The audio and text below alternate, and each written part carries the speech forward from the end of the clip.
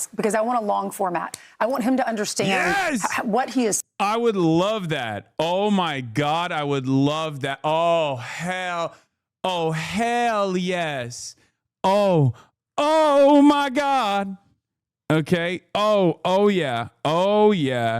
They're gonna be like, do not come. And I'm gonna be like, I'm gonna come. You know what I'm saying? That's.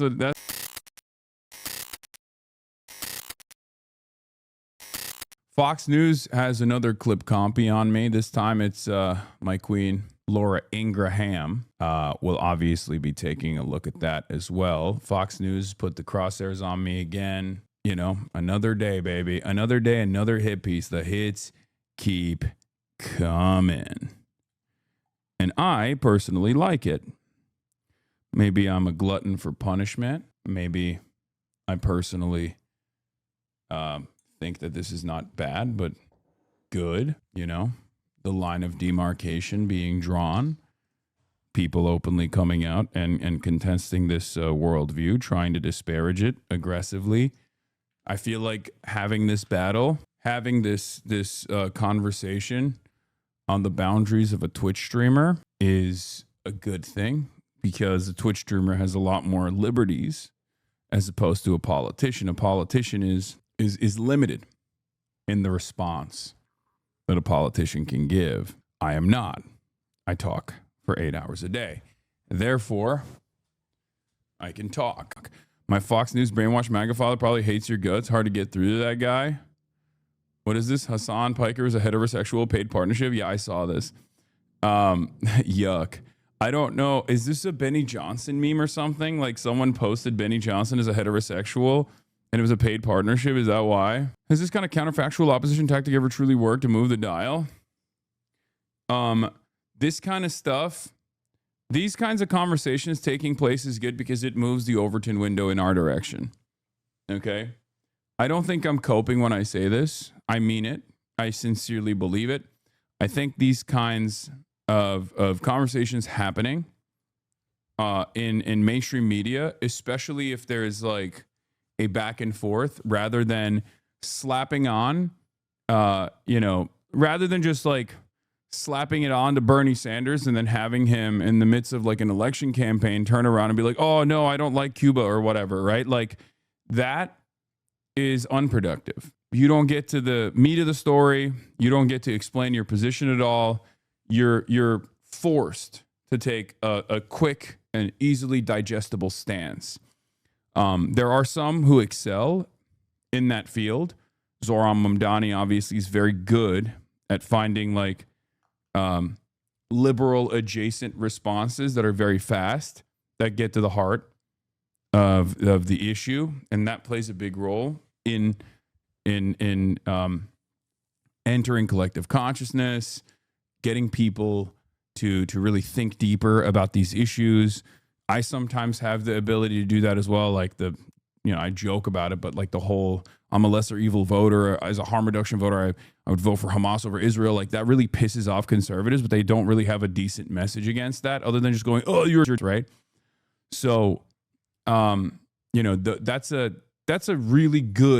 is a really good conversation to have.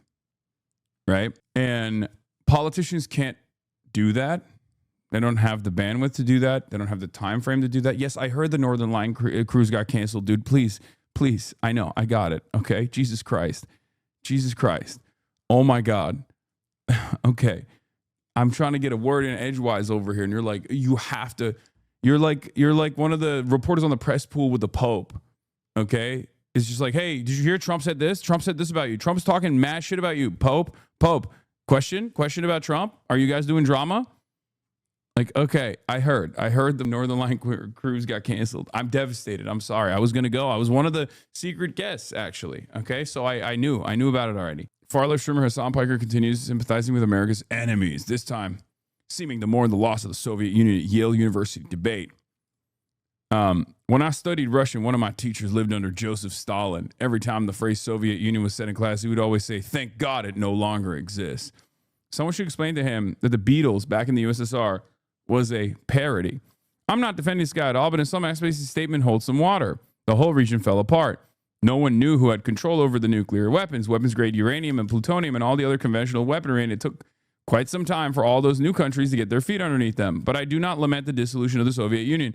See, even, dude, if a MAGA boomer on Facebook comments, a MAGA boomer that is like responding to Facebook comments on the Fox News Facebook page, like is capable of comprehending the nuance of that statement, you know, that's good. That's a productive conversation that's taking place.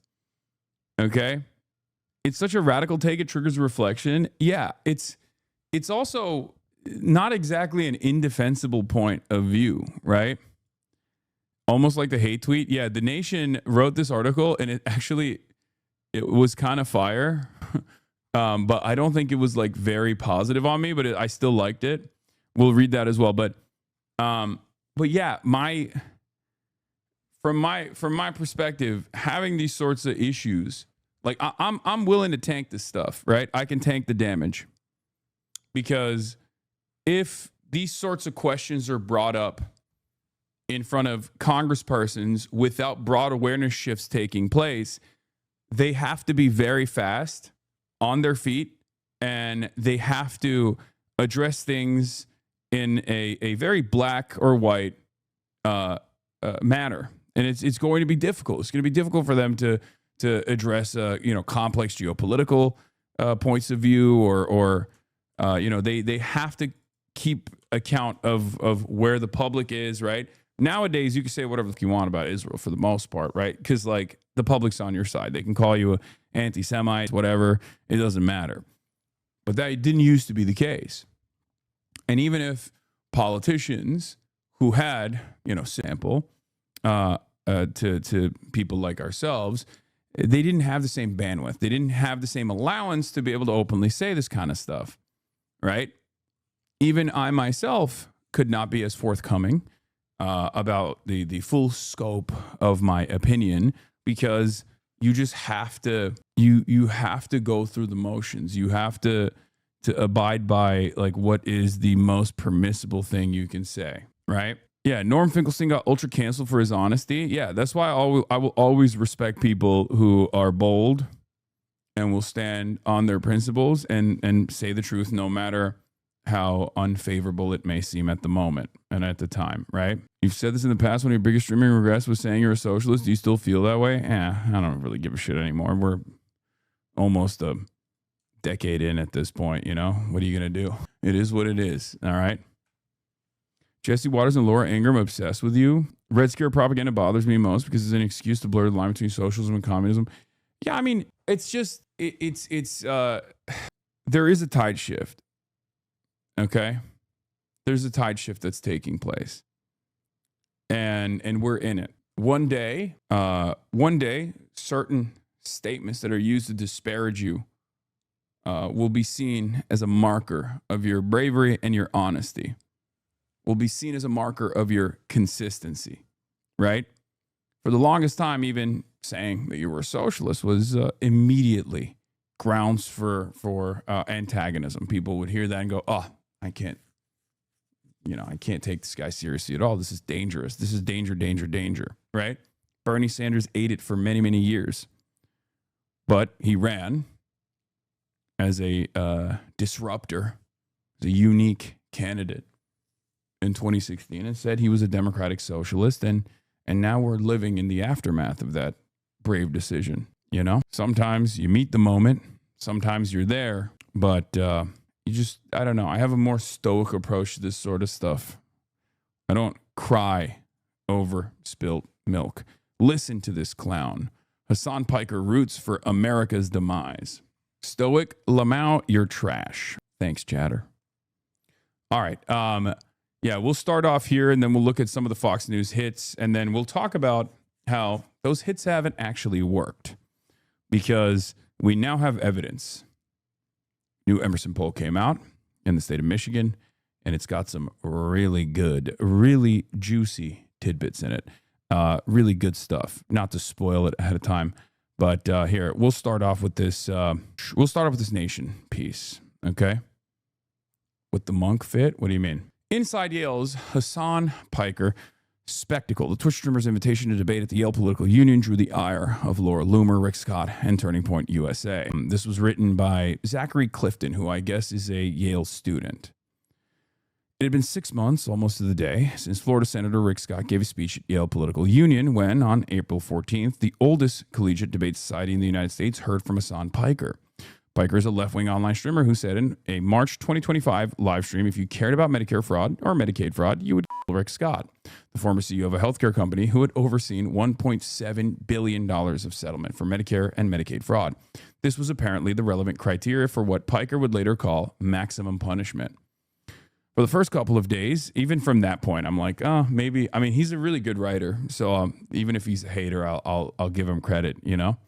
For the first couple of days after the Yale Political Union announced the event, it seemed as though it might pass without any serious backlash. Then Laura Loomer got a hold of the event's advertisement. Loomer complained that parents were paying nearly $100,000 a year to send their children to a communist indoctrination camp where they were being taught to destroy America by a Muslim communist streamer who was, she noted, captured on video saying America deserved 9/11. Senator Rick Scott saw Loomer's post and reshared it. This is wild, he wrote. I spoke at Yale Political Union last year. Now they're hosting a guy who said I should be killed. At least he gave a little bit of the context. Sure. So one of the things that I find fascinating, hold on, I gotta do the paywall thing, the paywall remover real quick. But one of the things I find, well, not even fascinating necessarily, but like one of the things I find very annoying is the Republican retort to any sort of nuanced conversation on ideas that they are antagonistic to immediately resorts to, oh, you're a danger. You're a danger. I don't want to hear what you have to say at all. I'm not even remotely intellectually curious. You're a bad guy. You're right. And I feel like political discourse perhaps always was like this. And, you know, on our side, we certainly have our fair share of this as well. As a matter of fact, many people in this community will actively demand I tar and feather anyone that is remotely to my right.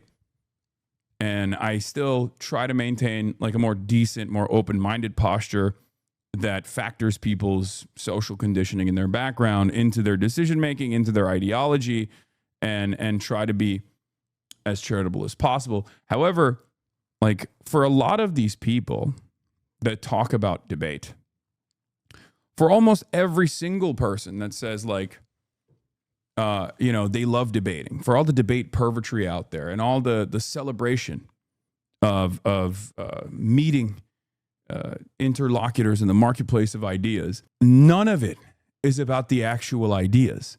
Like almost none of it at all is about the ideas. And that's a very frustrating concept, right? And I kind of hate that.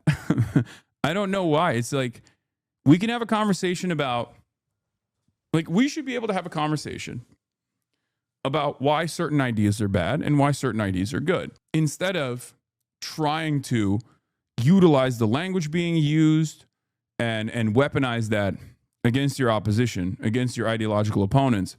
And we do it, and they certainly do it as well on the right. And it's very frustrating because it automatically destroys any sort of productive conversation. And I guess it's partially because debates are boring, right? Debates are boring. Drama is exciting. Lol, you just gave it away now. Haters will do it more. I mean, okay. That's an unchanging fact about my career, at least, right? So, so that's, you know, I think Iran cast you in their latest Lego music video. That's a lie. They did not do that. You're lying to me.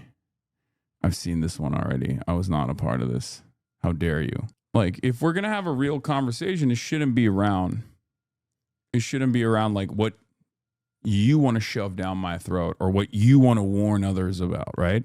Like, let's have a conversation. One of the best examples of this is about the USSR take. Like, it's pretty obvious what I'm saying. Or even another one. The other highlighted moment was like when I was talking about, you know, if a dictatorship is inevitable, as you say, rather have it be a proletarian dictatorship rather than a bourgeois one. that has been roundly condemned, criticized by people. They're like, oh, the language that he's using is scary. He said dictatorship, right? Like, they're not listening to the words that I'm using. Like, that's a response. That's a response to someone else. It's a retort. If you rob it of its context, then it makes no sense. Anyway, just something that I've been increasingly more frustrated by.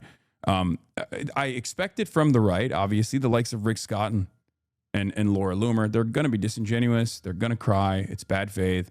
But I get very frustrated when liberals do it as well. When they do the most bad faith interpretation, robbing the clip of its nuance, the statement of its nuance, the context.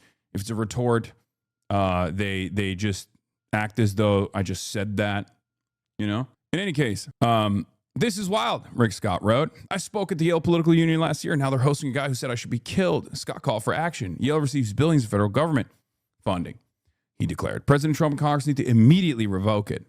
Scott's words seem to imply that he wanted federal input on the Yale Political Union's debate docket. But the group makes those decisions independently of the university, and it does not appear that anyone defrauded by Scott's company was given any say about Yale Political Union's decision to host Scott last October. Yeah, Scott's victims that were defrauded in his Medicare fraud scheme should have had a say on whether or not he was allowed to participate in the Yale Debate Union, right? This spectacle, the announcement, the backlash, Scott's rallying cry finally made its way back to Yale when reporters at the Yale Daily News reached the president of the new Turning Point USA chapter on campus who called Piker's language anti-American and added, more pointedly, that it was antithetical to Yale's mission to promote free speech. Before the YDN had received those comments about what was American and what wasn't, who could have free speech and who couldn't, the discussion about the debate had been about Piker's past words, about Scott, about 9/11, about anti-Semitism. But the Turning Point USA chapter president had come along and added free speech to the spectacle. Then Piker weighed in. On Monday, from his stream, Piker scrolled through the Yale Daily News article previewing his visit to Yale until he reached the relevant quotes at the bottom. He read the words about free speech and anti-Americanism and said, Charlie Kirk clearly had enough respect for me. He wanted to debate me at Dartmouth, continuing, so I don't know what the fuck this guy's chirping about.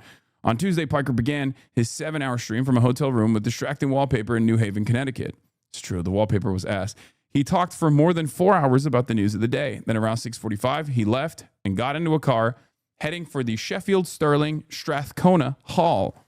400 students sat around me, eyeing the hall's exit door and back room entrance, longing for a glimpse of Piker's arrival. The crowd thought they had spotted him entering a few times and clapped for rank-and-file Yale Political Union members whom they mistook for Piker. Piker finally walked in about 20 minutes later after leaving his hotel room stream and was, according to a post by Stop Anti-Semitism, orgasmically welcomed by the audience. Piker on Wednesday reshared Stop Anti-Semitism's characterization of the crowd, asking, "Did you bust?" A question that was viewed almost 400,000 times. Piker's team, who had arrived before him, started a new stream that was being watched by 15,000 viewers. I don't know where they got this from, because that's not what happened. We were just streaming contiguously, and it had 33,000 viewers. Excuse me. The numbers are wrong. And would go on to be viewed more than 600,000 times. He passed. Hold on. Doors open. Yeah. Okay. He passed through one of the aisles and climbed to the stairs of the stage, finally settling in a chair between the Yale Political Union's president and its speaker. While he was being introduced, several onlookers noticed that Piker tucked his in behind his lip, uncapped a dark, shiny pen, and made notes in the margins of his prepared remarks. For a moment, he hadn't yet looked up at the crowd. Then he did. I'm sad to see Senator Rick Scott did not make it. The stomping was almost immediate, as the applause had been when Piker entered the room and when he had been introduced. At the Yale Political Union, approval is stomping and disapproval is hissing. And on this night, there was a raucous, near constant demonstration of both, sometimes before the end of a sentence, sometimes before the sentence had begun. What Piker had come to argue was not exactly the resolution as it had been advertised to the people in the room and the streamers at home. End the American empire.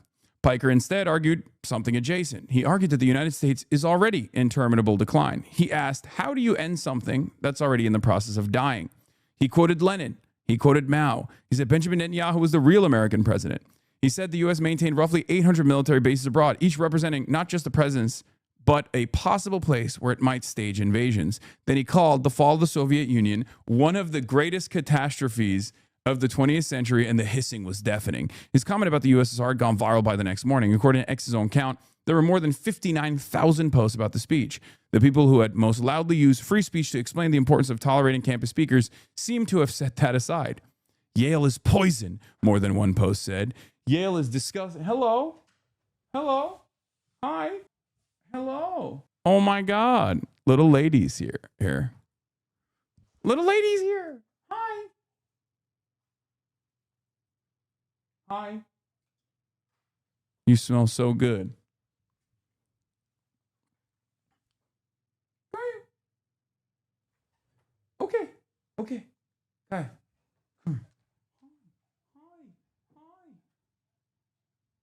Hi. Did you go out?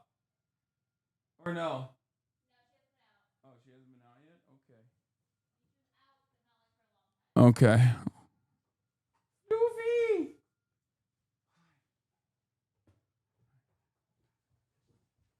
Anyway. Stop hitting her. I will never.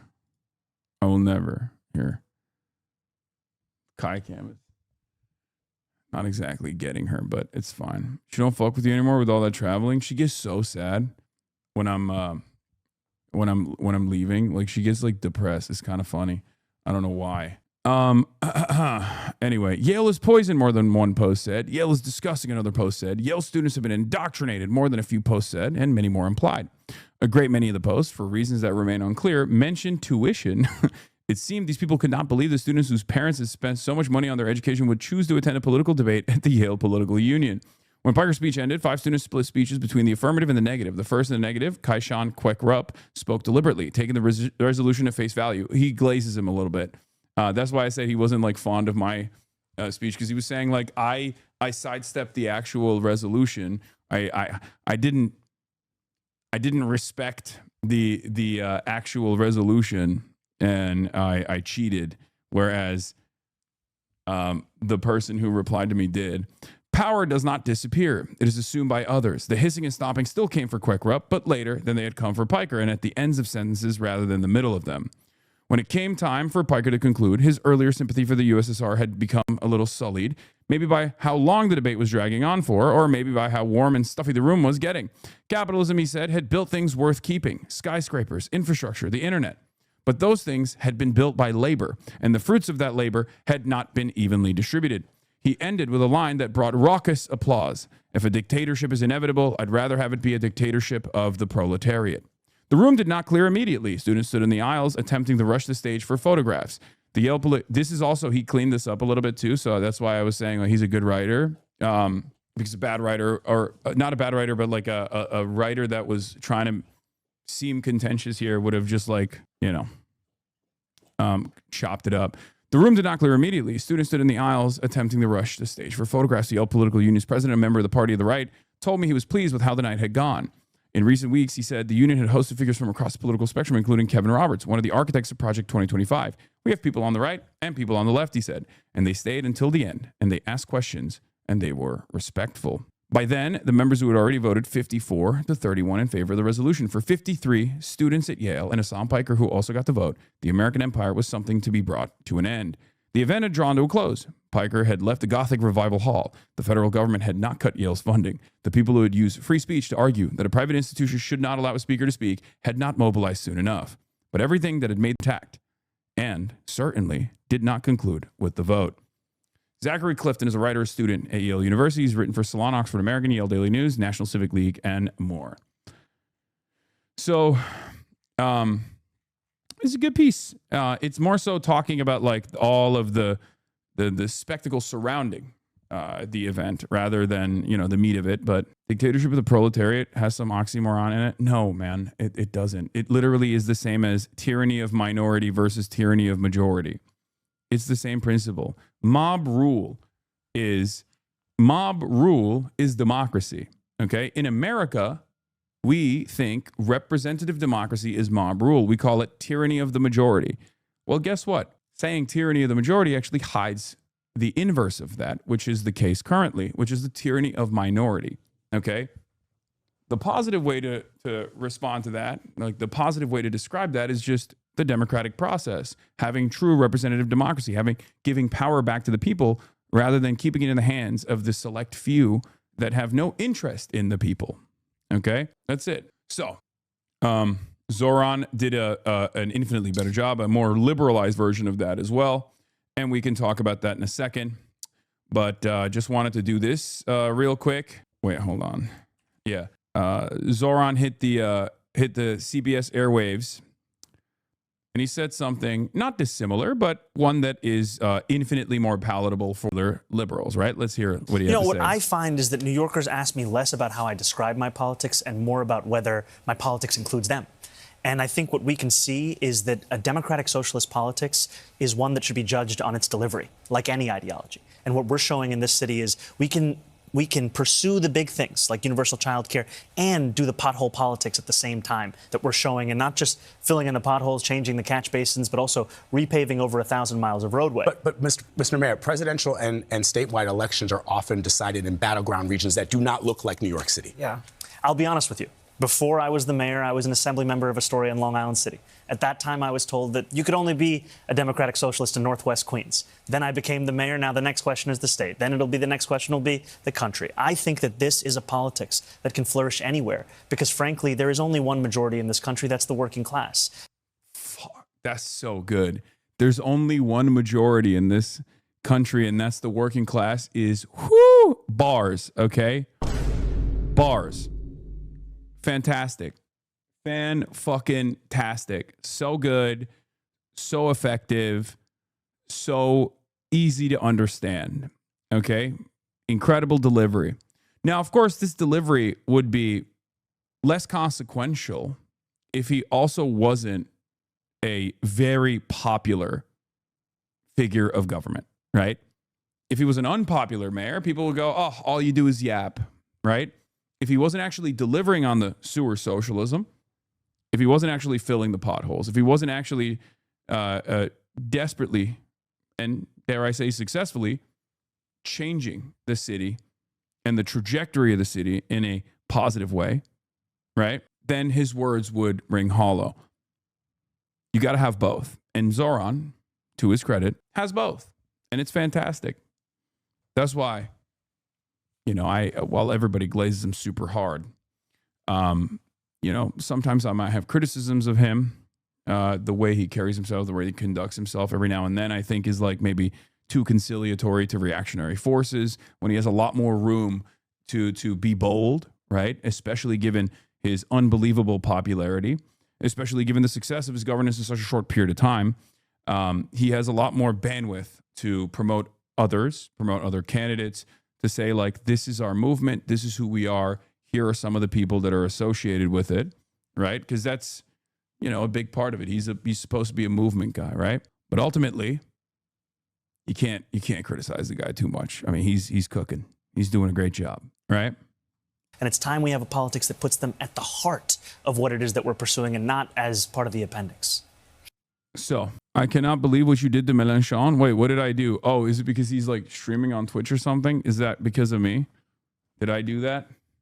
I don't think I did that. Mélengote. Yeah. And of course, his policies, Zoran's policies are very popular nationwide. And there's a different type of Zoran out there for every city, to each according to their needs, right? So, that's where we're at. But before we talk further about Zoran's tax policy and the hubbub surrounding it and the anger surrounding Zoran's actually pretty solid tax policy, Fox News has decided to put me in the crosshairs once again, as I talked about earlier. They're doing like multiple daily hits at this point, which I personally appreciate. I like it. I'm excited for it every time, because while that might not get all the MAGA boomers to listen to what I have to say, right? They might, of who I am and what I'm saying and what I'm doing. There are definitely boomers on the other side that have a negative opinion of Fox News and have a negative opinion of right-wing politics, Trump, who hate Trump just as much as I do, who will hear some of these words coming from the mouth of a Fox News host and go, I kind of like what this guy has to say. There's a negative polarization that takes place in these moments. And therefore, I welcome this stuff, right? Now, if I was a different person, if this was a different time, if, for example, I did not have the opportunity to reach my own audience organically, and that, you know, I was limited to whatever mainstream media was saying about me and I had no way to retort, obviously this would be devastating. If the large majority of people only encounter what you have to say through a negative filter, they're going to develop a negative attitude. But that's not the case any longer. A lot of people have access to the internet. A lot of people are actually interested in getting or incorporating independent outlets into their media diet, even old people. And therefore, when this kind of stuff happens, people don't just watch it and go, well, I'm horrified. I'm not going to look into this person, right? They do the opposite. Plenty of people do the opposite. Listen to this clown. Empires never die quietly, and we must end the American empire regardless. But we must manage the retreat of a superpower from the world stage. This is a challenge for our time. Actually, this is the challenge for our time. Why is it so Because if low? we do not do this, then the American empire will come to an end in a much more violent way. The part that he doesn't mention is that he's rooting for the destruction of the country. The ideas that they're introducing now, this new socialist movement, and they get a lot of support. Zoran Mandani, who's only been an American for about 7 years, became a citizen, and he got elected on these platforms that totally disagree with our value system. They don't want law and Anti-American streamer warns American empire will end. Yeah. order, right? They believe that if you work hard in this country, you get a good job, and you get a little bit of wealth, that the government should be able to strip that away and give it to someone else. They don't believe in national defense. They believe we should just allow the enemy in and deal with the consequences there. That will destroy this country, and they're rooting for it to take place because they believe that at our core, we're a racist country. Yeah. And you can't have those people running. They love communism. They're glad that 9/11 happened. Yes. Awesome. Awesome, dude. And what's even better, wait, there's more? Oh, this is the Laura Ingraham. Hasan Piker is hinting at civil war. That's back to back, baby. That's crazy. Yeah, and it's pretty funny that Brian Kilmeade sitting there in the corner going, I'm Brian Kilmeade. I'm Brian Kilmeade. Thank you, Brian. Love how little of a clip they play before they mischaracterize their statements. I mean, that's expected. That's expected. No matter what happens. I need you to understand something, okay? They're not offended at what I'm saying. They're offended at the entire worldview that I represent. So from that perspective, they're going to do everything they can. They're going to do everything they can to disparage the messenger. They're going to bastardize the message. They're going to chop it up. Okay. What is this? They want you on the Sean Hannity podcast, Fox and Friends. I want to see him in a debate. I told Sean, invite him on your podcast. I don't even know if he lived through 9/11. I want someone who's brilliant, who can say that to him that will happen. Oh, there was more. There was more. You didn't hear it in that soundbite, but he got applause at Yale for his literally, he's that's over home the pole of I'm Brian America. Kilmeade. I just wanted to- Invited, number one, and number two, he says it and gets applause. I want to see him in a debate. I told Sean, I said, invite him on your podcast because I want a long format. I want him to understand what he is. I would love that. Oh my God, I would love that. Oh hell yes. Oh my God. Okay. Oh yeah. They're gonna be like, Do not come. and I'm gonna be like, I'm gonna come. you know what I'm saying? That's what that's say. I'm gonna come. Reach out immediately before they forget. Yes. Did you see the highlight reel from Fox? No, not yet. We're gonna look at that in a second. I didn't even know that there was more additional commentary on this. I don't think he's lived through communism. He hasn't lived through. I don't even know if he lived through 9/11. How old is he? He looks young. Yeah, he's right. Oh, thank you. Oh my God. Oh my God. The glaze. Oh my God. Fox News. I'm blushing. Oh my Lord. They said, I got gray beard hairs. And I got this is the oldest I can possibly look, right? Because like there's different variants. If I shave all of it off, including the mustache, I look like a child. It's horrible. Everyone makes fun of me. If I shave the beard off, or if it's at least like a little scruffy, I de-age by like a decade. So it's pretty funny that she thinks that I'm not 34 years old. Bro, she literally said you look younger than 25. Yeah, it's pretty crazy.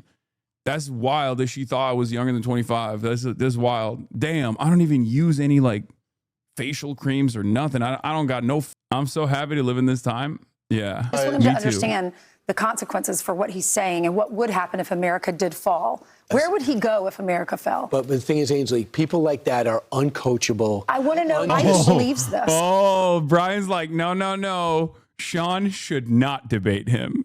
I'm Brian Kilmeade. Oh, no. Wait, hold up. Brian. No, Sean will destroy me. He will destroy me in the marketplace of ideas. Let me do it. Huh? I want to know why he believes this, and I want someone who understands these issues, who is brilliant, who can say to him, what you're saying, this is what... Who's brilliant. And then the person that she's using as a brilliant orator is Sean Hannity. What will happen if America falls? This is what will happen if America becomes a communist country. All right. Oh my God, I'm licking my lips, dude. Oh my God. I give Sean Hannity a kissy poo. Yeah, Sean Hannity, known brilliant person. Oh my Lord. All right, then there's more that we got. You shouldn't debate him. Such a bad idea. He'll make you look so bad and destroy your position. Yeah, that's what I mean. I'm scared. I'm so scared about that. I would hate that. I would hate for that to happen. I would never do that. I'm terrified. Okay. I want to know. Okay. Oh, this is Sean Hannity's fiance. I would hate to get destroyed in the marketplace of ideas by the likes of Sean Hannity. I love that she is glazing her fiance, which is cute. That's cute. You know they will 100% edit their video to make you look bad. Yeah, I mean, I'm gonna film it myself as well. There's no way that that's gonna be. I would hate to get destroyed in the marketplace of ideas by the likes of Sean Hannity. Oh yeah, the one where Trump leaked their relationship. Yeah, that's the one. If you get invited, you'd be forced to do it. You'd hate that, but you'd do it. Yeah, I would hate it. I added him, chat. I did. I already did. Fox and Friends first covered you too. What the fuck is going on, gears man? Now to what the fuck? What is happening, bro? Why is there so much? What? I don't understand it. It's like, I know liberals think it's because like my ideas are terrifying because they think it's bad and terrifying. So like liberals think like, oh, they're glazing or they're highlighting Hasan because they want to like use Hasan as a cudgel, except like it hasn't worked, right? It hasn't really worked. And I think part of it is because these guys have a much more conservative estimate on like where America's anger and resentment is right now. Like they think independents are resentful of America because like, I guess Trump is not conservative enough or something. Like, no, they're resentful and angry for the same reasons that I'm resentful and angry. Like you can try to disparage me all day, every day and be like, no, he just like hates America. If I hated America, I'd be excited at what Donald Trump is doing, right? Like I'd be so elated at the prospect. I'd be like, wow, look at Donald Trump punishing the heartland. Look at Donald Trump robbing the poor blind, robbing his own support Rust Belt, robbing his own supporters in places like West Virginia, ensuring that they don't get a leg up, ensuring that their infrastructure is never fixed, and wasting away all of that productive output, all of those resources on Israel, you know? Fantastic. And doing it in this incredibly shitty way where he's also failing on the main stage, right? Like he's crippling the force projection capabilities of American empire. He's almost single-handedly destroying the petrodollar, right? So great. You know, if I hated America, I'd be a Trump supporter. I'd be dick riding Trump into oblivion. I think a lot of people have that anger and resentment. And since Donald Trump actually won the election and has been governing like a madman for the last 2 years, many Americans have realized, even those who voted for him, some, right, especially the independents and the swing voters and whatnot that voted for him, have now recognized that oh no, it wasn't actually the trans people or the immigrants that we were dominating that was causing all of this, all of these issues, right? Perhaps there's an alternative out there. And the Democrats don't actually fill that void. The Democrats are refusing to communicate where this frustration is coming from, right? They're refusing to explain correctly why Americans are feeling the pain, perhaps even a worsened version of the pain that they felt even under Biden. You know, Hasan, instead of spending a whole time defending shit you said, you should bring up some Sean Hannity controversy and grill him on it. I mean, yeah, there will be a little bit of that too in this situation like that. Hold on, I gotta pee. Far-left Twitch streamer Hasan Piker, who made some controversial comments while speaking at Yale University. Listen here, and then we'll get your reaction on the other side. Okay. It's an interesting resolution. End the U.S. empire. It's interesting because how do you end something that's already in the process of dying? Because that's the situation with the American empire as it stands today. So, as you heard, he makes it seem like America's downfall is inevitable. It's going to happen, and that it's on my generation to figure it out and sort of mitigate the damage. Your reaction to what he said there? Well, Nate, not only what Hasan Piker just said there, but I think I heard cheers from that audience at Yale. So scratch off another school that my daughter and son aren't going to go to. That's certainly for sure. It'll be a real hoot seeing Hasan Piker be the keynote speaker at the Democratic National Convention one day, won't it? Because more and more Democrats are lining up to be on this Maniacs podcast. Ilhan Omar was just on there this week. Ro Khanna last week. AOC, Zohra Mandani. Even the New York Times, Ezra Klein, just recently gave him the written version of what you could call, I guess, a hot stone massage in a piece titled, let's see, Hasan Piker is not the enemy. Oh, I'm pretty sure he's the enemy, considering that this is the same guy who was rude. Again, an enemy to what? An enemy to you? Absolutely. An enemy to the people? I don't think so. I think people are smarter than we give them credit. I think Americans are smarter than we give them credit. Okay? As long as someone is just telling the truth, eventually more and more Americans will hear that over and over again, and they'll start recognizing that there is an alternative vision out there. There is an alternative trajectory that we could be on, one that actually doesn't destroy this country. Okay? One that maybe even manages the decline that we're experiencing currently. Because we are experiencing a decline. Things are not working. Donald Trump was able to identify that pain, and then he channeled it to unproductive outlets, vulnerable populations. He took that anger that people were feeling at a time when the liberal side was seemingly communicating that there was nothing to be angry at all, that the system was fine, that we were just going to do business as usual politics, right? So put me in front of people, coach. I think the more they see it in an unfiltered manner, the more they hear this message in an unfiltered manner, the more they will recognize that while some of these concepts might come across as foreign, right, at first, to the uninitiated, or to those who have been taught to hate these sorts of concepts, right, who have this unnecessary antagonism towards the word socialism, the word communism. They don't even think about it. They're like, this is an enemy thing. This is an enemy thing. It's fine. Those labels are unnecessary at the end of the day. I just want you to have healthcare. I want you to have a better future. I want you to have education. I want I want this country, the wealthiest country on the planet, to do better for all of its citizens and not just work at the behest of these lifeless, faceless, parasitic corporations that have loyalty to no one but generating profits. Okay?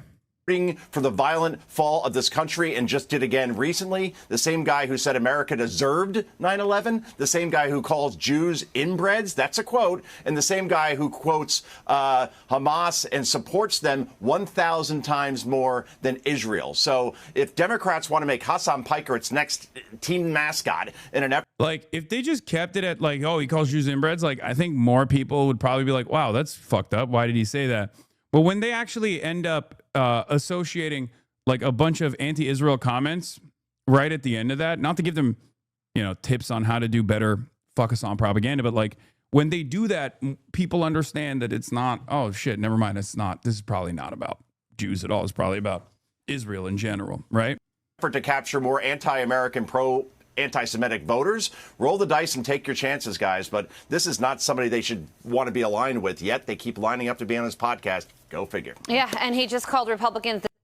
It's just funny because, like, this literally failed with Trump. Like, I'm not obviously running for office, right? But this is unironically what the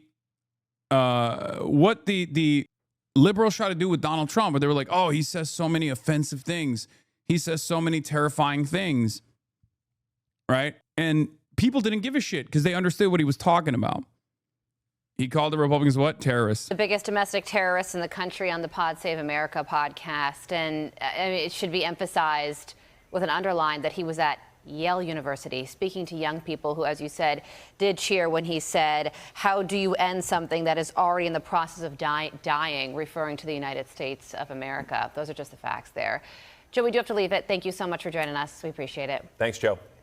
Peter Savodnik on the Free Press, the freest of all press, wrote an article saying, my latest on the Democrats' Hasan Piker problem where Ezra Klein doesn't get it and what has to happen next if the party wants to avoid 25 years in the wilderness. Okay? Yeah. When I want to hear about what liberals should do, what the Democratic Party should do, I go to the Free Press, which is a publication that basically operates as a propaganda mouthpiece for a foreign state, Israel, and is also the most pro-Trump outlet out there. What is this? I am shivering right now, having just watched that footage of Hasan Piker saying that our country deserved 9/11. I'm shivering right now. Okay, well, we don't have to watch Newsmax. Come on. Anyway, there is also Elon Levy, former spokesman for the state of Israel. Elon Levy. It's tragic to see the monumental self-sabotage of the Senate Democrats are performing because of this is something that I never thought I would see. Because this is Hasan derangement syndrome. This is a telltale marker of Hasan derangement syndrome. The idea that Chris Van Hollen and Democratic Party senators are actually moving in this way against Israel for the first time ever in a very meaningful way, by the way. 40 votes is nothing to cast aside. It is an implication. It is basically the clearest example. You might say it's too little too late, and I agree with that, but it's the clearest example that this is now going to be a partisan issue, right? It's over. Like, Israel is losing the Hill. Israel had complete dominance in the Hill. Israel has to now move to just the White House and just the Donald Trump. That's the last bastion that they have of Israel defense. When they lose the uniparty approach to Israel in the Hill, well, things are going to change dramatically in American foreign policy and certainly in the way that Israel conducts itself in the region. But the idea that someone like Chris Van Hollen is taking this approach now, not because of the events that have unfolded, but because he knows who I am and I've been able to convince him, is so idiotic. And the expectation, or I've heard this statement before, right? Like, I've heard people say shit like this before. It's usually like Ethan Klein fans. People that have no understanding of politics whatsoever, people who treat politics like drama that surrounds like certain villains and certain characters that they watch and consume the content of. I wouldn't expect the motherfucking former spokesman of the state of Israel to say such a thing, right? Like, this is a legitimate war criminal, right? Like an adult. And he's calling this the Hasan Pikerization of the party. Israel's your bravest, most dependable ally. We're crossing off your most wanted list, fighting your wars. You're spiting yourself, he says. It's so strange that they think like I am responsible for this, or they would rather associate my name with this initiative. It's very, very strange. Okay? Why are we spending an hour on posts with 160 likes? Did you not hear what I just said? This is the fucking former spokesman for the state of Israel, dude. Like, this is a person who was doing press releases for the apartheid state during the peak of the genocide. And his assessment of the situation is not that like Israel's actions have caused a serious fissure in the Democratic Party, which they previously had tremendous control over. And they've lost that control in a very meaningful manner. And by the next election cycle, hopefully, inshallah, Israel will completely lose control over the Democrats. They will no longer be able to dominate the Democratic Party as they did in the past. because this kind of stuff was unthinkable, okay? And even then, it's too little too late. But it doesn't matter. It's still fairly significant. It's like moving the needle in the right direction. It takes a long time to be faster. It's an injustice that it's not fast enough, that our politicians are not responsive enough, that the fact that Chuck Schumer is still, voting against this provision to block the bombs, like, it's unbelievable to me. But it's a huge deal in comparison to where this like previous bills like this were regarded by the Democrats in the Senate. Okay, I'll get to that in a second though, because Eitan Nehin, who actually is fairly sympathetic to anti-Zionism, he did a wonderful piece on Adam Friedland recently. He said it would be more substantive to not It would be more substantive to not to of the Ben-Gvirization of the Israeli government since he's in power and Hasan Piker isn't. Just last week, Smotrich announced the goal of the war is to expand Israel's border. The Dems aren't going to subsidize the war for the settlers. Yeah, Eitan Nehin is a Haaretz reporter in New York, and he actually recently wrote he recently wrote a piece about Adam Friedland. Yeah, but he's right. He says it's probably a lot smarter to point to Ben-Gvir's impact on the Israeli government and even Benjamin Netanyahu's impact on the Israeli government and what the Israeli government has done that has caused this kind of backlash from the Democrats, previously loyal allies of the state of Israel, than some random fucking Twitch streamer. And he's right. This is very much on BB. Yup. But for Hosmer, apparently it doesn't matter who's leading Israel and what policies they're enacting. It's in war or otherwise. Must be nice to live in a world where actions don't have consequences. Yeah. What you cooking on the top left? Chicken. Rotisserie chicken. So yeah, that part was really stupid. So this was one of the Fox News hits, but the hits keep coming. Here's the Ingram angle. The commie and the billionaire. That's the focus of tonight's angle. What an evolution for the Democrat Party. Now, in the JFK era, it was pro-life and patriotic. In the Clinton era, it was anti-illegal immigration and... Yeah, except you guys opposed all of that even back then. So why are you bringing it up now? This is the same. I guess this, in some respects, is not dissimilar to like the Democrats going back to like the George W. Bush era and being like, well, at least they were a competent party. At least they weren't run by the orange man, and Democrats are doing this. Republicans are now doing the same thing as well. Now, you had never heard this from the Republicans, though. Republicans normally don't do this. Okay. Why are they doing this? Because they're retreating. Because even a fucking Twitch streamer can cause the Republican propaganda apparatus to retreat, to show that there are moderate Democrats out there, to no longer call Nancy Pelosi a fucking communist. When they see someone who's actually saying communist shit, they turn around and go, yeah, actually, maybe there are some moderate Democrats. They were glazing Elisa Slotkin the other day, okay?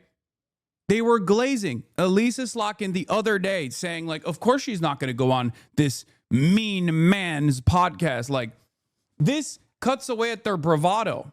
It shows that they are also paper tigers.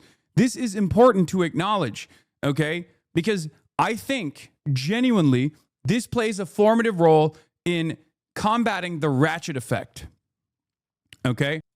Because for the longest time, Republicans have been able to move the Overton window, shift the Overton window to the right over and over again, because the National Democratic Party has always been conciliatory.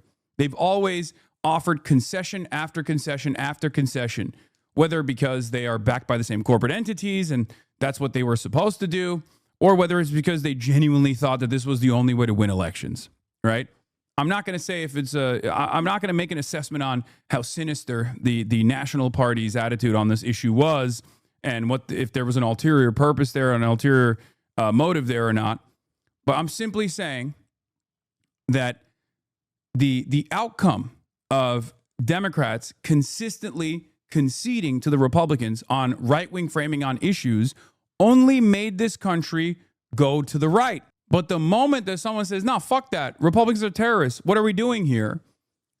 Uses maybe even similar language that Republicans use with regular frequency, and not just like Republican propagandists, but straight up Republican politicians, including the president. When Democrats do just a fraction of that, they will receive tremendous results in terms of pulling back the Overton window to a place of normalcy. Now, of course, my goal is not to just like recenter American politics. I don't want that. I want to shift it so far to the left that we never elect another Republican ever again. That the idea of fascism is impossible to contend with. People are like, "What? What are you talking about?" It's ridiculous. That's what I want to do. But the fact that even like a Twitch streamer is capable of making these guys retreat should be important. Should be important for even centrist Democrats to take note of, okay? Because this is the exact opposite of the method that they've applied and lost on over and over again. This is the exact same reason why they lost to Trump twice. Not once, but twice. Because they were far too forgiving of the insanity of the Republicans. They did not fight back against the Republicans. They did not actively try to sever the ties that Republican politicians have with Republican voters, okay? And that's the reason why Republicans got away with saying whatever the fuck they wanted about the Democrats for years. And that conversation got only more toxic and more violent as time went on. And Democrats could do nothing but just sit there and cower. But the moment that you have someone that speaks a similar language to the Republican Party from the actual leftmost position possible, they immediately retreat and they immediately start glazing. When have you ever heard them glaze moderate Democrats before? Anti-deficit spending. So Democrats used to believe that America was basically a force for good in the world.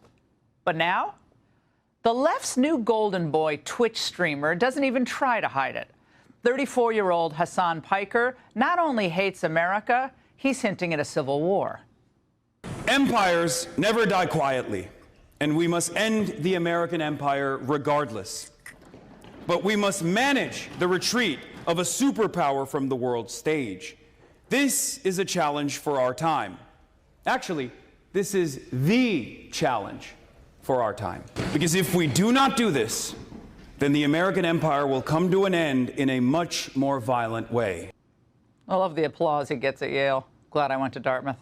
Of course, he presupposes that we are. Does she think Dartmouth wouldn't be just as excited to receive me? That's so stupid of her. Yale is more conservative than Dartmouth. What are you talking about? I mean, these are elite Ivy League institutions. Most of the people there are not going to be receptive to that message in any way, shape, or form. An empire, which we are not. Piker either doesn't know his history, maybe Rutgers didn't teach that, or purposely distorts. America's not an empire is so funny. Like, who believes that? What are you talking about? At this point,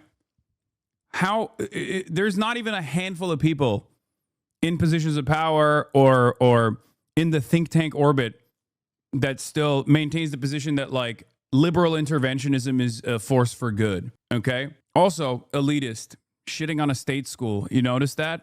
Again, this is how they operate. But it's irrelevant anyway. It's slipshod, lazy thinking that is par for the course for this once great party. Who needs to read? Who needs to understand the arc of history when you can just go for maximum Marxist shock value?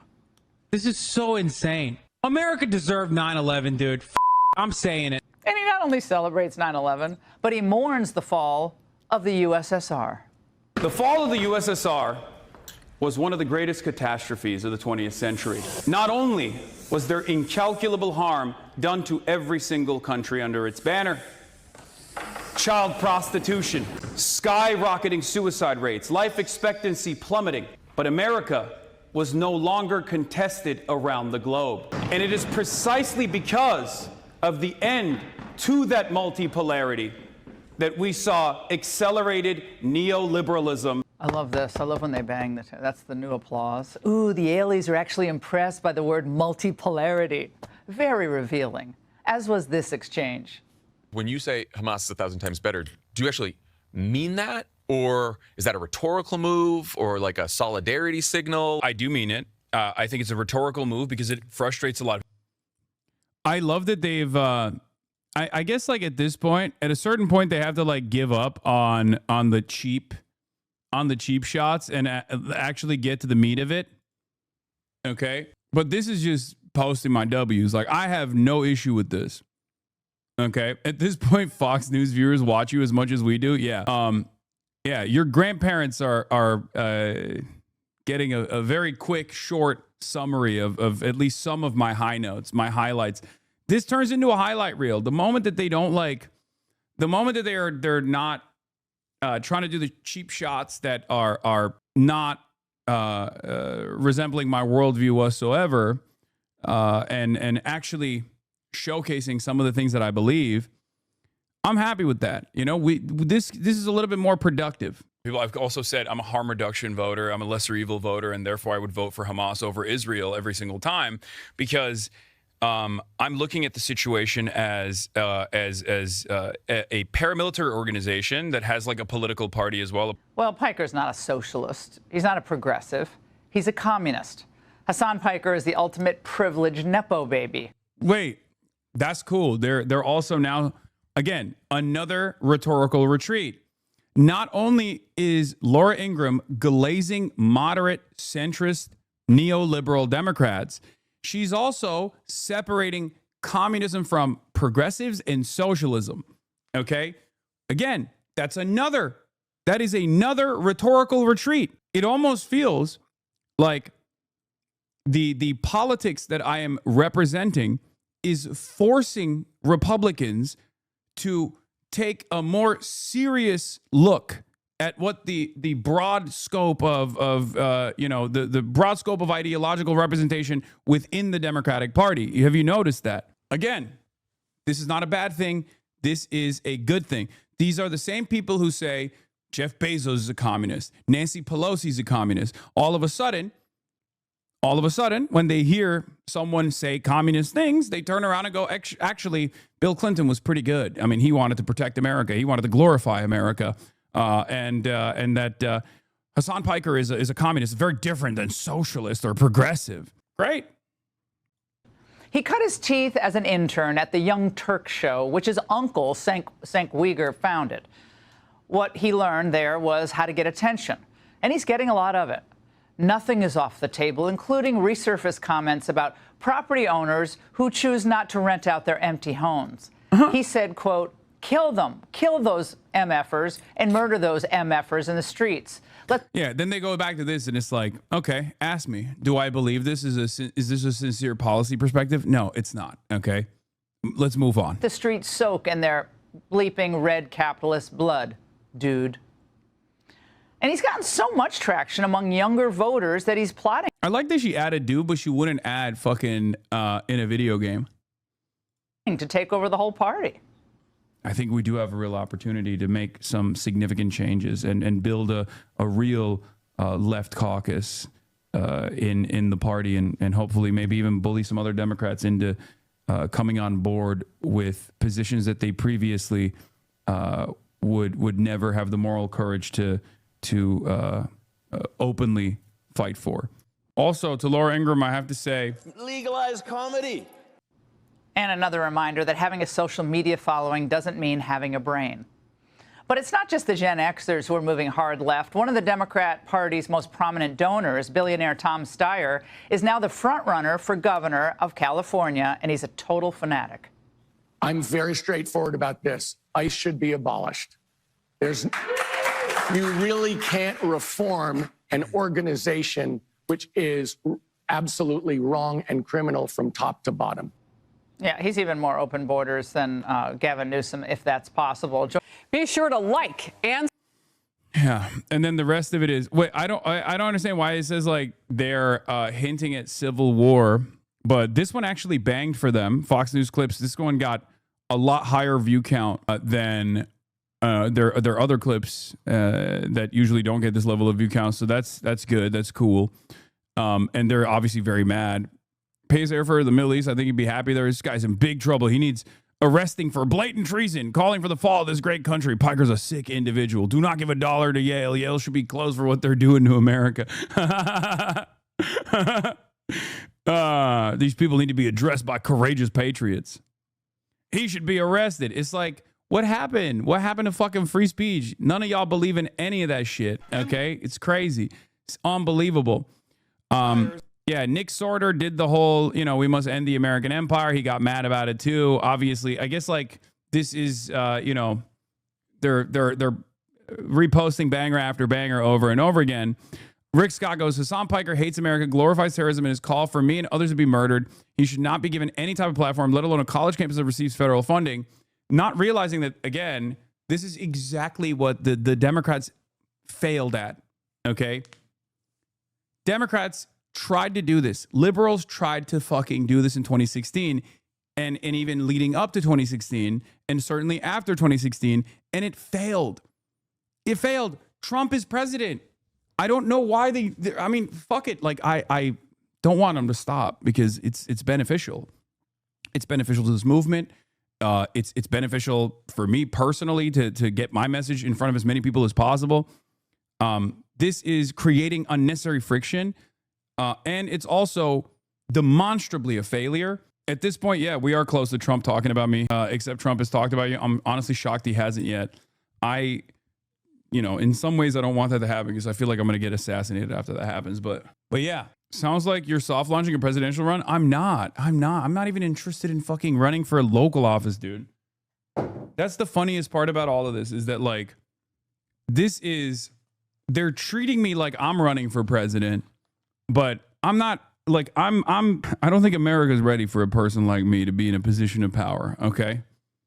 It's not going to happen. I also personally think that I have a lot more impact doing this where I can highlight other candidates and help out other candidates and work to build a movement rather than spend all of my time, all of my energy on trying to win one fucking race. And there's no guarantee that I win regardless, right? So it's very silly. Just know, if I'm even entertaining a run for any position whatsoever, that means that American politics have already moved in our direction so severely, that I'm running as a fucking moderate. Anyway, you could just grift for millions of dollars every 4 years like Jill Stein. Why would I do that?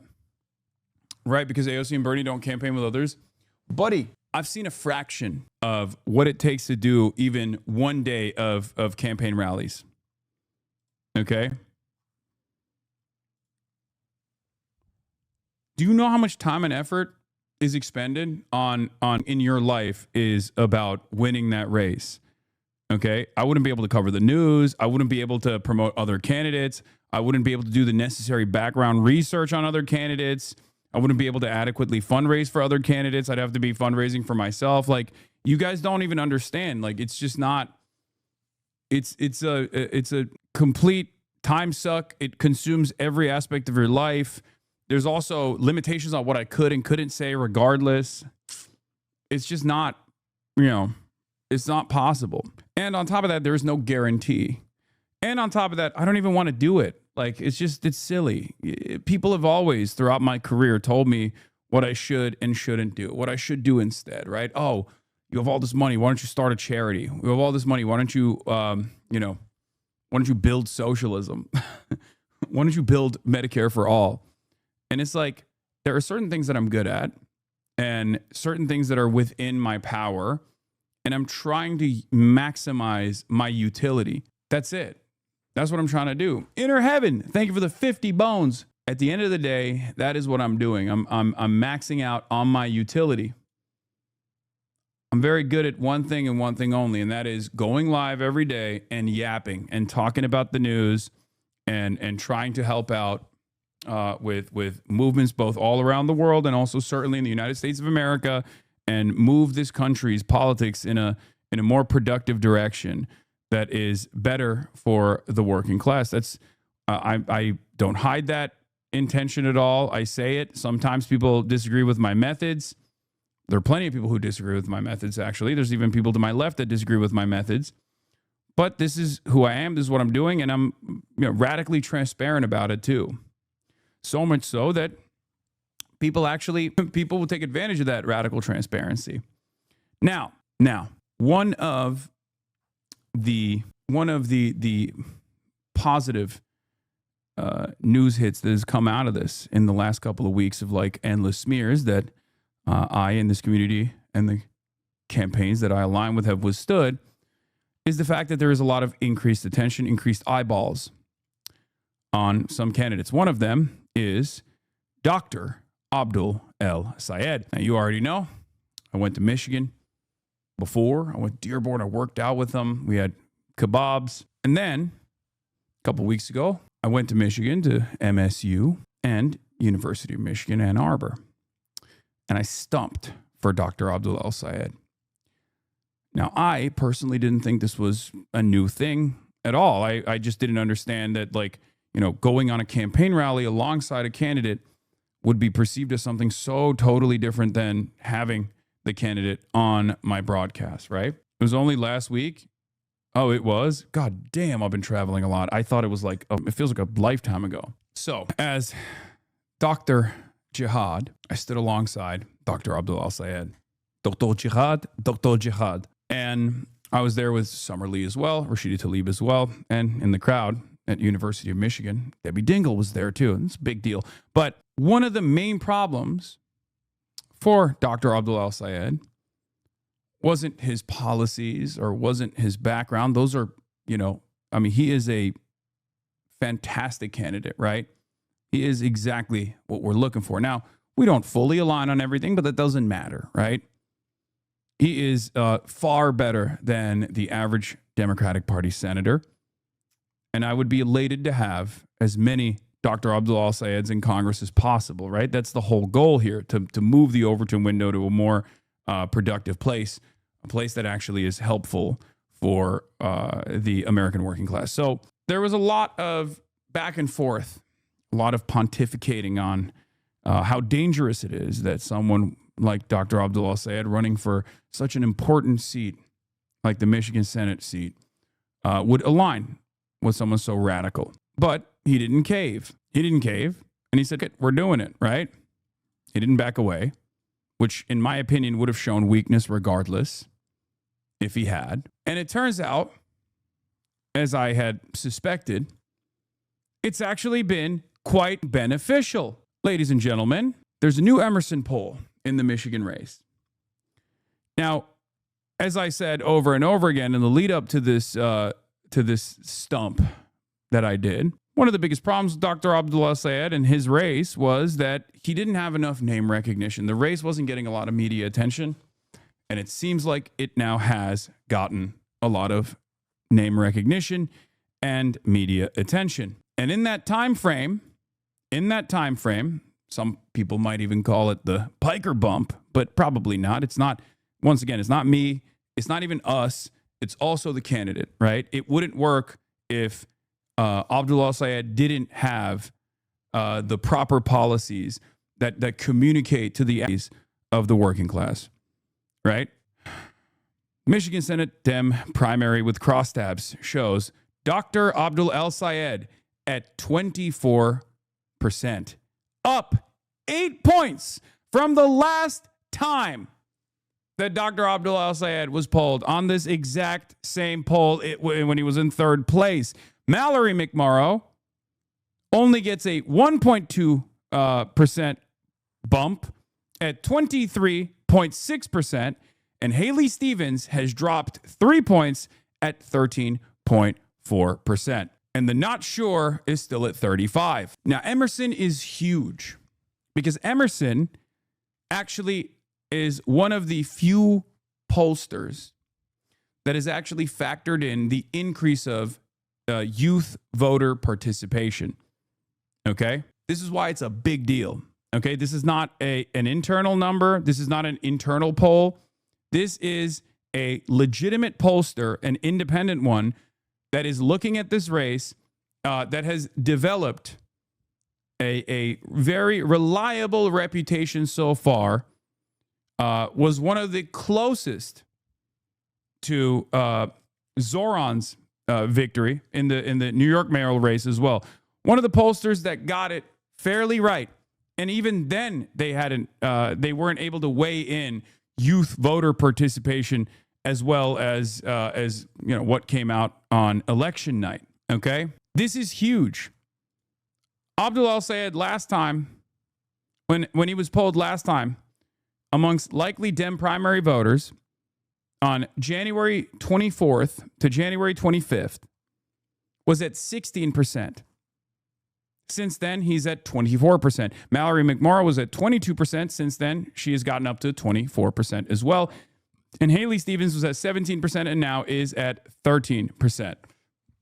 And the undecideds went from 38% to 36%. Only 2% of undecided voters have actually moved in the direction of voting for one candidate over the other. This is huge. Obviously, there is a lot more work to do. Okay? There is a lot more work to do here. Which one's AIPAC? Haley Stevens is the pure AIPAC candidate, and Mallory McMorrow is the one that is trying to present herself as the Goldilocks candidate, as they like to call it, who is, presenting herself as an Israel skeptic because she knows it's deeply unpopular, but at the same time is perfectly willing to work with Israel. She has given a policy paper to AIPAC privately. We still don't know what her policy paper looked like, but it's AIPAC and AIPAC light, pretty much, versus someone who AIPAC's going to dump tens of millions of dollars against, Abdul al-Sayed. So, in any case, we have an incredibly important opportunity ahead of ourselves. We have to make sure we turn out every single young voter and even older voters in our lives for this primary, because a lot of people forget that primaries are even more important than the general election as far as changing the trajectory of the Democratic Party. So if you're frustrated when you see stuff like, why did Chuck Schumer vote to send Israel bulldozers or send Israel dumb bombs when he's supposed to be the leader of the party? Why are there still 7 Democratic senators? At a time when this is a 90-10 issue, you still have 7 Democratic senators that are signing off on sending Israel $500 million worth of tools and weapons so they can continue their apartheid, so they can continue their genocide, at a time when the overwhelming majority of Americans are recognizing that Israel's doing a genocide and that they don't want to contribute to it with their tax dollars. There are still Democrats out there who are putting Israel first, who are putting the interests of this foreign entity, this very violent foreign entity, against the interests of the American population, against the needs of the American population. So if you're wondering how that happens, why there is no real Democratic representation in the Democratic Party, it's because we don't participate in the primaries. It's because we lost that opportunity with Bernie Sanders in 2016 and also in 2020. So you have to work within the Democratic Party's primary system if you want the Democrats to resemble the actual, if you want the Democrats to be more responsive to your needs, you have to participate in the primaries, okay? Will change the direction that the party is heading in. And the general is just about, whether fascists win or not, okay? Is it going to be fascism or fascism light? Or if you vote in the primaries, is it going to be fascism against socialism? I've always had this attitude. Yeah, Dan, the Twitch CEO is being asked about me at Semaphore. It's really funny. But look, here's the thing. A lot of people talk about voter apathy. A lot of people talk about, what the need, like why we vote for these do-nothing Democrats, right? Well, now you have someone to vote for. Now you have someone to vote for. And it's not just Abdul. There's people to vote for all around the country in the primaries. But it's important to activate our friends, to get them out there, to do something that is relatively inconsequential in the grand scheme of things, but will have massive impact on the future of this country. Okay? Just remember that. It's huge. Ariana Jasmine says, despite widespread voter opposition in the war in Gaza, 7 Democratic senators voted against the resolution to block arms sales to Israel. Chuck Schumer received $6.5 million from the Israeli lobby. John Fetterman received $1.9 million from the Israeli lobby. Richard Blumenthal received $1.6 million from the Israeli lobby. Chris Coons received $1.7 million from the Israeli lobby. Catherine Cortez Masto received $3.1 million from the Israeli lobby. Jackie Rosen, $7.6 million from the Israeli lobby. And Kirsten Gillibrand received $3.2 million from the Israeli lobby. Midterms are coming up. Make sure you support the people primarying establishment politicians.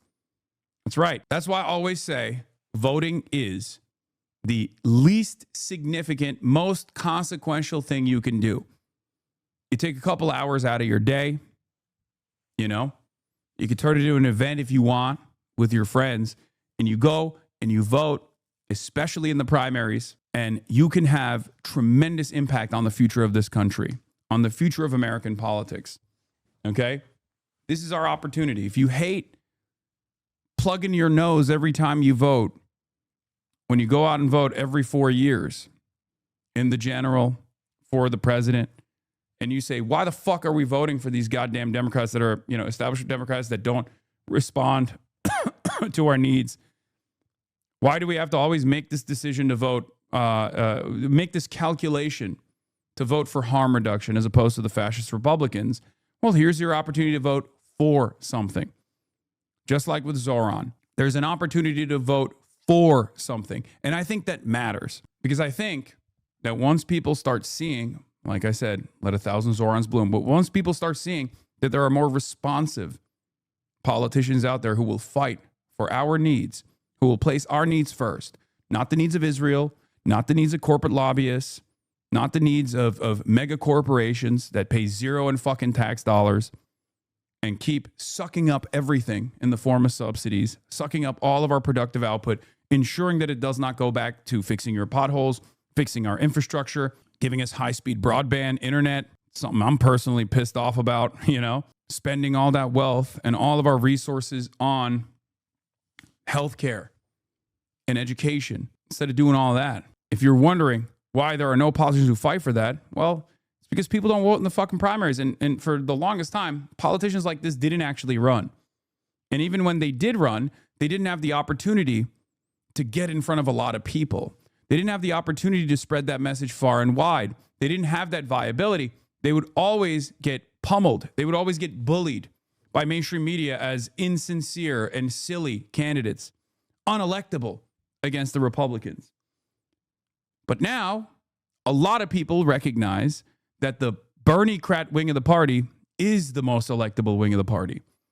They realize that centrist Democrat attitudes, pro-corporate Democrats, are precisely what has caused the Democratic Party to lose to Trump, not once, but twice. Bernie would have won is a resounding message now for many people who previously thought Bernie was unelectable. So if you have somebody in your district that is the leftmost candidate you could possibly vote for that has electoral viability, you have to go out and get other people to vote for them. You have to go out and door knock. And Abdul Al-Sayed obviously is the guy in the Michigan race, in the Michigan Senate race. Okay. Emerson Poll has El-Sayed surging into the lead with basically all of the movement coming from him, growing as a no-name. People have said, well, Abdul Al-Sayed went all around the state when he was running for governor. Very different dynamic, I think. People forget. This is a totally new race.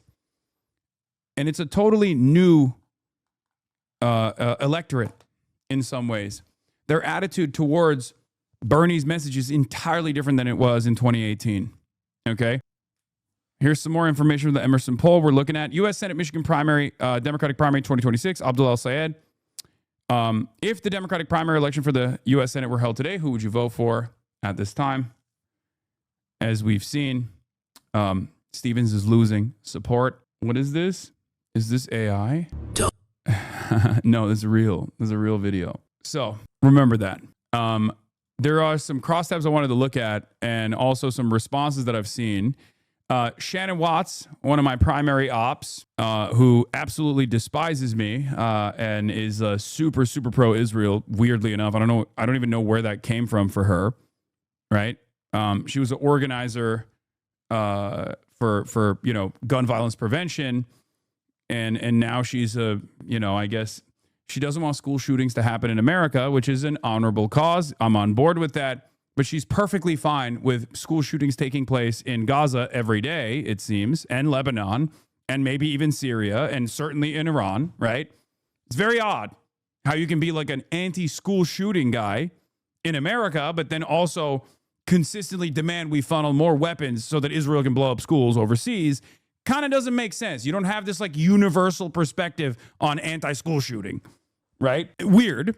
Anyway, she saw the poll numbers and went, seems like one of these people should drop out for the sake of the party. Exactly. I agree. That person should be McMorrow. Okay? That's what I think. That's what I think. But of course, she's trying to say, McMorrow should drop out. So they're starting to hit the Graham Plattner lines, which is good. Okay? Because if you recall, if you were paying attention to the Graham Plattner race, they're Stevens, you mean? No, I think she wants, did I say McMorrow? Yeah, I meant she wants Abdul to drop out in favor of McMorrow. Sorry. She wants Abdul to drop out so that McMorrow can thrive against Stevens. Now, I misspoke. I apologize. What's written, black voters going to shatter a lot of narratives here as well. This is also a huge part of the crosstabs that we need to look at as well. Top line, Abdul El Sayed is at plus 0.4. On the Democratic side, El Sayed with plus 5.4. For independent and other, McMorrow is at plus 10. For white, McMorrow is at 3.3. For black, Abdul El Sayed is at plus 6.7. Plus 6.7. Okay? That's huge because everyone always tries to cynically weaponize the black electorate against the progressive flank of the party, the progressive wing of the party. But guess what? One, black voters are nowhere near as conservative as liberal media presents it. Okay, that's number one. And number two, you know who understands racist attacks better than anybody else? Black voters do. Okay, that's it. It's like when you do racist attacks like this, who do you think is going to see that better than anybody else? Who do you think is going to understand what's going on there? For the male vote, El Sayed is at plus 2.5. For the female vote, McMorrow is at 1.7. For ages 18 to 30, El Sayed cleans up. Okay? Ages 18 to 29, it's a plus 10.8.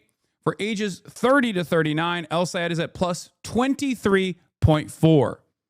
Okay? The millennial wing is going crazy for Abdul. For 40 to 49, McMorrow's lead is marginal, which is huge. Again, remember.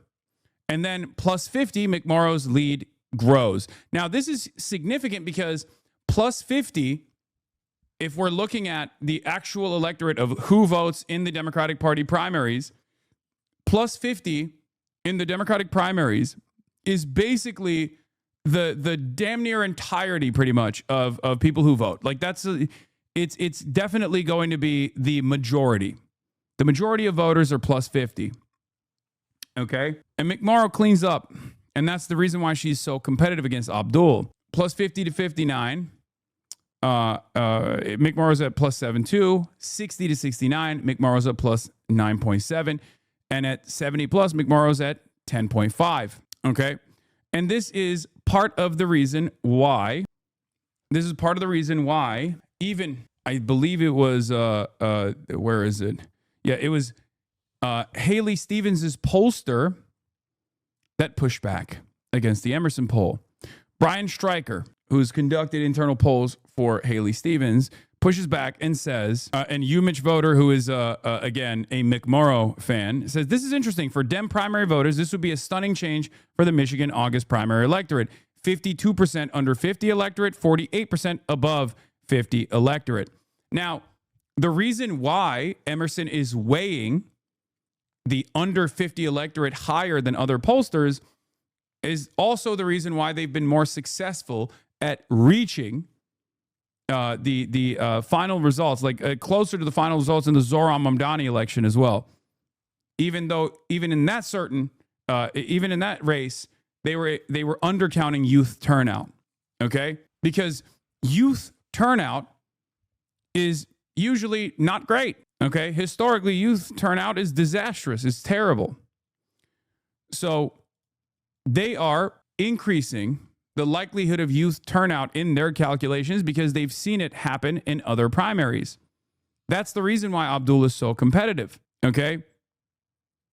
Emerson is clearly pegging the likely Democratic primary electorate to be younger than it was in 2022 and in 2018, per L2, see chart below.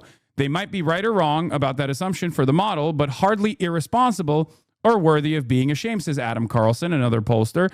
There has to be some sort of respectful middle ground between doing your job advocating on behalf of your client, Stevens, and publicly shitting on another polling firm's model and assumptions. And this is Adam Carlson, obviously Duncan, pollster that does internal polls for the Stevens campaign, right? The reason why it's significant is because Emerson has weighed youth turnout fairly well. That's why they've gotten closer to the final results than any other pollster so far. Okay? That's what I'm trying to stress here. That's why it's a very significant poll. Brian Stryker says, partner at Impact Research, Stevens campaign's own internal pollster, says, yeah, this poll methodology is irresponsibly flawed. Emerson should be ashamed to put it out. It massively underrepresents the older non-college Democratic primary voters that support Haley Stevens the most in every poll. In 2018, the most similar election, nearly half, 45% of voters were over 60. In this poll, it's 31%. It projects more voters are under 30 than over 70. Wrong, wrong, wrong. In 2018, about 2 in 3 voters did not have a college degree. This poll says it's only half. Wrong again. Black voters, a strength of Haley's, are way off. 56% are under 40 in this poll on primary day. Fewer than 20% will be this wrong. Will be this young. Why is it so wrong? It projects literally 0 voters will vote in the general election and skip the primary. That's not how primaries work. In 2018 in Michigan, a similar election with competitive statewide GOP and Dem primaries, most November voters did not vote in a primary. Again, looking at 2018, at least 2.1 million people had voted in November, but one of the 2 primaries. The general had 4.2 million votes. The Dem primary had 1.1 million. The GOP had 1 million. So he is trying to desperately reframe the message by saying the electorate will broadly represent the 2018 primary structure, and it will not look differently in 2026. Emerson is saying it will look different in 2026. Yeah, and for the record, the 2 polls that were the closest to being correct were Emerson and Data for Progress. All the other pollsters actually undermined or underestimated Zohran Mamdani's successes. Okay? Emerson had Mamdani at plus 26. Where's DFP? I don't see it. But Emerson had Mamdani at 26. Most of the other pollsters were at like 18, 16, all this stuff. Okay? The reason why they were closest to the final outcome was because they were weighing youth turnout heavily. Okay? Going into election night, Zohran Mamdani, the Democratic candidate, led most pre-election polls by double digits, though these results varied widely, from 7 to 26 points. It remains to be seen whether the polls that assume that older, more typical mayoral electorate will prove accurate, or whether the younger, early voting turnout and primary electorate will signal a different composition that could benefit Mamdani. What is this? No, I won't ever stop criticizing DSA. The org is just a funnel for the Dems at the end of the day. ICP for life. Oh my God. Okay, chatter. Yes, you got it. Like, I don't even criticize more, I don't even criticize the anti-electoral left wing, the communists and whatnot. Like, please, ICP, insane clown posse. Anyway, Dave Weigel offers some perspective. Again, notable to see Mallory on top, but it's tete-a-tete in Michigan. McMorrow's clearest path is convincing the moderate Dems that Stevens is toast, and she's the Goldilocks candidate who can win the primary, a non-Schumer pick without El Sayed's vulnerabilities. This is why the time graph about how Schumer is okay with McMorrow beating Stevens helped El Sayed. He instantly said he was the only candidate Schumer, who activist Dems now think is a loser, wasn't okay with. I wrote a bit about the early dynamics last year. The entire primary, basically, Dave says, El Sayed, I'm taking the most maximum left-wing position. McMorrow, I wouldn't go that far. Stevens, oh golly, I love manufacturing. I mean, Stevens is toast. We know that already. But the matchup is McMorrow versus El Sayed. If McMorrow can suck up a lot of the Stevens conservative voters, and El Sayed can't get all of the progressive voters in the primaries, it's going to be a tough matchup, right? That's the case. So it's something to consider. Now, there's still a lot going on, right? There's still a lot of. It's not going to be an easy race regardless, right? Even in the primaries, it's a tough primary. Let's be real; it's a very competitive primary. Let's take a look at what Abdul's statements are, and then, I got more to say. He says, this is movement building. The momentum for getting money out of politics, putting money in pockets, and passing Medicare for all is undeniable, and it's all because of you. Keep it going and chip in $5 today. Now, the reason why he's doing that is because he doesn't have any corporate PACs. Okay? He's not backed by any corporate PACs whatsoever. And he's anti-corporate PACs. And therefore, it's much more difficult for him to fundraise in this very competitive race, right? And part of that has been seen in the data as well, right? You have McMorrow that has been able to outraise Abdul El-Sayed in spite of the fact that El-Sayed has a lot more real momentum backing him, as we have seen from these Emerson poll results. There are also still a lot of undecideds in this race, okay? A lot, almost a third, more than a third of the primary voter eligible population or likely voter, Dem primary voters, have not decided who they're going to vote for yet, okay? And so the number one thing that they need, the El-Sayed campaign needs, is obviously going to be money, right? Here's I had a data on this as well. Hold on, I'm going to pull it up. I think it was UMich Voter that posted this as well. Let me find it real quick. Here it is. This was from April 15th. It's from U.S. Senate race fundraising for quarter one. McMorrow raised $3 million. El-Sayed, on the other hand, raised $2.29 million. McMorrow spent $1.26 million. El-Sayed spent $1.75 million. McMorrow has cash on hand of $3.6 million. El-Sayed's cash on hand is $2.5 million. However, McMorrow has spent most of the campaign cash on Facebook ads to fundraise further.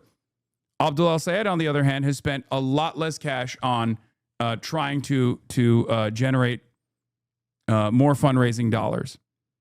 Okay, we have a breakdown for Abdul El-Sayed: 1.26 million out of state, over $200 donors; 400,000 Michigan in-state, over 200,000 or $200 donors; 596K under $200 donors. More from California than Michigan.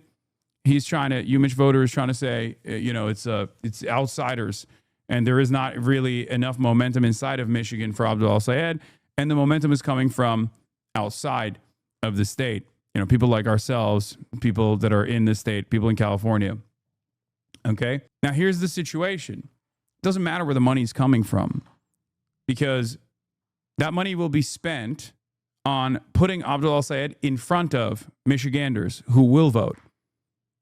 And because he already has the platform, and because he already is the charismatic candidate, as long as he gets in front of people in Michigan, he's going to win.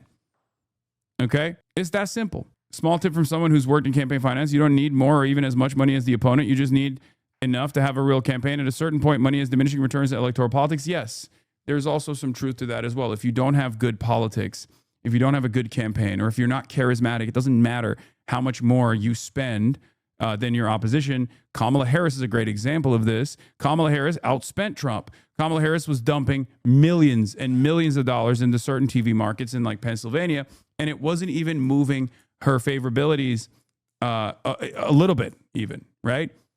And if you recall at the time, I pointed to that to say people are not responsive to Kamala Harris's platform. They don't like the platform. If they did, they would see a big difference between Kamala Harris and Donald Trump after looking at those ads, and her likelihood of winning the race would skyrocket, right?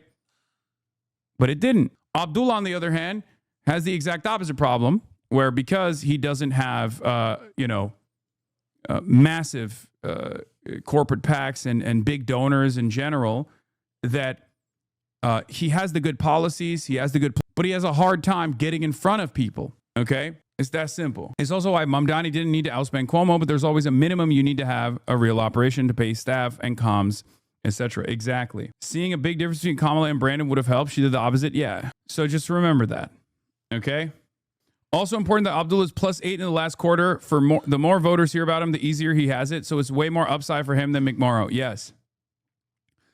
And that's why I was confident that the McMorrow Jewish insider piece and like the attacks and the smears against me and Abdul would backfire on them, which it did, because it brought a lot of attention to the race. For the first time ever, this race was not getting any attention at all, even though Abdul in this primary season amongst all the Democrats is probably the one devoid of any sort of red flags whatsoever and only upsides, no downsides, right? He is the best on paper candidate that the Democrats have. Straight up. I stand by that. And I say that even though there are socialists that are even closer aligned with my worldview running. The reason why I say that is because, like, especially for the state of Michigan, he has no, like, he doesn't have the Grand Platinum red flags at all. He's, you know, a Rhodes Scholar, a doctor, someone who worked in public health for the state of Michigan, someone who actually got a lot done in that position in the state of Michigan, someone who's been all around the state for years and years and years. No fucking red flags whatsoever. So yeah, the biggest issue in this race for Abdul al-Sayed for the time being is fundraising. Do you think using your controversy could help boost candidates even further than before? I don't know. What I do know is this, okay? It seems that other politicians, is the Islamophobic left a thing? No, it's not. I mean, I'm sure there's like Islamophobic centrist Democratic Party voters and stuff, but even then it's like not as significant as you think it is.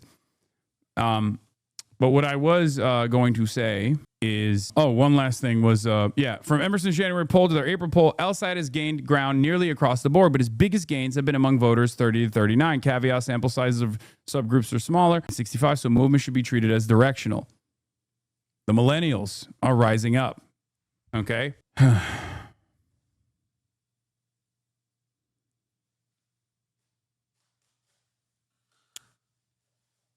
So, while I don't know how much impact candidates appearing alongside myself have, right? What I have noticed is other candidates who I am not even associated with directly, okay, using me mentioning them on stream, like Chuck Park, who's a progressive running for Congress in New York 6. Like even me responding to a chatter is being taken advantage of here by Chuck Park. Now, this is a risky thing for a candidate to do, for the record. Like, it's risky because this could backfire spectacularly. I could be like, who the fuck is this guy? But I at least know enough about his background and know that like a lot of people in my community are working on his campaign that I'm not going to do that, obviously.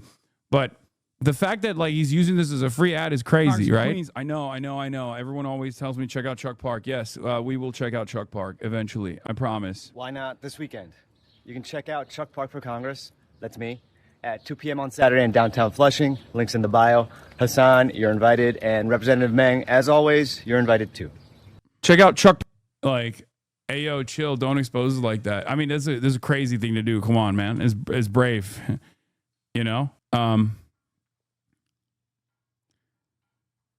Damn, he might be out-mogging you. Bro is handsome. I agree. He is very handsome. Yes, Chris Rabb is another person that I'm excited about as well. Please, everybody. You know, it's calm down. We will get to all of this stuff eventually. Okay.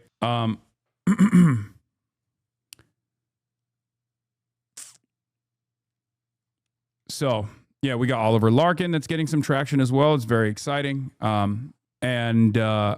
is this? Oh, Shoykat Chakrabarty also looked at the House that just failed to pass a resolution to end Trump's war with Iran by one vote. The count was 213 to 214. Just one Democrat, Jared Golden, voted to let Trump keep waging the war. Hayır, beş. Ya gittikten sonra.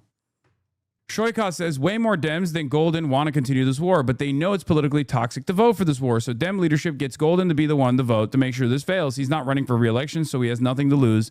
That's how this works. Okay, rotating villain. Remember that. Our goal is to ensure that there are less rotating villains in Congress. Okay, for the love of God, please pronounce his name correctly. What, Shoykat Chakrabarty? I am pronouncing his name correctly. Am I not? Yeah. Yes, Indians and Indian names in general, I think. I'm Bengali Hindu. You are pronouncing his name correctly. Yeah, I am. It's Shoykat, isn't it? Yeah, it's Shoykat Chakrabarty. Strange. Trump posted. Oh, God. Anyway. In any case, he's absolutely right about this, okay? He is absolutely right about this. And you know, we have an opportunity to clean the ranks a little bit and force the party to be more responsive. And I think Democrats recognize that fear, which is why they're leaning into the right-wing attacks. Here's a clip copy from Fox News of all the times I've been mentioned in like the last 24 hours, I think. The left's new golden stay away from him. God damn. This goes hard, dude. Holy shit. Damn, this shit got me pumped up and I'm in it. You know what I mean? Holy shit. It's always great. Mob Deep. No, I do know where the beat is from. I was just saying it's not copyright free. That's it. So this part of the VOD will be muted. Okay. It's just missing the Aussie lady going, Hasan Piker. Anyway. It's like how the right is warning the left to stay away from you. If they cared, they'd not say a thing. Yeah, I know. It's awesome.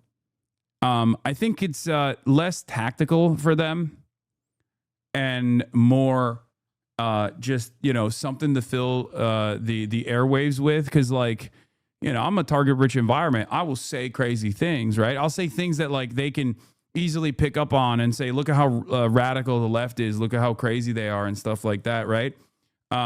And any moment that they spend talking about me is a moment that they're not talking about Donald Trump's failures. But what they're failing to comprehend here is that this actually ends up, you know, engaging in culture war territory that a lot of people actually get annoyed by. Even Republicans don't give a shit about it at all. And it just like boosts my visibility, especially among like Democrats who might not have heard about who I am. Many of them don't know who I am. It makes sense. I'm a Twitch streamer, right? And I'm on YouTube and TikTok and whatnot. But it elevates my presence and the things that I'm actually talking about, the message in front of an audience that is infinitely more receptive than most people think is the case. So couple other lines I was going to say. Adam Wren says, a post-Piker rallies data point that suggests we are entering the post-cancellation political era. Okay? Obviously, I wouldn't even say this is post-cancellation in general. It's because, like, most people don't traffic in this kind of cancellation. Because there are people who do things that are worthy of cancellation. Like, if you do something illegal, right? Like, you know, Swalwell is a great example of this, right? Like, Swalwell was a monster. And, of course, he was yelled at. Once it was revealed how monstrous he was with his rampant and horribly unprofessional behavior beyond his, and it was untenable for him to continue running his campaign, and he dropped out, and he also even resigned from Congress. That's very different than people being like, I don't like what you're saying, and I'm going to imply that what you're saying is the worst. You're right. Not long ago, my friend didn't even know who you are. And yesterday he asked me about you out of nowhere. And I pretended that I don't know you because you are not gaming anymore. Good. Okay. I see a GOP super PAC that won't disclose its donors until after the primary, running ads about how Abdul is too progressive for Michigan. I wonder what that super PAC, a GOP super PAC would be. I wonder which one that would be. Pay close attention to who the GOP wants, okay? Pay close attention to who the GOP wants in this race. They do have a tendency to miscalculate, obviously, as they're doing with elevating my profile as well. But more often than not, they will figure out exactly who is easier to beat, who has a easier go at it, and then they'll try to pump that candidate so that they have a easier race in the general, okay? What is this? Official Lady Bunny. The DNC and establishment are going to have to realize the effect of Hasan increasing visibility of their candidates and making people volunteer and participate in the election process. After Kamala lost in 2024, the Dem Party decided that it has a problem reaching young men that they would have to address. We need a Joe Rogan to the left, they said. Now that Hasan Piker, a handsome bodybuilding lefty with millions of followers, has been campaigning for Democrat Abdul al-Sayed in Michigan, the results have been astounding. Yet many in the Dem Party are bashing him, refusing to go on his podcast, digging up his past remarks to make him sound radical or a Hamas sympathizer. Hasan voted for Kamala in 2024, so he's no Hamas sympathizer, and he's hardly a radical or GQ wouldn't be profiling him like his Uncle Cenk Uygur from the Young Turks, a progressive news outlet. Piker will always tell you to vote for the Dem Party, no matter what he says during the campaign. He recently made headlines saying he'd vote third party rather than Gavin Newsom in 2028. Yet centrist Dems are furious that anyone famous even express sympathy for Palestine, even if they fall in line for the Dem candidate every 4 years. And in one interview, Hasan actually called Georgia Senator John Ossoff his dark horse pick for 2028. I have no idea what that even means since Ossoff isn't progressive. This is such a, sure, we take those. We take those. Yeah, the Michigan GOP doesn't want the Dem nominee to be Abdul, by the way. This was very funny. This was a very funny moment where Clay Travis goes, Michigan Republicans should consider voting in the Democrat primary for Abdul El-Sayed. He's a crazy left-wing radical that I don't believe can win in the Senate, in the state. It's an open primary. If Mike Rogers wins for Republicans in Michigan, the Senate is secure. Michigan GOP. Michigan Republicans do not do this. Why did the Michigan GOP profile urge? I was watching Midas Touch and my dad overheard it and got angry. They were saying America was getting rolled over by Iran. So he asked, is that the Hasan guy? He's 6. Why is Michigan GOP's Twitter account telling Michigan Republicans not to vote for Abdul El-Sayed in the primary? It's an open primary. Just do it. He is the weakest guy. He is the guy to beat. He's so easy. He's so easy. Think about how radical he is. Michigan Republicans, you should vote for Abdul El-Sayed. He is such a weak candidate. I mean, he will get destroyed by Mike Rogers. I mean, clearly, you know, Patriots, do the right thing. You want to maintain your majority in the Senate at least, because you're probably going to lose a house. All you got to do is make sure you vote for Abdul in the primary so that Abdul, the easier candidate to defeat, can go up against Mike Rogers and be defeated by Mike Rogers. Yeah. For sure. He's Muslim. Abdul El-Sayed, scary name. Scary name. May Allah awaken the people and help them to see the evil doings of Israel and the United States.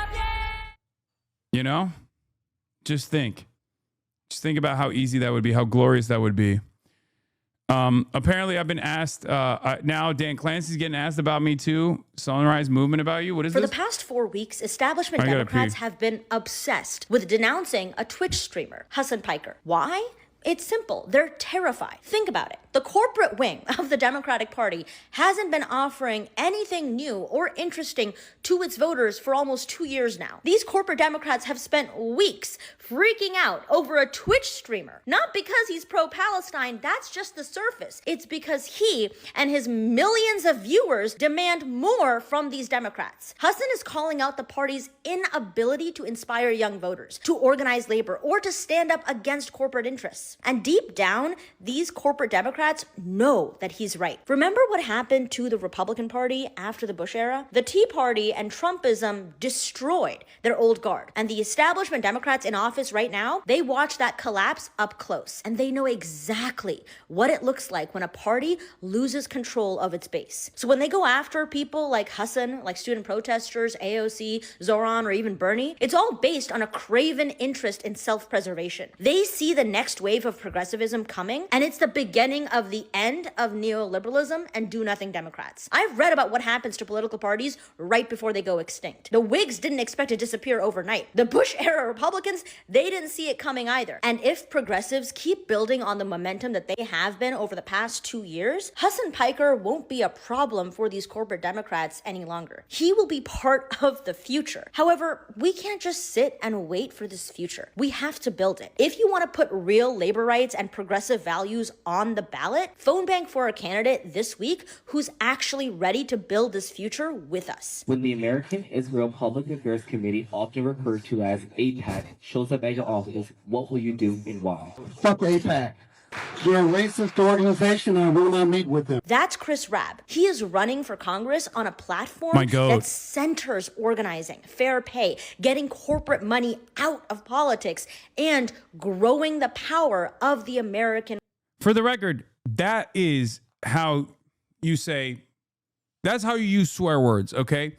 Like, Democrats would be like, I'm mad. Fuck.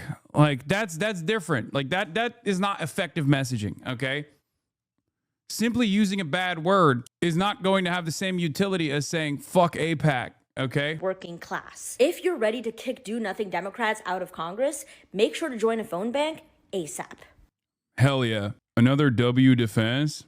So obviously establishment Democrats' problem with Hasan Piker isn't actually his morals. They don't think he's an anti-Semite or that he's a terrorist lover or anything like that. The problem with him is that he encourages his base to criticize them and to ask for more. He doesn't just get online and say, shut up and vote blue no matter who, what you want doesn't matter. He exposes bipartisan corruption and shows how closely related the Democrats are to Republicans. And they don't like that because the Democratic establishment is very used to just being able to say, we're not Trump. That's all we have to offer. They're used to being able to run against something and not for something. And telling you that you have to vote for them no matter what, even when they are actively inching towards the right every year. And that's the reason why we ended up with Trump in the first place. Fascism did not start with Trump. The neoliberal to fascism pipeline is very real. And as I said before, I don't even think Trump is the entire problem himself. I think he's more of a reflection of it. He's like an American mirror. Just all of our problems in America that we've let go unchecked for so long manifested into one person. Manifested, unfortunately, into an evil geriatric idiot who's suffering from dementia. It's a strange timeline. But that being said, I find it so frustrating when liberals hate on Hasan Piker because they will, ignore so many other issues. I'll be like, hey, I don't like this person because they support genocide and are a literal war criminal. And liberals will be like, oh my gosh, you can never be satisfied. That's the problem with you leftists. You just engage in purity politics. You expect everybody to be perfect. As if genocide is, a minor issue. But then they'll turn around and say that Hasan Piker shouldn't have a platform and try to, ban him entirely. Is that not purity politics? And, for stupid reasons, too. Usually their hatred of him either stems from a misunderstanding of his worldview, they just saw clips taken out of context and don't really understand what he was saying, or they just don't like his vibes, I feel like. I think his mannerisms, the way he speaks, the way he behaves and carries himself, relates a lot too closely to young men. It's the reason why he's able to attract a young male audience and kind of steer them away from the right-wing pipeline. But to other people, it gives them, bad vibes. They get, frat boy energy from him or something, and they're like, oh, he reminds me of people that I don't like. He reminds me of those I know who are, racist, sexist, misogynistic, things like that. Even though he's not at all. I'm just like, you can't hate on me for not liking war criminals and turn around and be like, Hasan Piker is a danger to society. He's a real threat over here. Holy view There's bots. even more Yeah, this is all view bots, baby. Yeah. Keep coping. Keep coping, little man. strange because I will see those same liberals in the comment sections, people like Candace Owens and Tucker Carlson agreeing with them. People being like, oh my gosh, is Candace Owens becoming smart now? I can't believe I agree with her. Tucker Carlson actually has some good points, guys. They'll start siding with Candace Owens and Tucker Carlson just because they're no longer in support of Trump. Even though their worldviews are still problematic. And it's like, how are you still willing to embrace somebody whose worldview is deeply problematic and so different from yours just because they have the same enemy as you? But then you're going to see Hasan Piker, somebody who likely has your worldview and also shares your common enemy, Donald Trump, and treat him as an enemy. It makes no sense. I don't get it. So obviously establishment Democrats' problem with Hasan Piker isn't actually his morals. They don't think he's an anti-Semite or that he's a terrorist lover or anything like that. The problem with him is that he encourages his base to criticize them and to ask for more. He doesn't just get online and say, shut up and vote blue no matter who, what you want doesn't matter. Again. Oh, this is 9 minutes. I can't watch in 9 minutes. All right. Norm sounds the alarm that I've been also ringing for a minute now. I do. Talking about the hijacking of anti-Zionism and the warning signs that he is seeing out there, for the record. And they exist. He is talking about the exact same thing that I've been, with respect to, here, I'll just repost this as well. What he's talking about is the same thing that I have also seen, which is Tucker Carlson and Candace Owens establishing credibility in the anti-Zionist space in the absence of more Democrats and more liberal content creators, more leftist content creators coming out and saying the correct points. It's very unfortunate. Even the fact that the Democratic Party is aggressively attacking someone like myself in an effort to disparage the left flank approach, in an effort to attack the anti-Israel position without actually yelling at their whole base by saying, oh, well, we are skeptical of Israel too, but this guy takes it too far. He's anti-Semitic. That kind of sentiment, especially in the base of the Democratic Party, can have a little bit of impact. It actually unironically works. Meanwhile, some of those very same Democrats will still turn around and highlight Tucker Carlson's positions when Tucker Carlson is shitting on Donald Trump. Nick Fuentes' positions even when Nick Fuentes is shitting on Donald Trump. Right? They'll be like, oh, look, see, Nick Fuentes has actually dropped. Like Neera Tanden, right? Neera Tanden comes to mind. Neera Tanden has literally retweeted Sneeko, retweeted Nick Fuentes, and in the same time frame has attacked me endlessly, calling me a fucking... calling me an oppositional figure, calling me a bad person. It's just unbelievable. It's dangerous, really. I do believe that we're in a difficult situation now because the right is, at least on one issue, masquerading itself as the standard bearer of a leftist issue. Well, it has historically been an issue of the left. Yeah. And it's in a very different trajectory than the left. It's a very different trajectory. The agenda of the right is not my agenda. You know, well, certainly not. But this is a void that's not going to get. But many people it is, unfortunately. I cannot believe that.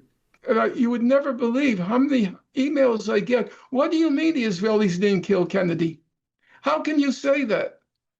You know, so irate, so indignant. You know, I don't know where things are headed, but for me, it's a source of concern as a person of the left, that these have now become the spokespersons on the leftist issue. Now, they have now, if I can use the term, they have hijacked the issue. And I believe they can take it in places which are grounds for concern. Though it's not the priority now. The priority, as I said, ICE is not knocking on the doors of Jews. It's knocking on the doors of undocumented workers. I get that. I have no problem with that. I have no problem with it. What is this survey? Today in news is incredibly obvious. Oh, yeah, new survey that came out. The far left youth are anti-Israel, but the least anti-Semitic. The far right youth is anti-Israel and the most anti-Semitic. Oh, my God. I also have an issue with the statements that they're regarding as anti-Semitic regardless, because like even the way that these questions are designed could lean in either direction. But yeah, young conservatives are much more likely to agree with anti-Semitic belief than young liberals. Number of statements agreed with from Jews in the United States are more loyal to Israel than to America, which is anti-Semitic for sure, right? B, it's appropriate to boycott Jewish American-owned businesses to protest the war in Gaza, which, once again, could be anti-Semitic or it could not be anti-Semitic, right? It could be anti-Zionist. That one is the one I took issue with because it's like purposely obscured, right? It does the same exact thing, like tying Jews to Israel, okay? If you ask the question sincerely, if you were like, is it okay to protest or boycott Zionist institutions, right? Institutions that are fundraising for the IDF, for example, institutions that are doing fundraisers for the IDF or doing fairs, like where they're selling stolen land, illegally occupied in illegally occupied territory. That's not anti-Semitic at all. That's perfectly fine. It's perfectly valid, and more people should do that, right? Simply claiming that this is a Jewish institution and people are like attacking it because it's a Jewish institution is an obfuscation that is dangerous, a conflation that's dangerous, right? Tying Judaism back to Zionism. And then C, Jews in the United States have too much power, which fair. That's also, certainly anti-Semitic. So they polled the voters, all voters under 35, okay? And amongst the extremely conservative, it was a much higher percentage, right? You can't claim to defend Jews while you constantly attack Adam Friedland. True. This is like saying white people have too much power, which is kind of true. I mean, that's not the point here. In any case, this obfuscation, this false conflation, this false framing still serves the purpose of anti-Semites, because they can just go look at everything that people in the media are saying. What do you think, right? Because people, by and large, at least to my knowledge, very rarely are actually just targeting a Jewish institution. Like, it is an unbelievably rare instance, right? Like if there's a synagogue that gets tagged or something, right? Like that's unbelievably rare. What is actually infinitely more commonplace is people protesting outside of synagogues because inside of the synagogue, they are doing a settler fair. This is a very common thing that happens in Jewish institutions, right? Or people protest outside of places that have done fundraisers for the IDF. That is a very common form of protest. Problem is, the media will look at that protest and slap on this insane sentiment that they're just protesting against Jews or protesting outside of a Jewish institution, a Jewish place of worship for no reason. Okay? It's bullshit. Can you give a brief explanation of settler fairs? Yes. West Bank settlers will go and do a pogrom in a Palestinian village in occupied West Bank. They'll do this with the backing of the Israeli occupying forces. Okay? They'll throw Molotov cocktails. They'll kill the animals, the sheep, or whatever animals the Palestinians have, and they'll drive the Palestinians out of certain villages, and then they'll build settlements on top of these villages. This entire process is completely illegal. Okay? It's immoral, it's gross, it's repugnant, it's Nazi shit, and also it's illegal. Okay? It's illegal under international law. It's illegal under domestic laws as well. Now, the problem is, or not the problem, but rather what happens after is now that they've acquired new territory illegally, okay, through this unbelievably violent and morally repugnant process, they'll come to the United States of America and they'll sell that new land that they have illegally acquired, this new territory, which, only a few months ago would have housed Palestinians that have lived there for centuries. Okay, they'll bulldoze their homes and they'll start the process of rebuilding settlements on top of it. Then they'll sell those new settlements as land that you can purchase to American Jews in American synagogues. This is a process known as settler fairs. Okay, it's insanely illegal. It's unbelievably illegal.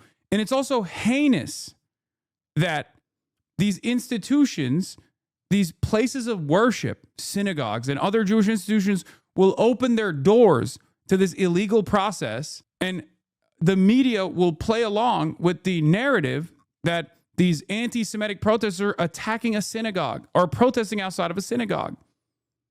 It's insanely frustrating. And they've never really caved on that point as well. They do it all the time. Like the media defends synagogues that are engaging in settler fairs all the time. They will falsely smear and present every single person that protests outside, even if they're Jewish, even if they're Jews that are protesting. And by and large, there are a lot of Jews that are anti-Zionists that are protesting these events. They'll say they're all unbelievably anti-Semitic. They're attacking a synagogue. And most people will just remember that Judaism is tied to Zionism. Like that's the takeaway for many people. That's what you're teaching the uninitiated. Okay? And no, it is not a fringe thing at all. These fairs all the time. This was one of my biggest points of disagreement with Zohran Mamdani. Zohran Mamdani was anti-settler fairs. Zohran Mamdani has actively talked about settler fairs and their illegality. And yet, when he became mayor, when there was yet another settler fair that was taking place in Queens, in a synagogue in Queens, there were anti-Zionist protesters outside of the synagogue, and they were protesting.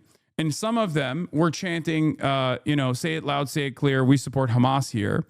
On the other side, you had the pro-Israel protesters that were waving the Kahanist flag, Meir Kahan's flag, the JDL flag. JDL is also a state designated terrorist organization.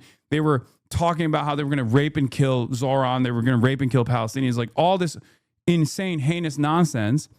And Zohran and AOC and numerous others in New York politics, Letitia James, universally condemned the protesters that were saying, say it loud, say it clear, we support Hamas here, rather than the far worse and illegal action that was taking place inside of the synagogue. It was ridiculous.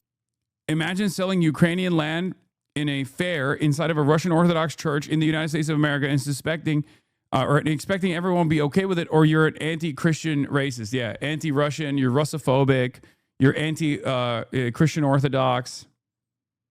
At that protest, my friends got rape threats. Yeah. It was fucking insane. It was so unacceptable. Again, it's, it's in the rear view now, so I'm not going to spend too much time on it. But that was a big point of contention that I had with Zoran as well, because I think that was no longer Zoran being conciliatory to cynical people with the hopes that they'll like get off his ass, which they never did. But the reason why I thought it was unbelievably bad as a message of like what you choose to focus on, okay, and this is where I said, as a lesser evil voter, I will once again repeat my harm reductionist credo. Hamas is 1,000 times better than the fascist settler colonial apartheid state, and the real harm happening here is that another illegal stolen land sale is taking place at another synagogue. For the record, I don't expect an elected U.S. politician to come out as pro-Hamas, but it's clear that many people see the pro-Palestinian cause as at least discardable if they're going to make a fuss about this instead of the Kahanas flag-waving Zionist or the illegal synagogue land sale. It's crazy. You have every opportunity to talk about the real, the real unforgivable act that's taking place that is illegal, okay? Just straight up illegal. And instead, you choose to focus on protesters that are protesting against said illegal act, hyper-focusing on the aesthetics rather than hyper-focusing on the actual crime. I support the protesters. I do not support settlement fairs, but this is fringe. Most American Jews are reform, and this doesn't happen there. I know. Sure. I understand that. A lot of American Jews would probably bracket into some kind of like liberal Zionist position. They find the West Bank activities to be morally repugnant. Maybe some of them actually think that it's like indefensible genuinely, because it is. And some of them think it's, a bad look. But ultimately, it's happening, right? And not only is it happening, it's happening at a Jewish institution. And when you have New York politicians not focusing their efforts on stopping that from happening, but instead focusing their efforts on, the language being used by people who are on the right side of that protest, it's no longer just like unproductive or conciliatory. You're basically aiding and abetting at that point. Anyway, this is, again, bygones be bygones, I guess, but still. Okay, but you're implying it's happening everywhere, man. It's happening all across the country.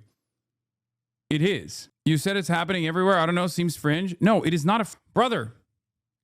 It's happening in synagogues all across the country. It has happened in synagogues all across the country. What the fuck are you talking about? It should happen 0 times, okay? It's kind of like the age-old adage, you fuck one goat and you're called a goat fucker for the rest of your life. It's kind of like that, Oh, it's just a couple synagogues that are doing illegal land extraction and land sales. Like, how dare you make it seem like it's way more commonplace? It's like, well, it's happening. And not only is it happening, but also people choose to fucking defend, or people choose to attack the people that are protesting it. It's ridiculous. It should happen approximately 0 times. It's not just fringe. It's a heinous crime. Anyway, there was also this guy, Ed Elson, who I also retweeted. I didn't even realize clips are no longer the byproduct of the main product. They're the main product. No matter the size of the show, they drive the ultimate reach. Now, technically, what he's saying is correct, but he actually did this thing that I didn't even notice when I was retweeting him. He just looked at my live concurrent, and then he looked at my VOD viewership after the stream is over, and he slapped that on as though that was my average live stream viewership versus clip viewership. This is just wrong. So Jules Nader went in, our resident data nerd, went in and corrected the record. He said, this graph annoyed me, so I graphed it myself. Below is Hasan the Hun's viewership on his official Twitch and YouTube channels, plus some fan channels. His Twitch viewership is lower, but it's still massive, around 646,000 per day. And combined with YouTube, it exceeds 2 million views per day. So it turns out, with the greater reach, and this doesn't even feature TikTok, right? This is just YouTube and Twitch VODs, okay? The Twitch stream at the end of one 8-hour Twitch stream gets approximately 650,000 views. So 650,000 unique viewers, right? But then the daily unique viewership on YouTube is, approximately 1.5 million as well, 1.4 million. Therefore, the total unique viewership every single day on this broadcast, just on YouTube and Twitch alone, is reaching 2 million views. Okay? 2 million views. And this is before we get to TikTok and all these other platforms as well. AIPAC blasted an action alert urging people to contact their senators and thank those who voted no on the Sanders dangerous resolution and express your disappointment in those who voted yes. It includes talking points as well, sent to me by a Hill staffer who received it. So, it seems like the Clips industrial complex is alive. It's cooking. It's doing well.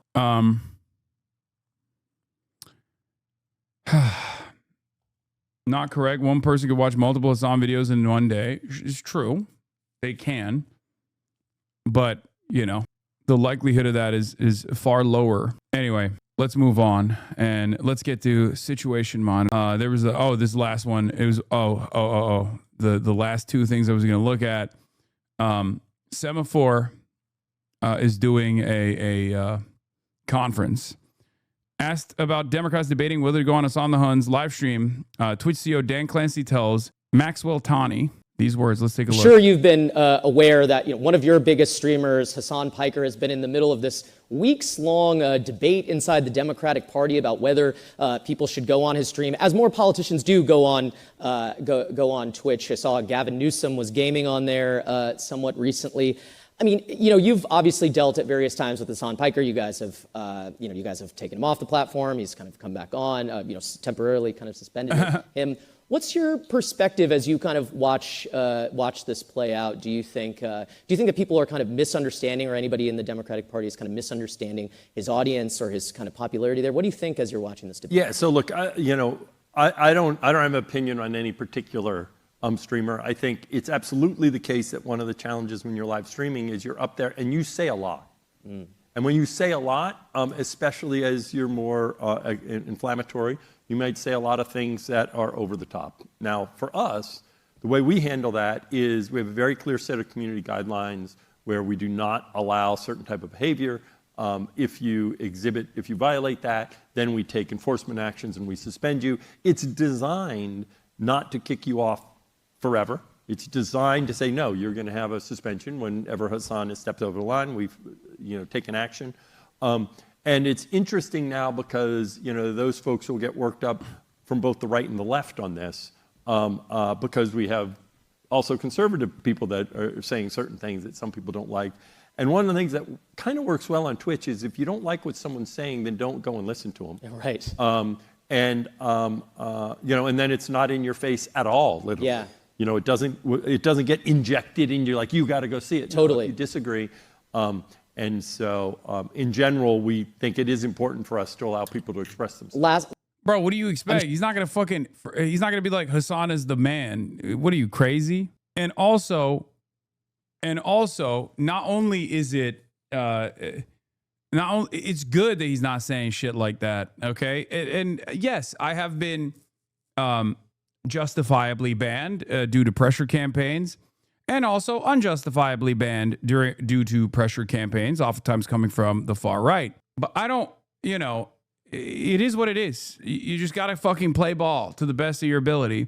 The reality of the matter is, if you're looking at like inconsistent standards, obviously Asmongold has a shit ton more violations of the terms of service than I do, right? I mean, he basically traffics exclusively in racial animus and horrible things that he says about the minority, entire swaths of like migrant populations he calls parasites. Did you ever cover the roach crashing out about his ban and doubling down? No, I didn't even do that because there was a lot going on in the world that was far more consequential than whatever fucking Asmongold was saying and doing. But yeah. It's there is this ridiculous double standard that has always really existed, like because right-wing sentiment oftentimes can hide its violent commentary in the form of systemic violence, right? But even outside of that, even outside of that, sometimes right-wingers will engage in direct calls for violence, right? Beyond the calls for violence, they can shelter in systemic analysis. However, even when right-wingers engage in direct calls to action, they oftentimes don't get hit with the ban hammer. There's a couple different reasons for it. One, ironically enough, I think left and liberal groups no longer care as much about like weaponizing cancel culture as much as the Republicans do. Right-wingers love cancel culture. They love weaponizing it, right? I mean, look at what Fox News is doing for like the past week or so, for the past couple of weeks. They do that far more than the liberals do against the right, especially nowadays. The other reason is also because I think that these platforms are genuinely worried about suspending people because the Republicans are much more aggressive in defending heinous shit that their side says. Like there was a real likelihood when Asmongold got banned that, J.D. Vance could have said something about it. Obviously, it was like a very different media cycle at the time, so there wasn't enough backlash at all. But that was a real fear. So I don't even know what Asmongold got banned for. I didn't even look into it. I didn't even care about it. And the reality of the matter is there's far too many things he should have been banned for that he didn't. Funny how Meek Kane video said you both react to each other for money when you didn't even farm his ban. If roles were reversed, he would have farmed you for a week. Yeah, I don't really care. I don't give a shit. Anyway, before we get to situation monitoring, actually, there's one thing I wanted to show. This is a really good hit, I think. Drop site found AOC in the halls of Congress in the tunnels and about why she's a little gun shy about endorsing others. Let's take a look. Chief of Staff, former Chief of Staff is running in San Francisco. That primary is in June, obviously. You're not going to have a reporter tell you to endorse, but like, is that something are you at least monitoring the race, looking at it? I mean, what's your stance on Troy? Because like you have a close relationship. I think for me overall, it's more about I'm trying to think about the role that I am trying to play more broadly in these things. You know, we've got 435 seats in Congress, right? And there is this kind of moment where it's like and not just with this race, but with any race, once you go in, then it's like, what about this? What about this? What about this one? And I'm one person with, a pretty amazing, crack, but also lean team. And so we're thinking about kind of like how much of myself I'm pouring into this and how much of myself we want to make sure that we're, pouring into the task at hand, like, what we've got going on here. So, but I think that I'm trying to run for president. I can't be endorsing Muslims. That's not true. Come on. That's not what it is. That's not what it is at all. Look, I can only speculate. I don't know what's in her mind, right? My speculation is that she doesn't want to be disruptive. And I think she should be.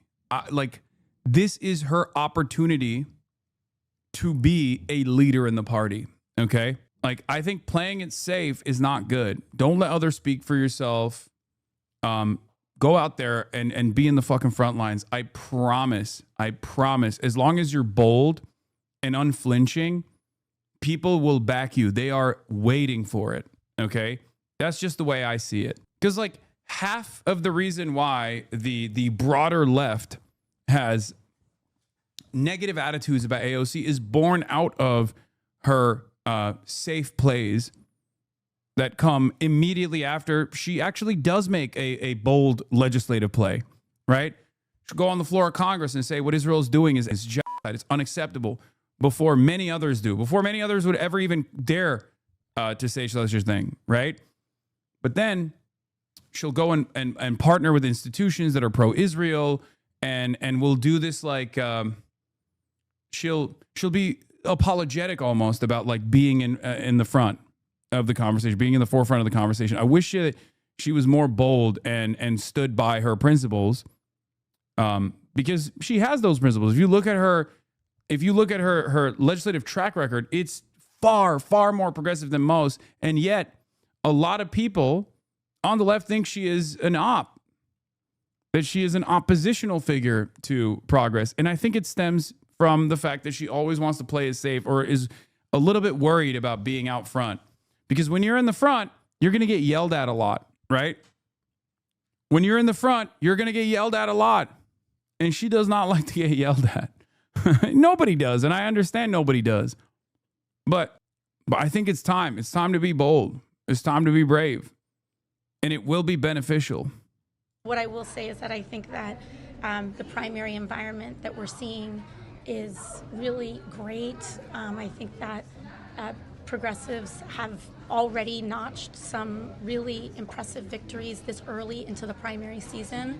And we've got another, 6 or 7 months of it to go. And I'm looking forward to having a lot of new. Crimea River, a 3-bedroom is $9,100 a month. Primary the mall. Okay, man. I truly think, like, think about how fast the entire like progressive and progressive curious flank of the Democrats swung on the defensive offensive weapons distinction after AOC went went to the DSA and they asked about her position on this, to clarify her position on this. And in order to get their endorsement, she said, like, yeah, I'm not making this distinction any longer. Boom. All of a sudden, that was the new bottom, right? All of a sudden, that was a new litmus test. And we could go far beyond that, right? And I think AOC should be leading that charge. This has been my position from the start.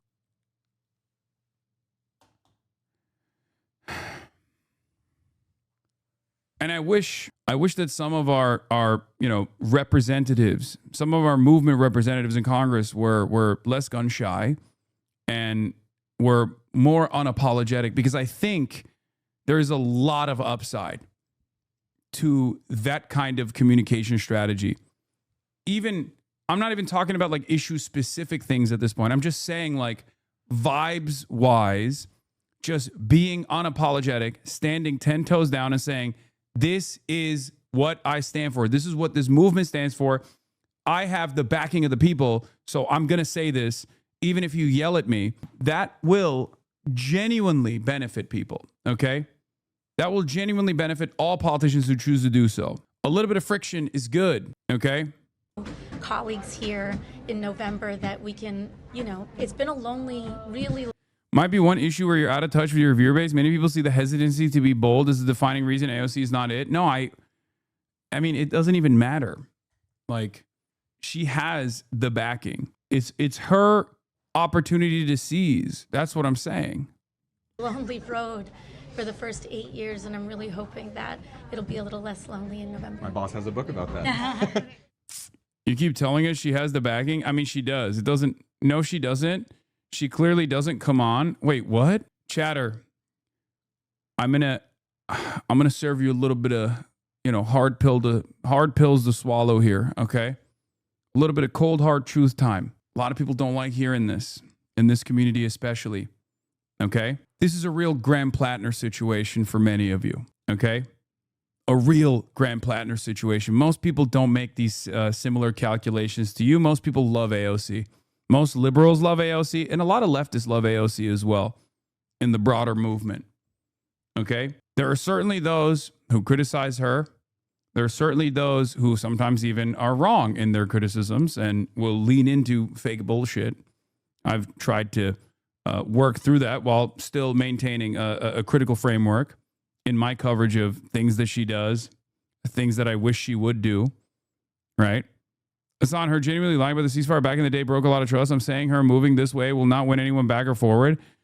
No, I think a lot of people would let bygones be bygones on that spectacular flub if she was coming out and championing the genuine people-backed movement. Alex Thompson says this validates. In case you missed it, Holly Otterbein and I reported Sunday on how AOC has an endorser, former chief of staff, and the California congressional bid, part of some larger friction with some of the left-wing people who were with her in 2018. Like, even the fact that this is what Alex Thompson is saying and what Holly Otterbein are saying through their Axios article should be an opportunity for AOC to clarify her stance, to be like, no, that's not the case, right? If AOC went hard on anything, it would shut up the majority of chatters thinking she's always playing it safe. Exactly. Because people are desperate. People are desperate for a new movement leader. Okay, it can't be Bernie Sanders. Let's be real. Bernie Sanders has already exhausted that role, right? He's old. Like You know, he has a lot of impact still. He's very popular and he's using that impact. He's exhausting that impact to like set up the next wave of Bernie-crats. But the reality of the matter is like there's a need for a continuation. There's a need for a person to rally around, right?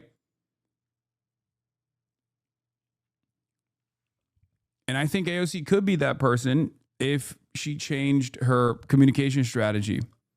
Because everything that I have observed of the way that she moves is like she'll take 2 steps ahead of other people, right? Like she'll sometimes be aligned with Ilhan Omar or Rashida Tlaib. And then immediately when she puts herself out there, she gets yelled at. Immediately. She gets yelled at by the groups. She gets yelled at by people that angle their criticisms in a way that actually has a lot of impact in her calculation because she's like worried about coming across as offensive, right? And I think a lot of people manipulate that interest. And as soon as that happens, she retreats. And by my estimation, like from what I have seen thus far, she is very worried about coming across as offensive, even though there have been instances where she has been bold. Like she's come on this broadcast more than most politicians have, okay? Obviously, if she was that afraid of coming across as like offensive, she wouldn't have done that. All those quotes were already flying around the ether far before AOC has come on this broadcast many, many times over. My point is if she was more bold, I think there would be a little bit more friction for sure. But in the aftermath of that friction, she would gain a lot more. She stands to gain a lot more by being bold. And it doesn't help when so many chatters have an anti-AOC perspective. They just all hate mob her, is so dumb, invite her onto our side more and give her more support. I mean, that doesn't matter. That stuff is, I mean, she clearly does see it. And it's New Atlantic. Jonathan Chait, Israel moderates are losing the Democrat Party. Oh my God. Another admission of defeat has come from this time, a publication whose editor-in-chief is an Israeli concentration camp guard. Oh my Lord, Jonathan Chait.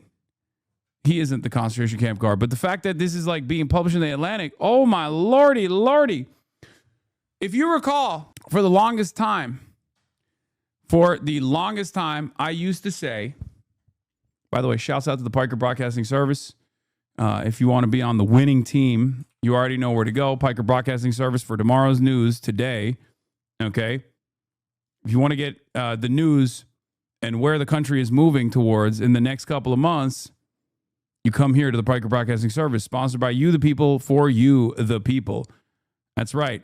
Piker Broadcasting Service. The article is too new for it to be properly archived, by the way. I can't do a paywall remover on it, unfortunately. So maybe someone can send it to me if you have the actual subscription or something, and then we could do it. Yes, HasanAbi's new pharmacist. Hasan's new pharmacist, thank you for the 5 gifted. TPR91, thank you for the 10 gifted. Anyway, but like even this is a clear-cut indication that having moral conviction and having moral courage and overcoming the barrage of ceaseless smears has benefits. Like think about how much people have been yelling at me non-stop, right? I didn't back away from my position. I kept pushing through it. I kept pushing and pushing and pushing, and we're on the other side already, okay? We're on the other side of that story now. If you noticed, you got major. This is not something that happened in the last couple of weeks. This is something that's been going on for the last couple of years at this point, okay? But like think about the heinous shit that they said about me for the past couple of weeks. It's a 90-10 issue that we do not have to concede on any longer. We never really had to concede on it. And I'm glad that many people, not just myself, but many people who went out there, who put their careers on the line, who put their livelihoods on the line, who got arrested, tear gas, pepper sprayed, brutalized, ruthlessly smeared, doxxed by institutions that are backed by the Israeli Knesset, like, Canary Mission and the like. Okay? And we pushed through it, and the broad awareness initiatives shifted collective consciousness on this issue to a 90-10 issue, right? And now people are yelling and they're chirping, and they tried it right? Centrist Democrats tried to do it for like the last month or so, leaning into the Republican forces to create this manufactured outrage campaign. I didn't back away from it at all. And look where we're at now. In a matter of 3 weeks, liberal institutions are waving the white flag. And the same annoying online leftists yell at you too. Yeah, but I don't care. They don't have any like material power in this country in the way that politics works. They're the people that say Hasan is a reactionary, he's a liberal Zionist, and guess what? They still come in here and watch, okay? They reluctantly come in here and watch because there's no other like real vehicle for even the marginal change that they want to see. And I think deep down inside, they also understand that, like, you know, I'm with them, and they're just being silly for the moment. Okay, so let's take a look at this article. Israel moderates are losing the Democratic Party. Their position has become untenable, but liberal Zionists can adapt. Oh boy. Hasan Piker has attracted millions of followers across multiple social media platforms, making him one of the most popular left-wing streamers. He's been the subject of several flattering magazine profiles that have lingered over what they describe as his handsome looks and bodybuilder physique. Some progressives see him as their long-sought entry point into the alternative media that can reach a young, mainly male audience. But he is, most important, as a stand-in for a fight over whether the Democratic Party should be open to or even dominated by militant anti-Zionism. Although he allowed, after October 7, that the Palestinian resistance is not perfect, who hasn't kidnapped and massacred 1,200 civilians from time to time. Look, Jonathan Chait, with the worst edit, that isn't what I said at all. This is unbelievably annoying as far as the framework, but it's fine. Evil edit of this statement. He defends Hamas as 1,000 times better than the settler colonial apartheid state. He's likened the leaders of Hezbollah, a terrorist arm of the Islamic Revolutionary Guard Corps, to Nelson Mandela. Well, technically to MK, but, you know, whatever. A debate over American policy towards Israel is likely to divide the party in the next presidential primary cycle, and even more clearly than Medicare for All divided it in 2020, even as many voters aren't invested in the debate at all. The Democrats' establishment opposes terrorism and backs a two-state solution. Piker and his allies want to cast that position as de facto support for the status quo, which is a single state controlled by Israel. If the establishment party has any hope of holding on to the party rather than surrendering it to the Piker wing, it will need to defy that characterization by recognizing that facts on the ground have changed. Political morals and public opinions are pushing in the same direction, ending American financial support for Israel. For decades, the Democratic Party's consensus on Israel has combined diplomatic, military, and economic support, including several billions in annual aid and a friendly push for a two-state solution. In theory, Democrats have supported the national aspirations of both Israelis and Palestinians while giving themselves room to condemn Palestinian terrorism, along with the excesses of Israel's occupation and West Bank settlement project. The theoretical case for a two-state solution remains as sound as ever. Sure, okay. The trouble is that the Palestinian side has rejected repeated attempts. Oh my God. Yeah, it's the Palestinians that are no partner in peace, okay? Classic. There is very little difference between this position and just unfiltered Zionism, okay? It's in the same direction. It's a continuation of the single solitary state that is Israel, that remains sovereign over this territory, that will continue Palestinian lives, okay? This is Jonathan Chait desperately trying to put the cat back in the bag when the cat's out of the bag. Toothpaste out of the tube, Jonathan. Oh my Lord, dude. What a silly approach. It's so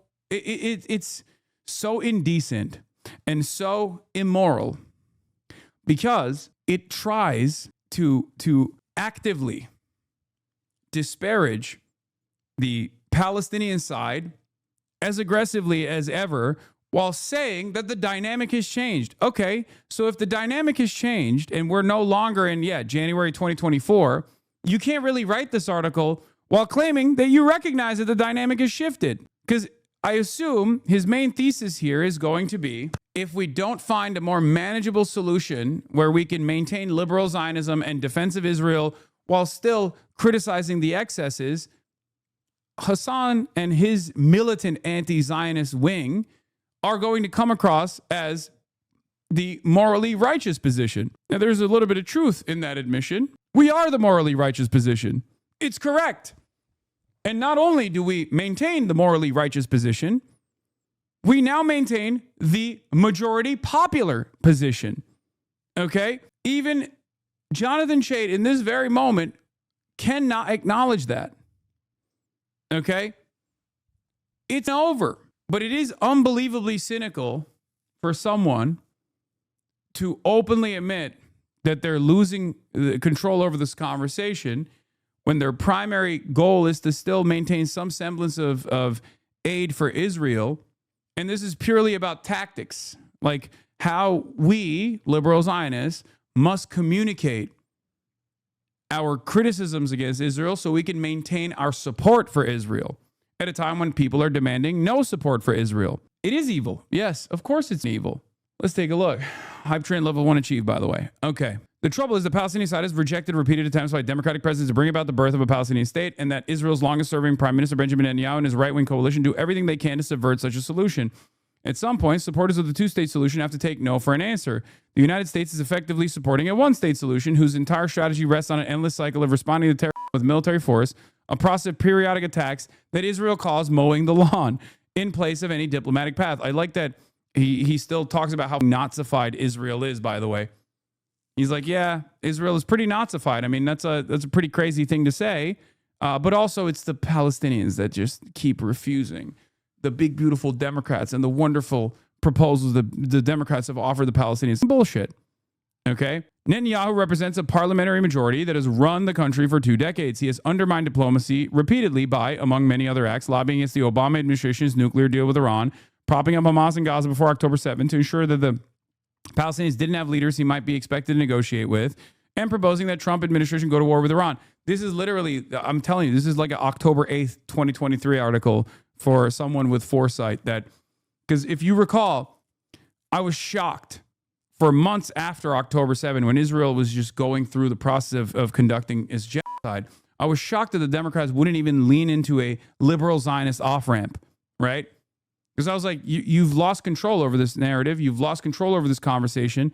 The wheels have come off. This cart is, going off the hill, rolling off the hill at this point, and it's over. And it wasn't alone in this assessment. Ilan Pappé said as much as well, right? Ilan Pappé famously had a very similar assessment. He said, this is the end of the Zionism project. Like, it's over, right? Israel is this uncontrollable behemoth. It's engaging in heinous acts of violence.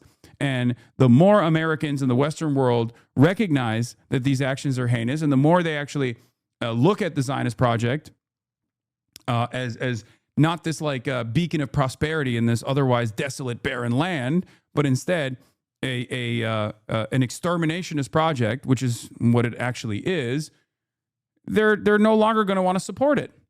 And he was right. We were right. This article would have been infinitely more worthwhile to write a couple months after October 7. Writing it in 2026 is an admission of defeat and basically recycling the same exact bullshit that ultra-Zionists are saying. Maybe you're not as openly racist, right? But I don't think there is a lot of appetite for this, especially when even people like Ezra Klein have actively recognized that it's a single state and it's a dominating, it's basically a fascist state, and that it's an uncontrollable, monstrous fascist state that is killing Palestinians and ethnically cleansing other territories that they have no, religious or biblical justification for acquiring, like fucking southern Lebanon, for example, right? So it's gone. It's over. There's nothing salvageable here. Sentiment within the Democratic Party is far harsher than among the general public. Rahm Emanuel is now saying that Israel can buy American weapons, but should no longer get them for free. Say what you want about Emanuel, but he can read a poll. If moderate Democrats continue to support giving Israel, which is getting more unpopular military aid, which is broadly unpopular, they will sentence themselves to obsolescence. Social media accounts such as AIPAC Tracker, which defines AIPAC as including organizations such as J Street, a liberal group that now favors ending aid to Israel and is bitterly opposed to AIPAC, have gained wide circulation. Senator Lisa Slotkin of Michigan, who is not backed by AIPAC, recently was accused by a student at a public event of accepting support from pro-Israel lobbies. More and more pro-Palestine activists treat acceptance of Israel's existence in any form as genocidal. Because it is. Acceptance of Israel in its current formation is genocidal because Israel is continuing to do a genocide and continuing to do ethnic cleansing. Sucks to suck for you guys, but the reality of the matter is most Americans are aware of that now. That's the difference, right? That's the major point of contention that these guys cannot solve.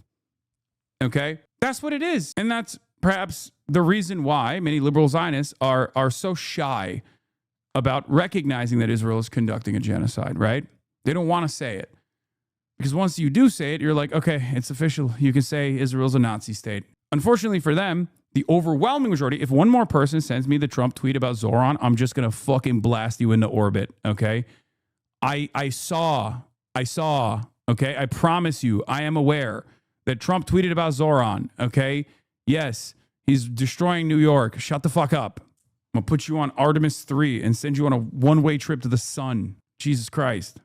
The most essential task for liberal Zionists is to separate their ambitions from a stubborn realities of Israel's government. Liberal Zionists can say that they oppose the status quo and favor two independent states, but as Israel's willingness to trade land for peace recedes further into historical memory, those pleas sound detached from reality, because it is. The traditional democratic posture is becoming outright impossible as long as the party continues to support sending billions of dollars to Israel every year. By 2028, 2 consecutive presidencies are likely to have incinerated political capital attempting to leverage the American alliance with Israel. If a Democratic president is going to succeed Donald Trump, not only must he or she, woke, emerge from a primary electorate that is likely to be highly skeptical of Israel, but the candidate must also win over a November electorate that is highly skeptical of foreign aid of any kind. The winning alternative to embracing uncompromising Palestinian nationalism will not be the reviving the American partnership with Netanyahu or one of his would-be successors, the most plausible of whom, Naftali Bennett, opposed any Palestinian state. It will be pulling up the stakes from the Middle East and letting Israelis and Palestinians figure it out for themselves. Renouncing unconditional aid to Israel may seem like a full-scale surrender to the Piker wing of the Democratic Party, but Israel can survive without American assistance. Even Netanyahu has proposed weaning his country off the American... Oh, this is just like... I'm just realizing this is literally just the J Street press release. This is just associating my name with the J Street press release so that it gets, better.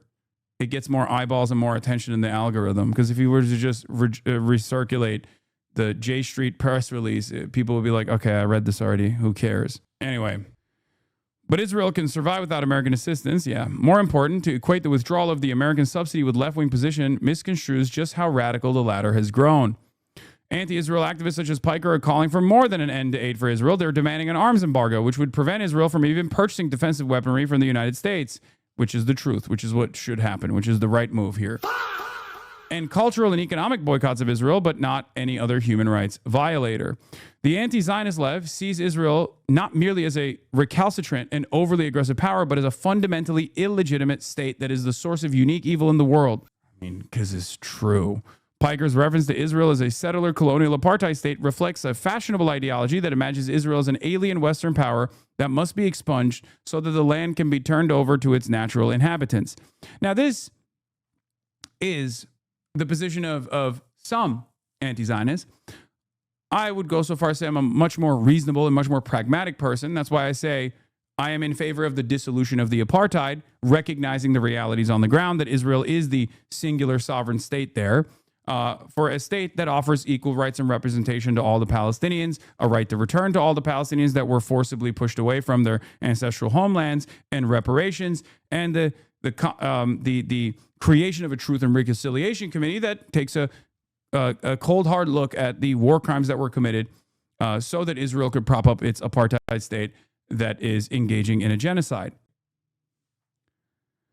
I think this is the bare minimum. I think it's and the mechanism for how we bring this about is the public pressure, academic boycotts, cultural boycotts, as I've also mentioned, and also a full-blown embargo of not just arms sales, but also all full-blown embargo of arms sales and potentially sanctions on the state of Israel as well.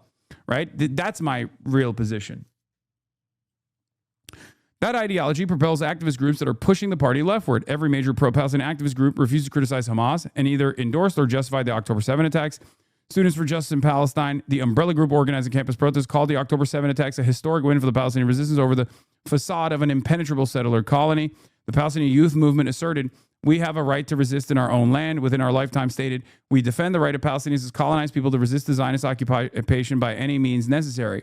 These things come across as like scary, and they certainly were scary on October 8th. Once again, it's 2026, and a lot more people, especially armed with the knowledge of what Israel has done before October 7 and what Israel has done since October 7, are much more understandable of the mere reflection of the legal right of occupied peoples. Because remember, this is simply a regurgitation of the international humanitarian rights of unoccupied peoples and their right to resist militarily against an occupational force. So this is just a matter of international law that's being reflected. You could say it's scary, but the reality of the matter is there is a legal right for the Palestinians to resist militarily against the Israeli occupation. It's true. What they do in the process, and some of their methods, might be a violation of the rules of conduct, but the reality of the matter is they still broadly have that legal right. They retain that legal right, as a matter of fact, and they have exercised that legal right, especially when Israel started doing its genocide post-October 7 inside of Gaza. Same goes for Hezbollah in Lebanon. Anyway, among the leaders of the protests against the Democratic National Convention was Hatem Abudaya, the national chair of the U.S. Palestinian Community Network. On October 7, 2023, Abudaya wrote on behalf of the U.S. PCN, Palestinians have an internationally recognized right to resist illegal military occupation, and today's attacks from the Palestinian resistance should be understood as a legitimate response to the unending violence from Israel's extreme right-wing, racist, white supremacist, Zionist government and settler movement. Revealingly, the movement is focused on Gaza, to the point where Gaza is often used as a shorthand for its goals. Although Gaza has seen the worst carnage, it was also the staging ground for horrific mass attacks on civilians. Pogroms by Israeli settlers in the West Bank have no defensible rationale, yet they have received a fraction of the attention bestowed on Gaza.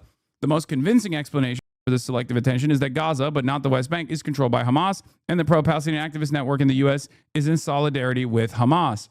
Or perhaps people do talk about the West Bank all the fucking time, and people still hit the Hamas lines against them no matter what. This argument is silly. I've never encountered a single person in this movement that does not actively talk about the pogroms in the West Bank. That is ridiculous. That's so ridiculous, especially considering that a big chunk of the people that are in the diaspora, living in the Western world, are either directly from the West Bank or have family members that are still living in the West Bank, some of which are living in Gaza as well. But like, there's a good chunk of people that travel in and out of the West Bank as well. So they have actually been on the receiving end of the Israeli occupation directly. They've experienced it. It's fucking ridiculous. They were born into that environment. Anyway, I like that he's doing a what about Sudan, but this time instead for the West Bank.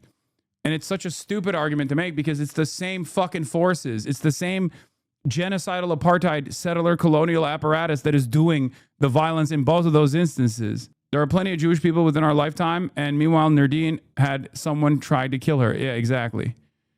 The anti-Zionist left is pursuing what activists call an entryist strategy, in which members of a faction try to move into an existing party and convert it to their ideology. It's having some success. Earlier this month, Abdul El-Sayed, a Democratic candidate in Michigan Senate primary, invited Piker to speak at a rally. El-Sayed's two Democratic opponents criticized him for campaigning with Piker, but fellow Democrats such as Summer Lee and Rashida Tlaib joined the event. Matt Duss, who has advised Alexandria Ocasio-Cortez on foreign policy, leaped to Piker's defense, as did the New Republicans Aaron Regenberg and the nation's president Bhaskar Sankara, among other progressives. Piker was not even the most radical anti-Zionist to appear at El-Sayed's rally. Standing next to Piker was Amir Makhlad, a lawyer who has represented Michigan student protesters who is running for regent in the state. Makhlad has written and shared numerous posts praising Hezbollah and Iran's leadership and has used Jew as a slur. El-Sayed and his allies have defended his rally with Piker as the equivalent of appearing on controversial shows such as Joe Rogan's, logic endorsed by commenters such as Ezra Klein, as if doing an interview with a podcaster is the same thing as accepting an endorsement at a campaign rally. The anti-Zionist left understands Piker's views, which also run towards broad sympathy for China, Cuba, Russia, and authoritarianism in general, are repugnant to the majority of voters, even in a Democratic presidential primary. The main defense of Piker's appearance at El-Sayed's rally, by the way, this kind of stuff is ridiculous. I'm not sympathetic to fucking Russia. And yes, I am sympathetic towards Cuba because we're fucking destroying Cuba. We're killing Cubans. Of course, I'm going to be sympathetic to the victims of American empire. And the reality of the matter is, the same ideological hangups that existed during the Cold War are no longer as important for everyday Americans. So when you actually encounter everyday Americans and you explain to them the situation in Cuba, and you're like, we're doing that to the Cuban civilians that we're murdering, right? And we're starving currently. They go, oh my God, that sounds insane. We should stop that, okay? And as far as like broad sympathy for China goes, again, people, the American population's approval rating for the Chinese government and the Chinese people in general, or like China as a nation state, has actually improved dramatically in the last couple of years. There's probably a good reason for that. One, it's because people have been lied to about the way that China operates or the way that China is in general for years and years and years. But of course, now that there is a more democratized media apparatus that can actually look at what the fuck's really going on in China, where people can make up their own goddamn minds about, like, you know, Chinese tier 1 cities, they have realized, oh fuck, we were lied to. This is not like a backwards, scary communist nation state that was, propped up by peasants and led by peasants that is not a fucking world power at all. This horrifying like place that resembles the DPRK. Okay. But instead, it's actually a competitive superpower, and one that is increasingly defeating America in many different sectors, key sectors. That's the reason why people are like, oh, wait, we were lied to about China. Maybe China is not so bad. You can go and visit. You know, it's open for business. Authoritarianism in general are repugnant. Yeah, I love authoritarianism. That's why I fucking combat American authoritarianism every fucking day of the week. It's so stupid.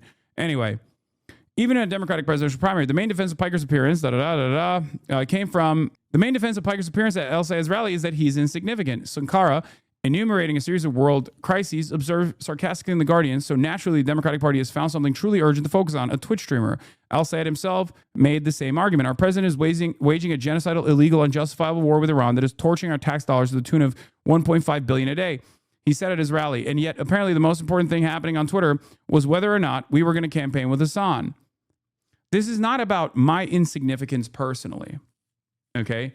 This is about how insignificant my placement alongside Abdul al-Sayed is in comparison to the world-changing events that are taking place and the fucking media hyper-focus on the less significant moment. It's a perfectly valid argument to present at that time. I am, at the end of the day, insignificant in comparison to the president saying that he's going to do a genocide in Iran. Yes, nothing I said, especially given the lack of power that I represent, is ever going to meet the standard of what the president is saying and what the president is fucking doing. If Al-Sayed doesn't think that people should discuss his rally with Piker, why would he hold a rally with Piker? The answer, of course, is that he believes Democrats should discuss Piker, but only to agree with him. This sort of deflection is a common move for political activists when their ally has done something too embarrassing for them to openly defend, but they do not wish to condemn. They are recognizing the unpopularity of the views they want to mainstream. No, buddy. They're recognizing the popularity of the views they want to mainstream. They just don't see the need to have a conversation on these incredibly cynical grounds, especially on a fucking campaign stump, because then it's going to take the attention away from the actual issues that a campaigner wants to communicate to the public. That's it. But those views can prevail within the party only if the alternative is equally unpopular. At the moment, it is. Israel has alienated public opinion, a shift that began before Israel encouraged and joined in a potentially disastrous war with Iran. Instead of meeting pro-Palestinian activism with defiance, the more intelligent strategy for moderate Democrats would be to sever their political liabilities and compromise with public opinion. Liberal Zionists can win an intra-democratic argument against anti-Zionist radicals, but they can't win it while burdened with support for subsidizing settlements and strategy of endless conflict. The most extreme anti-Zionist activists won't be satisfied with anything short of committing the Democratic Party to Israel's demise. But the most left-wing position in recent Democratic primaries, on Iraq in 2004, on healthcare in 2016, has rarely been adopted by the candidate who emerged as the party's eventual nominee. Yeah, don't you think that that's part of the reason why the Democratic Party right now is facing unprecedented unpopularity at a time when they should automatically be the popular party in our current duopoly because Donald Trump is unbelievably unpopular? Perhaps there are some questions that you must ask about the conduct of the Democratic Party, the National Democratic Party, and their inability to address certain fucking massive issues that people care about. I don't know. Again, bragging about the undemocratic nature or the lack of interest in the Democratic Party to actually, conduct themselves in a way that is responsive to the needs of the fucking population is precisely the reason why they keep losing. The decisive bloc of Democrats includes those who are disgusted with Israel's policies and are ready to wash their hands of the American support for its maximalist strategy, but wary of going full Piker. Either mainstream Democrats will give up any illusions that they have about the ugly nature of Israel's current government, or they will no longer occupy the mainstream of their party. Yeah, so he's basically saying we have to sever ties with Hasan, okay? But right now, we can't sever ties with Hasan because we don't have any legitimacy in the anti-Israel space. So this is begging the Democrats to no longer come across as they're pro-Israel. What he fails to understand in this process is that the more Democrats lean into the popular wishes, the more we're going to demand they express our totality of wishes, okay? Because that is the correct position. And many people are there already. That's it. That's precisely the reason why when Jay Street comes out and says like, oh yeah, we don't want to pay for Israel's weapons, but they can still get those weapons, obviously, as long as they pay for it. They don't realize that there's plenty of appetite to punish Israel, okay? That's the problem. These guys want to have their cake and eat it too. They want to say, yeah, sure, Israel did a lot of war crimes, but like no punishments should come for Israel. Of course there should be punishments. What are we talking about? Accountability is what people want. When you're losing, sometimes you need to abandon your liabilities and compromise. Yeah. Why do people like to talk about you, but journalists hate talking to you about Israel? Well, one of the best parts about articles like this, what I was going to say is, for the longest time, whenever the media covered me, they would say, oh, he's handsome. They would rarely ever talk about my worldview, right? And I didn't have an issue with that because I jokingly would have some insurance, right? Because like it's so silly to present me as like a dangerous radical terrorist when the very same outlets, these legacy publishers are writing very positive puff pieces in general about the space that I occupy. All right. Now they're forced to write about my positions. Now, of course, the overwhelming majority of people that are writing about my positions are writing from the most like cynical, most negative framework possible. They're trying to filter what people see about my worldview.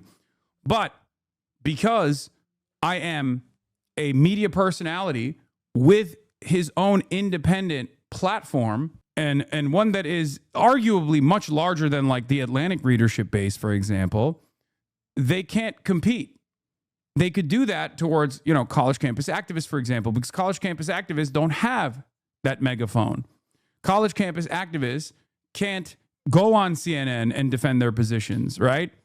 So they got away with disparaging campus activists by talking about them in this incredibly negative framework, but they can't really do that to someone like myself because I have a louder megaphone than they do. I have a bigger platform than they do, right? And that's it. That's it. I'm still mad about the pogrom comments because on top of everyone also hating the West Bank stuff, I have a moral obligation to oppose our funding of the IDF specifically, who was much more involved in Gaza than in the West Bank, where the settlers themselves act with approval of the Israeli government with I have little influence over. Best I can do is protest the Adelson family and stop going to Mavs games. Yeah.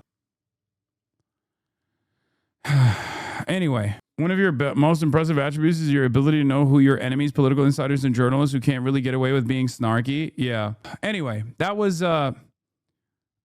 waving of the red flag to urge the Democrats to basically become the leaders of the anti-Israel movement in the country in an effort. It's literally what I tell Democrats to do, right? Not to this, not like limiting it in the way that Jonathan Chait wants them to, obviously. But I want the Democrats to become the true leaders in this movement in an effort not to cede territory and legitimacy to the likes of Tucker Carlson. Right? That is my argument, ironically enough. Part of it, at least. Obviously, my primary argument is it's the moral thing to do. It's the right thing to do. And it's also the popular thing to do. But having said that, the Jonathan Chait article can be summarized as, if you don't want the anti-Zionist wing to win, you have to find a new way to entertain defending Israel. In order not to lose complete control over this conversation, you have to come across as like sincerely being anti-Israel. Okay? What is this? Actually, Hasan Piker is the Democrats' enemy. Democrats should go on a show and stand up for democratic values. Okay. Yeah, the billionaires and millionaires are offended. They're number one with their whole Okay, I'm going to read the Trump criticism of Mamdani because if not, someone's going to kill themselves, I think, in this chat. Would you read Spiked? No, I'm not going to fucking read Spiked. Hasan Piker and the Hamasification of Democrats? No, I'm not going to read that shit. Sadly, Mayor Mamdani is destroying New York. It has no chance. The United States of America should not contribute to its failure. It will only get worse. The tax policies are so wrong. People are fleeing. They must change their ways and fast. History has proven this stuff just doesn't work. Thank you for your attention to this matter, President DJT. It's so funny that you guys lost your fucking minds. It's actually hilarious that you thought this was like an incredible criticism of Zohran Mamdani. Like Donald Trump, if he wanted to genuinely blister Zohran Mamdani, he would be saying he's a Mohammedan terrorist who's doing 9/11 with this tax, okay? This is not even that serious. He's just, God, you guys are so fucking drama obsessed. I swear to God. The only reason why you're freaking out about it is because up until now, Zohran Mamdani and Trump have, been side by side with one another and on fairly positive terms. Yeah, y'all are so funny. I'm pretty sure the administration just released the 2nd Avenue subway funding that has been held back this whole time. Bro's just chirping into the wind. Yeah. Drama obsessed, bro. He's the president. Yeah, but you need to read. You need to read into like the severity of the statements. If he's saying, if he has a much more tempered response to Zohran Mamdani than he does to the motherfucking Pope, then understand that it's not as significant. Now that calculation might change, right? But like clearly he's just like, I'm anti-taxing people and Zohran is taxing people and that's bad. That's all he said. That's nothing. There's literally nothing. He's over here talking about how the Pope sucks dick. And you're like, oh, dude, it's over. It's over. It's his first diss. It's baby's first diss against Zohran. Yeah, compare that to his post against Candace Owens, Tucker Carlson, all this shit. It's gonna be. Is it gonna be drama when Trump finally tweets about you, Pago? When Trump finally tweets about me, it will not be as mild mannered as what he's saying about Zohran. Okay, please pray for the troops, Hasan. Are we being surveilled the minute we Yes. come in? Oh yeah. It's Hi everyone. live. Hello. Why don't you sit next to Hasan?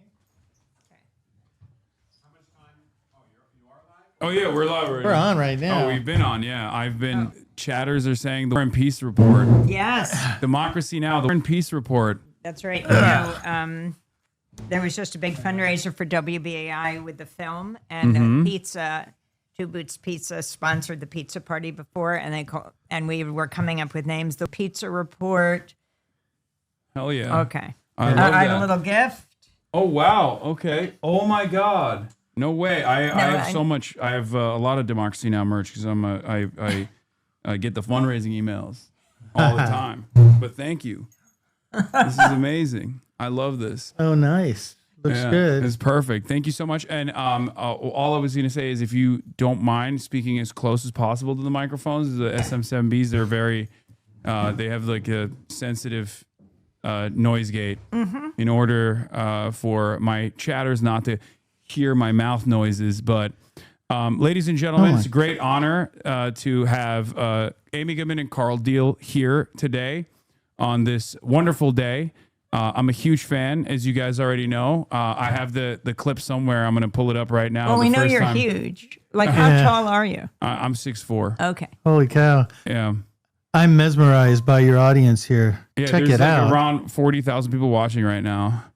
So live people watching. But here, I'm gonna start off the broadcast by showing the first time I ever saw Amy in the real world, because I've been listening to your voice for years every morning on Democracy Now!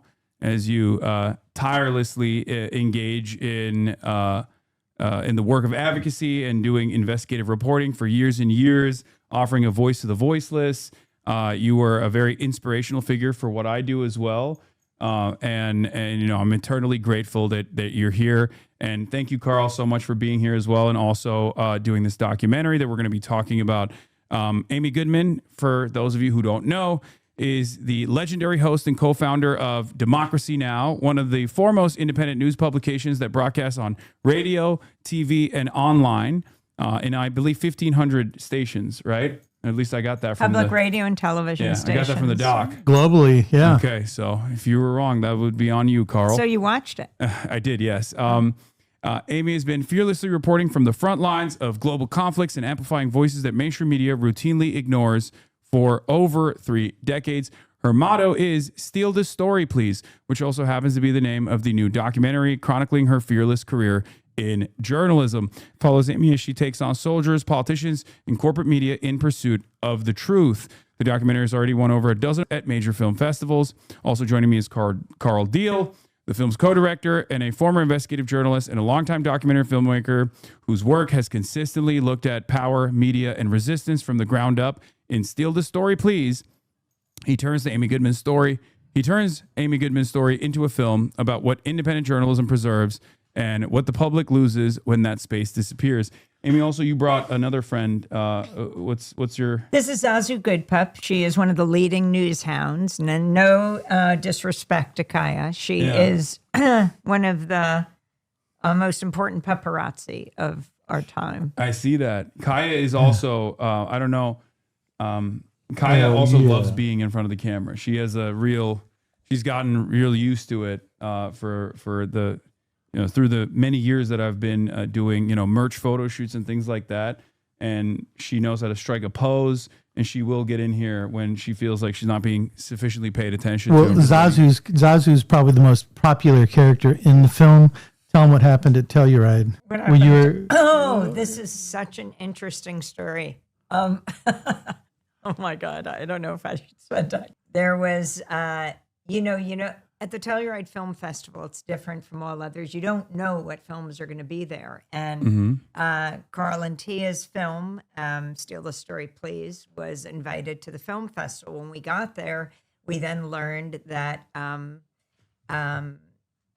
all different films, and the film about Bruce Springsteen was also there, Deliver Me From Nowhere. And Jeremy Strong and Jeremy Allen White were there.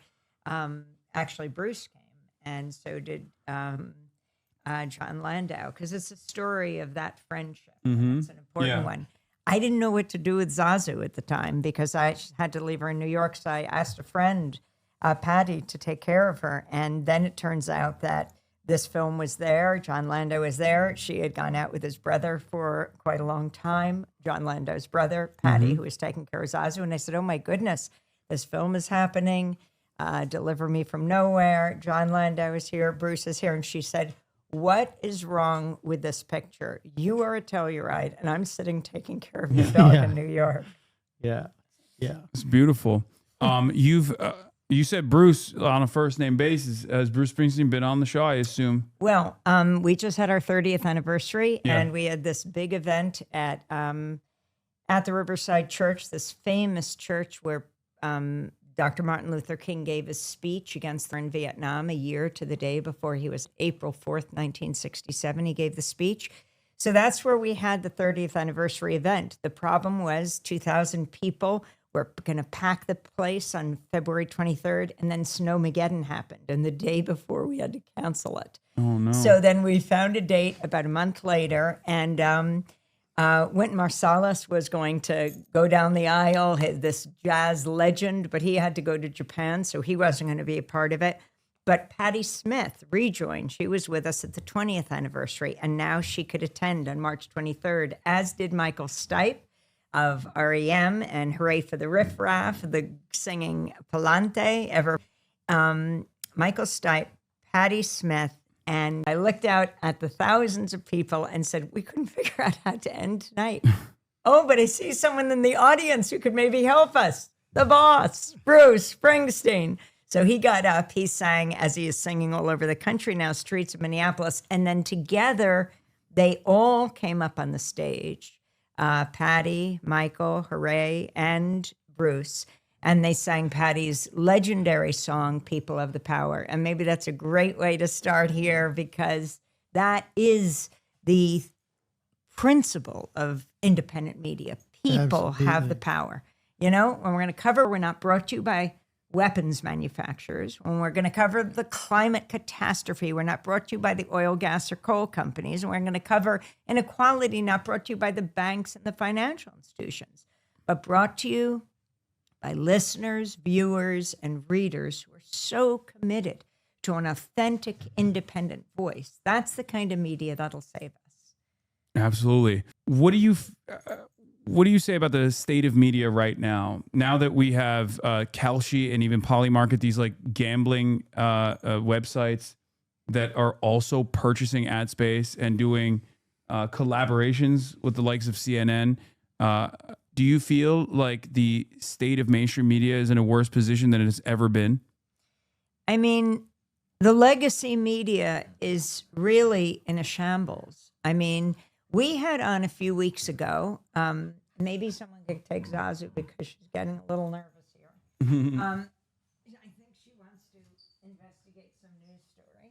Oh, maybe she's just going to sit. Maybe she'll just sit. We had on a Washington Post reporter, and she'd done, okay, Kaya and Zazu getting to know each other. She had done an anatomy of the first day of Iran, right? The girls' school in Manab in southern Iran, where like 175 people died, about a dozen teachers, but overwhelmingly primary school girls. And just watching them get to know each other here. And, you know, I think it was a U.S. Missile that most likely was used in this. President Trump tried to say it was Iran was using it, but they don't use these particular U.S. missiles. The Tomahawk missiles, The Tomahawk missile. So she had done this really explosive expose, but she wasn't doing it for the Washington Post. Laid off, as had hundreds of Washington Post journalists, right? Jeff Bezos, who founded Amazon, owns the Washington Post. They developed their motto, democracy dies in the darkness, under Bezos, but that's exactly what's happening now. They laid off almost their entire Middle East department, their division of reporters, as U.S. and Israel attacks Iran. And this is extremely serious. What is happening to the media? The corporate mergers, you have CBS and you have, Skydance merging with Paramount, owning CBS and 60 Minutes. And how did they get approval for this corporate merger? So President Trump sues CBS for its 60 Minutes editing of a Kamala Harris interview. And you know all this, and I'm sure you've talked for hours about it.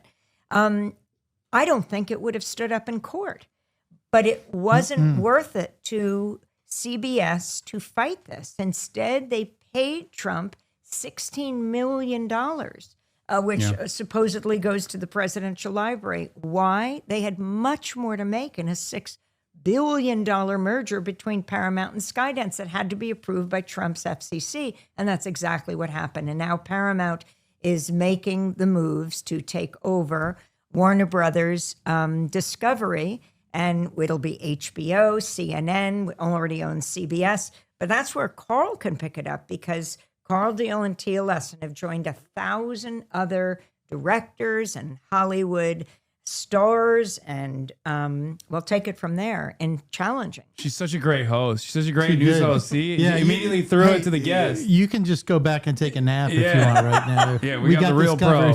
We got the real pro in here. Yeah. No, I mean, it's true though. But the narrowing of the mainstream media through all these mergers and stuff does create space for voices like yours to just sort of, proliferate now. And there are all these different ways that people are consuming news now, and it's by necessity. And I think in a lot of ways, what Amy's been doing for 30 years and what Democracy Now! Does has sort of helped widen that landscape a little bit at the same time. No, absolutely.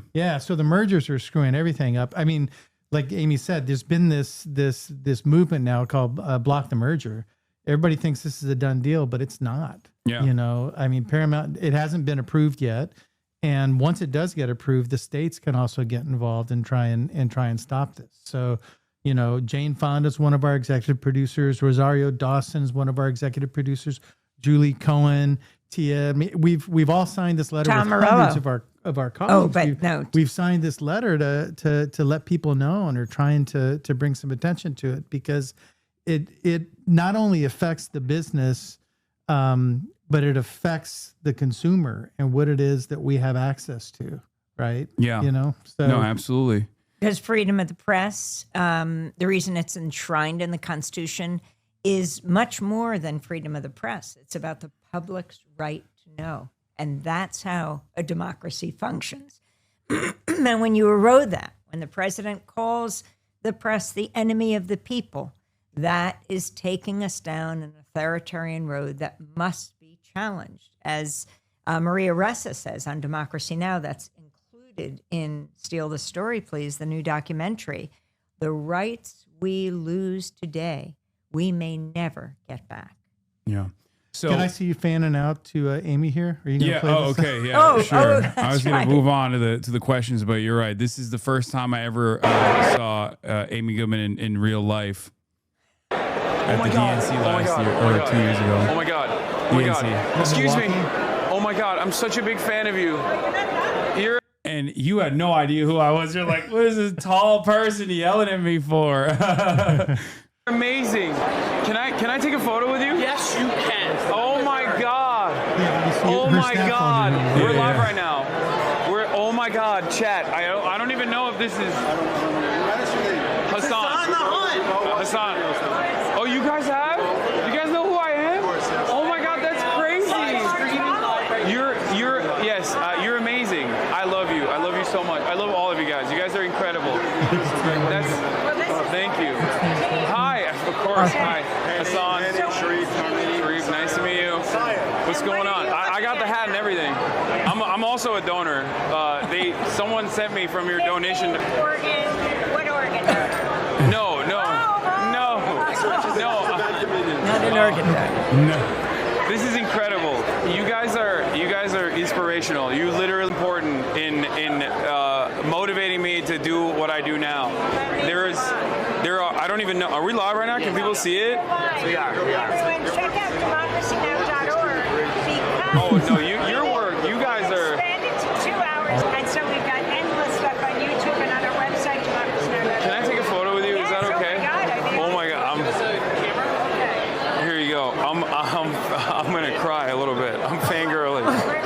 Why don't you come visit us in New York? No, absolutely. So that's what I was gonna say. Someone from your donation department or whatever sent me an email because they didn't know who I was. They just sent me an email as a donor, and I was like, I don't think they know who I am. They just. Well, now I know that you do, but I meant when the donation department was like, hey, you should come check out the studio. As a big donor, I was like, no, I don't think they know who I am at all. Let's take a picture. All right. Is it okay? Can we hear? Oh, there it is. Yeah, that's Okay, that was our first interaction. And that's amazing because I'm with all my colleagues there, and it's really a brain trust to Democracy Now! Hani Massoud almost played on the Egyptian basketball team. Oh, wow. He was right there, and he's the first voice you hear in Steal the Story, Please, because we were at the UN Climate Summit in Poland, and we'd just gotten off the show, and we saw Trump's sole representative there, and Honey's saying to me exactly who he is, and you hear his voice as we move forward. And then there's Nermeen Sheikh, who is the co-host on Democracy Now! In the white jacket. Oh, where's she? And next to him is, there's Nermeen Sharif Abdel Qaddus. He's right there. And, Sharif is now at Drop Site News. He's behind. And in the documentary, there's this whole part at the Republican convention in St. Paul where it was John McCain and Sarah Palin, and there were mass protests against the war in Iraq. And Sharif and Nicole Salazar went to cover it, our two of our producers, and they immediately got arrested, and Nicole was slammed to the ground. And so I was on the convention floor, and because you've been inside and you've been outside, it's hard to get to the convention floor. Finally, I got there. I had to ask a bunch of questions. I got a call. Sharif and Nicole have been arrested. Oh, my God. So we go racing out. We get to that corner. I try to ask for a supervisor, police officer, saying we need to have those two reporters released, but instead they dragged me in and they arrested me. And interestingly, after hours, we were all brought to separate places, but there was such outcry that we were released. I went back to the convention center and someone to interview me, I think it was in the NBC Skybox. And at the end of the interview, when was turned off, the reporter said, "I don't get it. Why wasn't I arrested?" I said, "Oh, were you covering the protests too?" And he said, "No." I said, "Oh, okay." So I said, "I don't get arrested in the convention center either. We got to be here. We got to be in the corporate suites to find out who's funding this. And we have to be out in the streets where the uninvited guests are." And that's what it is to have a media that is independent, that is not there just to bring you the voices of power, but is there to bring you the people, as Nermeen says, that are outside the frame, and not only get them inside, but center them. Yeah. And look at this respect that you're getting here, Amy. I don't think Hasan's not talked for this long on his feet. No, of course not. I had a somewhat similar experience. I covered the protest the first day of the DNC. I was outside. I was at the protest. And then I covered extensively the uncommitted movement on the last day. And I was actually invited. I took advantage of the influencer route. And I was invited by I remember that. Yeah, the Creators for Kamala. And they actually were pretty good at like finding a space for myself because they couldn't like figure out exactly what I was doing. So I took advantage of that, like because they didn't understand what like Twitch streaming is. And they ended up giving me this like massive box seat that was even better seats than like CNN that had paid like hundreds of thousands of dollars to be able to get. But they revoked the credentials that I had on the last day because I had I interviewed the uncommitted movement, and then also was creating a big fuss about not having a Palestinian speaker, and how this was a major point of contention, how this was going to lead to real issues down the line for Harris's electability. And they revoked my press credentials in front of a New York Times reporter who was actually covering me in real time in front of 70,000 people. And I had to go and cover the rest of the event from my hotel room. They made it impossible for me to be there and continue doing live coverage. And how do you think your coverage changed from that front row seat to being in your hotel room? Which was better, do you think? Oh, I don't mind doing it from the hotel room at all. It didn't, like, my commentary didn't change at all. Well, I had to whisper because like someone, I was yelling a little too much in my hotel room apparently, because when I heard Kamala Harris talk about how she was going to commandeer the most lethal military, I was like, oh no, this is like disastrous. Like, this is disastrous pro-war commentary coming from the Democratic president, like the Democratic presidential contender. This is not going to be received well. Of course, none of those warnings were heard. But yeah, I had someone down the hall come in, knock on my door, and be like, "Listen, I really, I like your commentary, but you got to keep it down a little bit." So I had to whisper, yell for the rest of the night. Yeah. But I want to start off by asking the question. I think I might know the answer to this as well, because it's like something that I also embody. Why do you encourage others to steal your story? I think of an exclusive as a failure, because just us having it, well, what matters is people talking about it everywhere. That's when people can decide what they want to do about it. So in the documentary, Steal the Story, Please, we go out to Standing Rock, to the Standing Rock Sioux Reservation in North Dakota. It's this epic struggle. It was the first presidential race between Hillary Clinton and Donald Trump.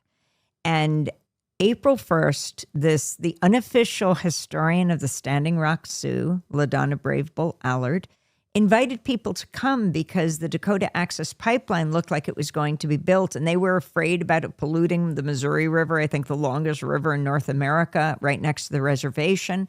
And she said anyone who would come could stay on her property, set up your teepee or your tent. And she thought a couple dozen people would come. Hundreds came, then thousands came. Then all these resistance camps were built. Like veterans and veterans, people from all different walks of life. Indigenous people from Latin Water America. is life. Water is life. First Nations from Canada. It was the largest Indigenous gathering in decades in the United States, and their non-Native allies. And so we were covering it from afar, but came from New York, Labor Day weekend. And we covered a group of people that went onto property that they said was their burial ground, and a judge was going to rule on whether it could be excavated a few days later. But they were shocked to see bulldozers there already beginning the excavation. And so girls, women, men, boys stood in front of these earth-crushing machines. It's very dangerous. I mean, we know what happened to Rachel Corrie, March 16th, 2003, 3 days before the U.S. invasion of Iraq. She was in Rafah. She was in Gaza. She's standing in front of a pharmacist's home about to be demolished. The home, she stands in front of it with a bright fluorescent vest, and she was crushed to death. So I was very aware of that. And I see these women and girls standing in front of it. It was scary. But their presence that day, Labor Day weekend, 2016, the bulldozers decided to pull back. 1, 2, 3, 4, 5, 6 of them pulling back. But then the security guards of DAPL, the Dakota Access Pipeline, unleashed dogs on the protesters. They called themselves water protectors. And we filmed a dog with its mouth and nose covered with blood. You know, the dogs were like about the size of Kaya.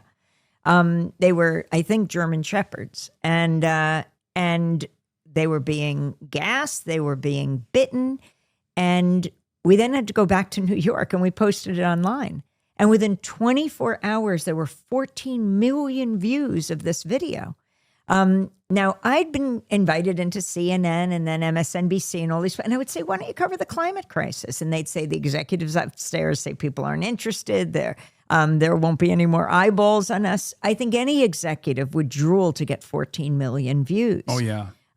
So that just showed the lie that people were interested. And then media started to pick it up all over. And it was on all the networks, the video coverage that we had done. And that's what I consider successful reporting. Steal this story, please. Or someone we're going to have on tomorrow, Alia Rahman. Alia is the woman who was driving in Minneapolis to her doctor, and she was, immigration officials stopped her. This is just a few months ago, smashed her window, dragged her out of her car. As she said, I'm disabled. She's autistic and disabled. And they said too late, and they take her to the Whipple Detention Center. And we interview her then. Ilhan Omar, the only Somali refugee Congress member, invites her to the State of the Union. She goes there. She's really injured, but she felt it was too important not to go to the State of the Union. She's sitting in the gallery with all the other invited guests. And you know how that was. The Republicans. I wouldn't. Your camera will pick up what's on your phone. Yeah. The Republicans were standing up, sitting down, standing up, applauding, sitting down. That would work the other way too if it was Democrat. And so at one point when President Trump was denigrating the people of the Twin Cities, Alia stood up quietly, just bearing witness. And security took her out. And she had already been brutalized. And now she was being taken down again. So she's arrested. She goes to jail. She was supposed to be on our show the next day for her response to the State of the Union. She got out of jail at 4 a.m. and she says, Amy, she comes on Democracy Now! The next day, I'm wearing the same clothes I wore last night because I just got out of jail. And I thought it's important to live up to my commitment. Well, now she is suing. And tomorrow, her and her lawyer will come on to talk about their case. But when we had her tell her story of what happened at SOTU, the State of the Union, all the papers picked up the story because we don't have your typical pundits on who know so little about so much, explaining the world to us and getting it so wrong. We have people closest to the story at the target end of policy. And that's the kind of voice we need picked up and stolen to be widely disseminated in the press, because it's how the rest of the world learns about us is through the press. It's how we learn about a lot of things in this country, and it's got to be through something other than a corporate lens. Yeah. No, it's absolutely. I have a similar motto as well, probably picked up from your assessment too, from your motto. But that is my mentality as far as the things that I talk about, where people will be like, oh, I use your talking points when talking to my family members. I'm like, well, that's the whole point. I want you to internalize what I'm talking about, and then be able to effectively communicate the right side of a lot of these issues, a lot of these causes, so that you can then, change their minds as well, in the same way that I've been able to do that to people in my audience. So now I have a question. All these people that are writing in, which just is amazing to see all the emojis and the words. Yeah. If anyone's in the Los Angeles area, one of the things that we're doing as Tia and Carl take the film around, it just opened in New York and now it's in Los Angeles at the various Lemleys, is doing fundraisers for independent media. And of course, I got my start at Pacifica Radio, founded in 1949 for KPFA this weekend. But tomorrow is the big day for KPFK because, of course, you live in KPFK land. You live in Los Angeles. And we're going to be at the Lemley Royal on Santa Monica Boulevard in West LA. And they're having 2 screenings of the documentary at 1:10 and 7:10, and we're going to do a Q&A afterwards, and there's a dinner before the 7:10 one, and anyone who wants to come out and see these films, it's a great way to both see the films and support independent media. And you can go to kpfk.org, their website, and get tickets right there. It's tomorrow. That's the 17th of April at 1:10 and 7:10. Is this allowed on your show? Of course. Oh, and my you should God. support independent media, Yeah. of course. If you can come out on Friday for one of those 2 shows, do. If you can't, you can still come see the film because we're opening at the Lemleys. We're going to be in, as long as people come, they'll keep playing the film. So And you've lots of had a options record. there. I mean, this isn't my film. This is Carl and Tia's. And Carl and Tia are Oscar-nominated filmmakers who made Trouble the Water about Katrina. Tia did The Janes, won 3 Emmys for that underground abortion network in Chicago. But you can say you broke a record in New York at the IFC where it's continuing to play. Yeah, no, we're independent, just like you, just like Amy. And we're rolling this film out now. We're going to be opening in, probably upwards of 100 theaters nationwide, which is pretty big for a doc. But it's all because in New York, people came out and saw the film, and it was the most successful documentary opening in the last decade. So it's a big deal, and it's cool, and it's because of Amy. It's because people love this woman, and it's also because people want to hear what she has to say and what the film has to say about the importance of independent media. I mean, look, watching you two here side by side, it's really cool because, you would think you guys do different things, that you're completely different, but I can see the same spirit imbues everything you do that I've been watching Amy do. And you for see a so similar long. hat. And it might be the hat. Well, I try my best. No, but it's like you don't care about the artifice so much. It's about what's real and what and your job is to call people out and to ask people questions, and it's really that simple. And so, people might think it's rude when the president might think it's rude when Amy asks him a tough question, right? Yeah. Like we see with Clinton. But that's just her doing her job, asking the question. And because she's independent, because you're independent, you don't need to stick your head in the sand. You don't have somebody above you telling you that we're going to lose advertising if you don't step into line. Yeah. So it's really important. Or access journalism as well. I feel like that's become the normal state of affairs in legacy publishers, where they're too afraid of not being invited to the press pool. I mean, it's accelerated even worse under the Trump administration, especially the second time around, where they were demanding that the Pentagon press pool sign loyalty pledges to never release any information that the government could declare classified, that they had to get pre-approval before they report on anything from the Pentagon side. That's just not journalism at all. It's just you're becoming a stenographer for the state. I call it the access of evil, right? Trading truth for access. And it's not worth it. Politicians need journalists more than journalists need politicians. It's not worth asking the softball questions. To stay there and ask the soft questions. Either ask the hard questions or do something else. Yeah. Do you feel like there are still people that are carrying on that spirit? I mean, there's obviously independent media outlets. One that you guys also work with quite frequently is Dropsite. There's now Zeteo as well, and many others. But are there some that you feel like are not getting the same level of attention? Well, you know, in the documentary, you see Jeremy, and where Jeremy Scahill, who co-founded with Ryan Grimm Dropsite News, he gets his start at Democracy Now! And then Jeremy goes on to co-found The Intercept and then goes to Dropsite News.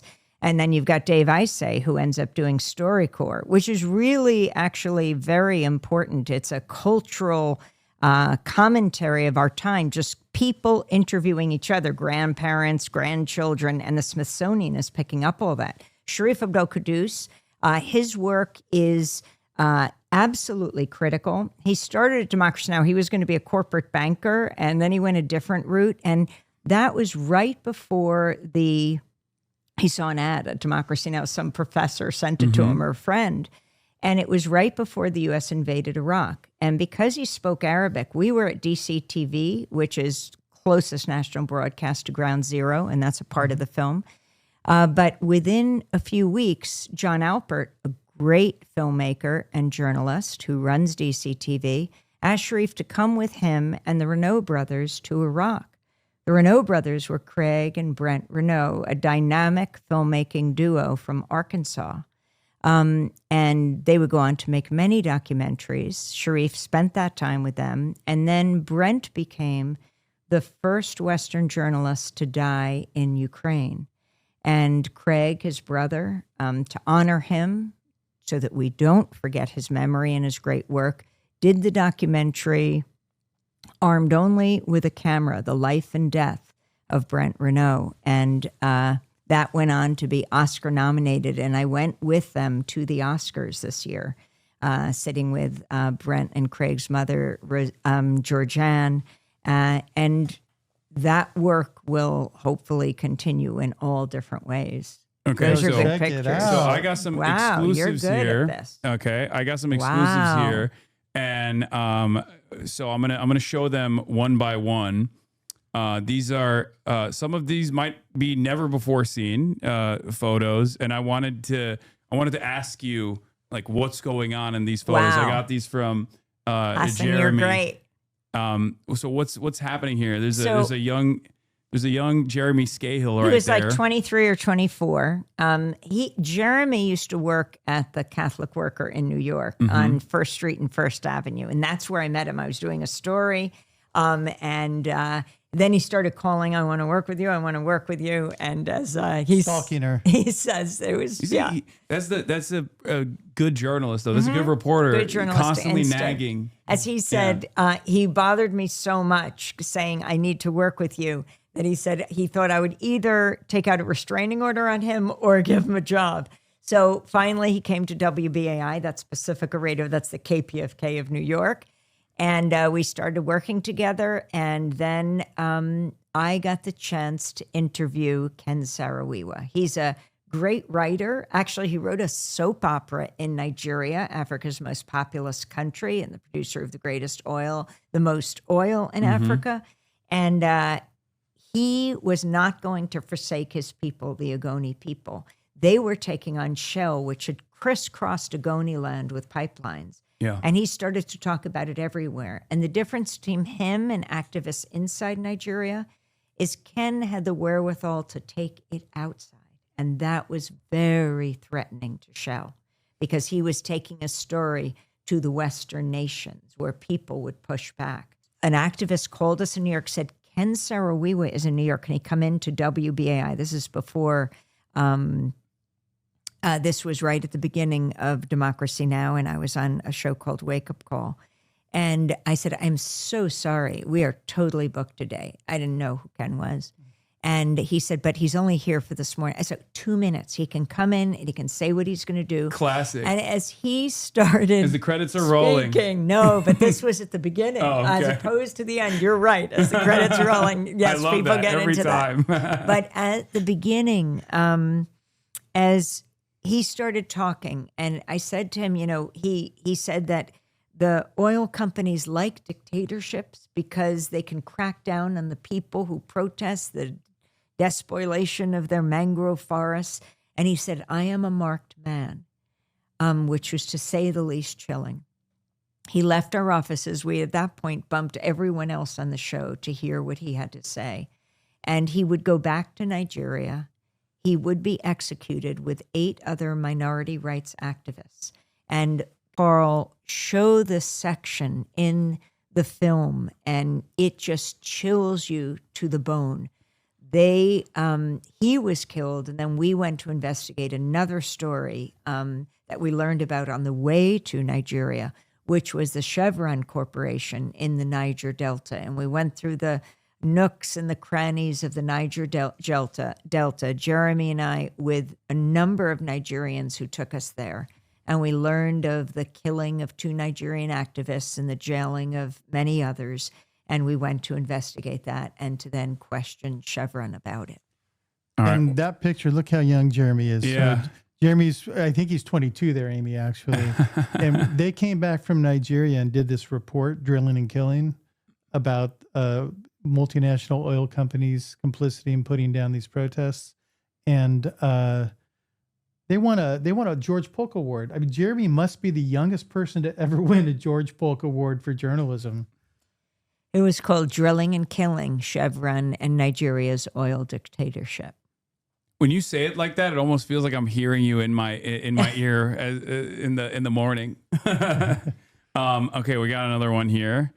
Is this? It might be from the and same as trip, you look for potentially. these pictures, I just want to remind people, if in your LA area, I love your emojis, but I want to see you in person. So if you're here tomorrow on the 17th, 1:10 or 7:10 at the Lemley Royal. And by the way, the other thing, because we have to look at the whole constellation of independent media, these independent art houses around the country, I especially appreciate these theaters after the pandemic. Media was so important, Pacifica and public radio and television during the pandemic, keep us safe at home, but we can all engage in a dialogue from the safety of our isolation. But now there's nothing that compares to people being together. We just got word from Tia Lesson, the co-director of the film. She's at the Full Frame Festival. Maybe one of you guys in North Carolina listening, in Durham. 1,000 people packed into the Carolina Theater to watch it today. I mean, on a Thursday afternoon, at 1 in the afternoon, 1,000 people came out to see the film and to hear Amy. It was something else. And what's really cool about this film, I got to say, because T and I produced a bunch of Michael Moore's films, and we've been around a little bit. And when you get an audience, you can tell when you have an audience on your side. You get instant gratification here, Hasan, because you're getting these constant feed. Yeah. When somebody's looking at it on their telephone, they could be scared. You don't know what they're doing with it. But when you see it in a theater, and with this film, it really feels like you're at a No Kings rally, except the sound is really, really good. And it forces you to have an experience with strangers, and it can be really cathartic. And especially when it's somebody with the charisma of an Amy Goodman, who's opening up and sort of letting you get a peek into her life, but also understanding the bigger issues that are so important today, probably more than ever in my lifetime. So. I've been saying go to LA, but I know that you have like a global audience, and people can check it out at stealthestory.org. And that's the website of the film, and it's showing all the theaters, and more theaters are being added all over. And they've won all these audience favorite awards at all the film festivals from the United States, Santa Barbara, Santa Fe, Seattle, Woodstock, to Oslo, Norway, the Human Film Festival. if anyone's watching from Norway right now, it's just been amazing to see what you guys did with this film, with the 30 years of Democracy Now! It's not easy. Hi, Jeremy. Yeah, another photo of young Jeremy. Not exactly sure where this is from. Where is this? It looks like an amphitheater, but this one, I personally, this is my favorite. I just recently came back from Cuba and I saw this young Jeremy with the fitted backwards hat next to Asada Shakur. It's an Amman Jordan. Okay. Yeah. I don't know how you let this guy be around you with this outfit. But wait a second. Can you tell us a little about your Cuba trip? Because it's amazing what you did. Yeah. So we went alongside Progressive International. I'm good friends with some of the organizers there. And I hit him up right as Trump had accelerated the oil blockade. It actually started in 2019 with the secondary sanctions. A lot of people don't even know that, but like it got significantly worse in the last couple of months, where the Trump administration decided no oil shipments from any country whatsoever. This was right after the Venezuela operation, where they kidnapped Maduro, cutting off a lifeline that Cuba was relying on. And I hit my friend up, David Adler, and I was like, what do we do? And he's like, I'm already working on it. So we put together this group. We worked alongside Code Pink, the Answer Coalition, brought an international a group of artists, activists, politicians, and the like, and we brought in 40 tons of aid, medical aid, food, necessary supplies. This is after one blackout. Yeah. And at that point, it was, they had experienced, I think, like 36 hours of rolling blackouts, and it was devastating. I had talked to Ben Rhodes prior to going, to get a feel for what it was going to be like. And he said to me, like, you're going to be very sad when you see it. And he was right. I was very sad when first I was taken aback by how beautiful the island is, but then I was very sad about all this poverty. And then I got very angry because I was like, we're doing this to this country of 10 million people that's unfortunately 90 miles off of our coastline. And I say unfortunately because I feel like we've never allowed this island nation to breathe, and we've limited so much potential that Cuba has, and all for an ideological purpose. At first, because there was a lot of industries that Cuban Americans owned that I guess the American government was not fond of the seizure of. But then after that, it turned into this ideological war, and it still carries on in that similar vein.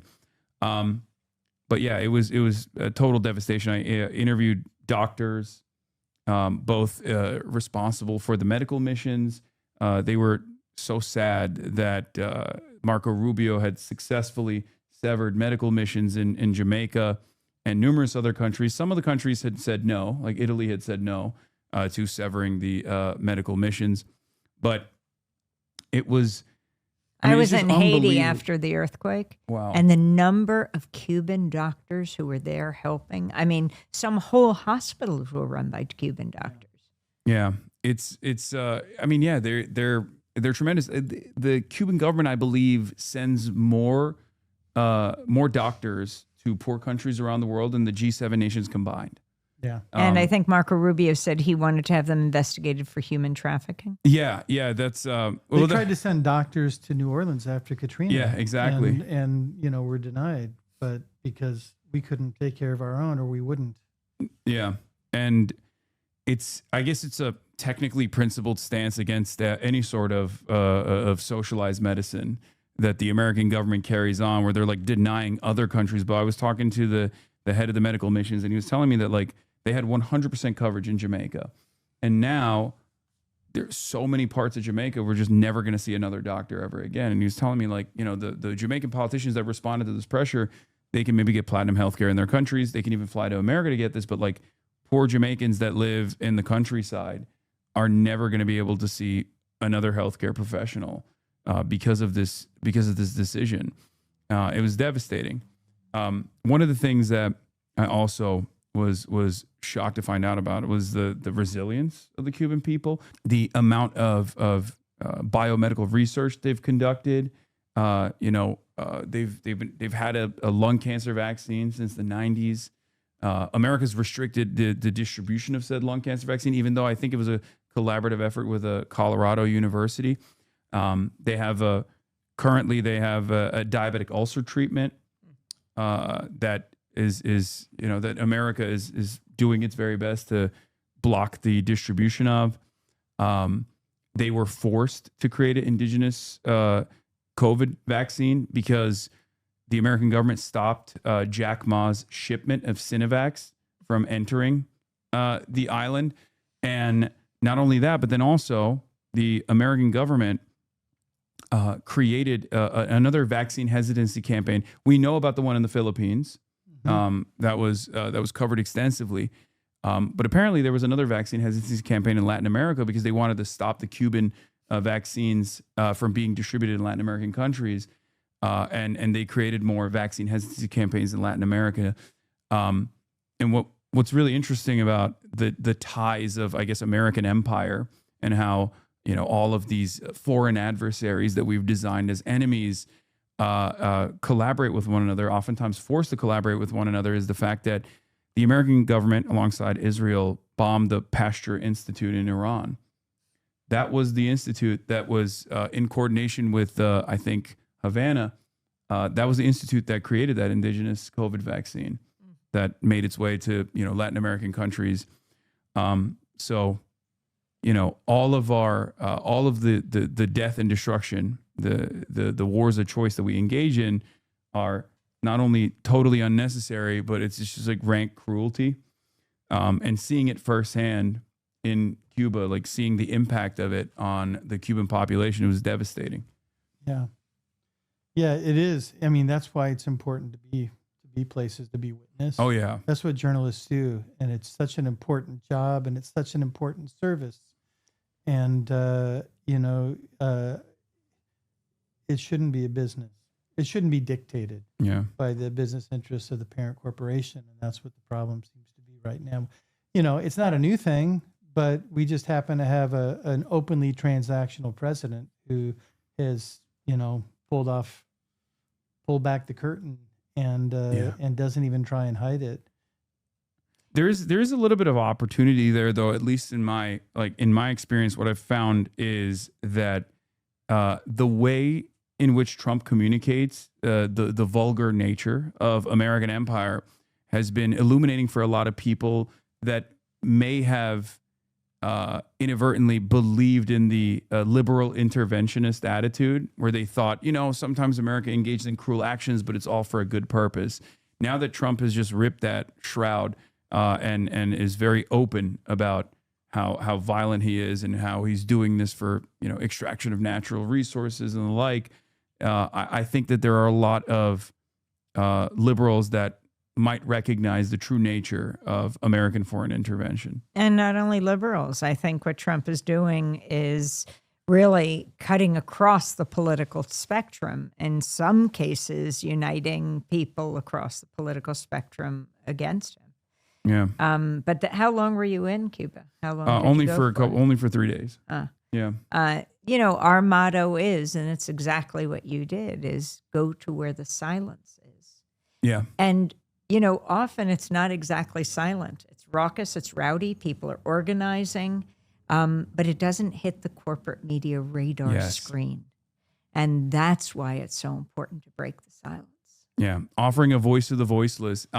There's always a perspective of the populations that are withstanding American intervention, sometimes even violent intervention. And I always find it interesting that we never get to hear from them, right?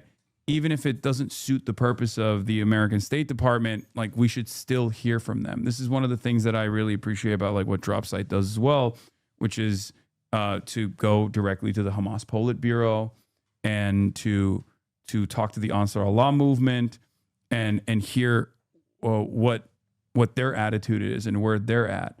I think everyone in mainstream news also has that opportunity they just choose not to engage in that because I guess they're terrified that they might hear an argument that they understand, that their audiences might be receptive to. Yeah, and I think also they don't have the freedom within those institutions. I mean, let's give the benefit of the doubt to most of the people who decide they want to be a journalist and that they want to do it because they believe in the public's right to know. But, people choose to work in these institutions that don't give them the freedom to really live up to that ideal. And, it's one of the things we're seeing now with so many people fleeing and going on their own, not unlike what you do, but there are people who've been in the legacy media for a long time who are either out of a job now or they're leaving because they don't like what's happening and they're finding ways to do it on their own. I'm just making sure there's a human at the other end of the leash of Zazu. Yeah. Is Zazu okay there? Oh, good. Okay. And it's why this idea of trickle-up journalism that Amy and Democracy Now! Practice, where you want the stories to infiltrate and to come up, is why we called this film Steal This Story, Please, right? Yeah. It's not Steal This Story, Please. It's not, hey, you want this story? It's Steal This Story, Please, do your fucking job. Yeah, and this experience for yourself is not always a comfortable one. Right. Your career is filled with incredible moments of standing up to power, from being the only reporter aboard the plane with the ousted Haitian president, Aristide, when he attempted to return to Haiti, to being badly beaten by Indonesian soldiers in 1991. You've literally risked your life for the truth. I'm sure a lot of people have asked this question already, but what keeps you motivated after all these years? And in retrospect, do you think you're crazy for doing everything that you've done? Well, have you ever been asked that question before? Hasan Aristide was an amazing experience because he wasn't the victim of one U.S.-backed coup, but two. And the U.S. took him out of Haiti. He was the democratically elected president, him and his wife, Mildred Aristide, and sent him on a plane to the Central African Republic. This so enraged Trans-Africa, which is an amazing group that was founded by Randall Robinson, who has since died, that Maxine Waters, the congresswoman from here, Los Angeles, a Jamaican parliamentarian, got a plane and went to the Central African Republic to bring him back. He was basically under house arrest there. And I got a call from Randall Robinson, and he said, would you want to cover this? And I said, absolutely, I want to be there. He would later tell me that his wife, that Randall's wife, had said to him, what are you doing? You're a small plane of black people. This was under George Bush, Rumsfeld, Colin Powell, Condoleezza Rice. And he said, you're a small plane of black people. You could be blown right out of the sky. You have to have someone white with you. So I didn't realize that's when he called me, Randall Robinson. He said, would you like to come cover this trip?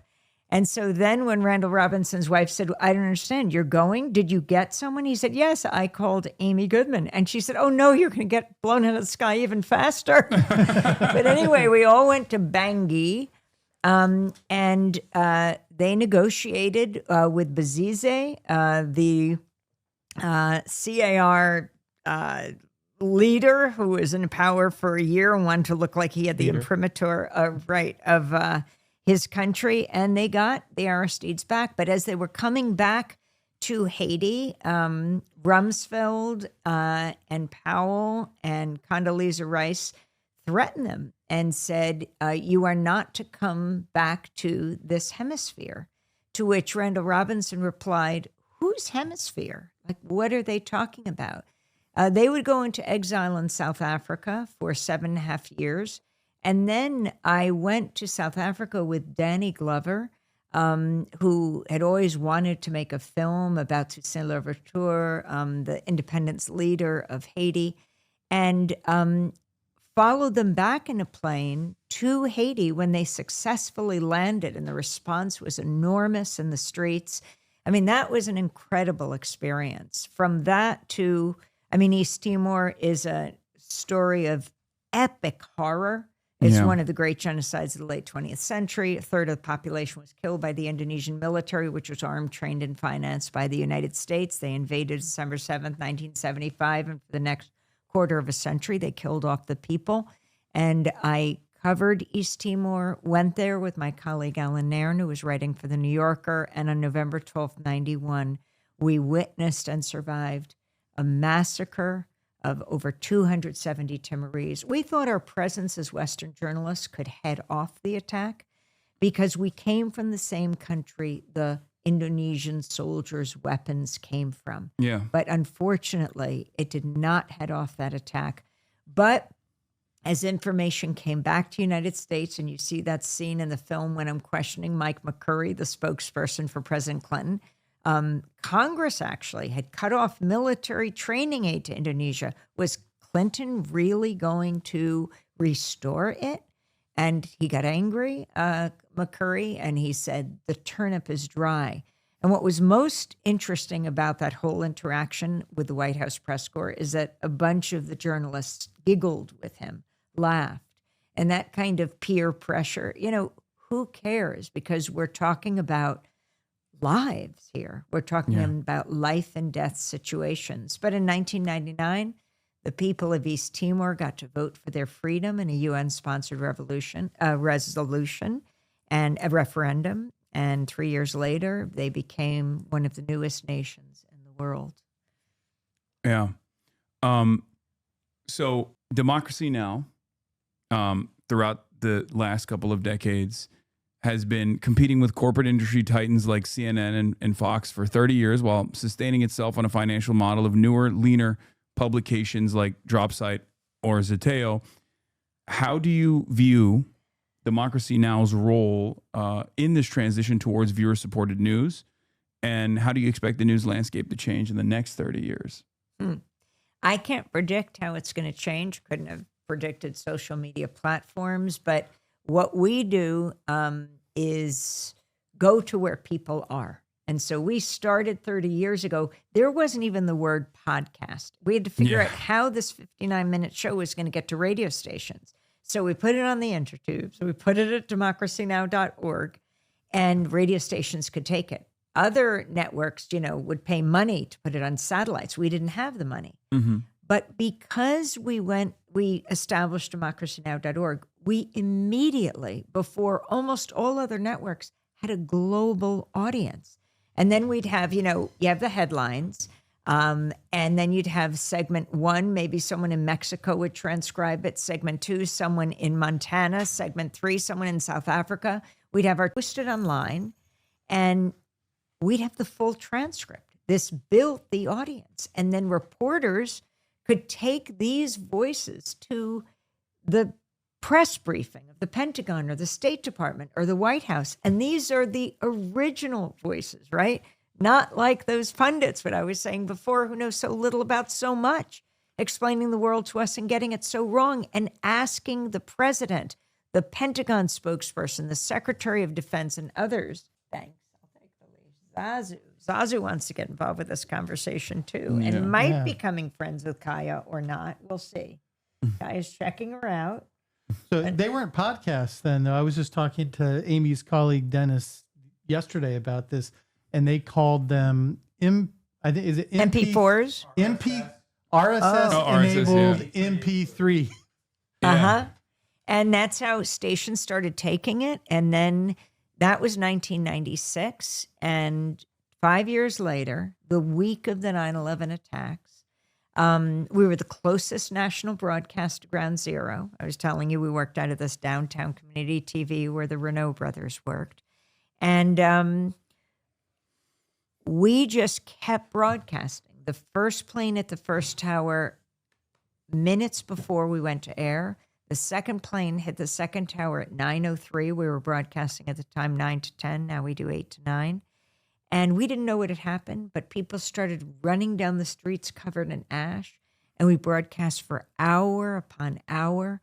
And then I knew we couldn't leave because we were within the evacuation zone. If we left our broadcast site, we would not be allowed back. So we stayed there. There was this hammock that I would try to sleep in at night. I'd walk around near the pile. Everything was covered in this, just in ash. And then station after station, TV station, then it was public access stations, start to ask, can we run Democracy Now? Those are TV stations. We're sending out so many video cassettes. I bet half your audience doesn't even know what a video cassette is. And then when we would send out those, the college station would ask in a town, a radio station, can we run you? Then the PBS station, then the NPR station. All the Pacifica radio stations were running us, and that's how it grew to almost 1,500 stations. Also, our headlines available in Spanish. We have them translated right after the show. So many in Latin America also take our headlines. And that's how they stole the story. And that's how, and I mean, you asked, so listener, viewer, reader, supported. That's who we turned to from early on, but it was global, and that's what made the difference. In the film, the interviewees often say that other journalists simply do not ask the important questions that you do. Why don't they ask those questions? Well, part of it, I think, is the access of evil, trading truth for access. That's pretty straightforward.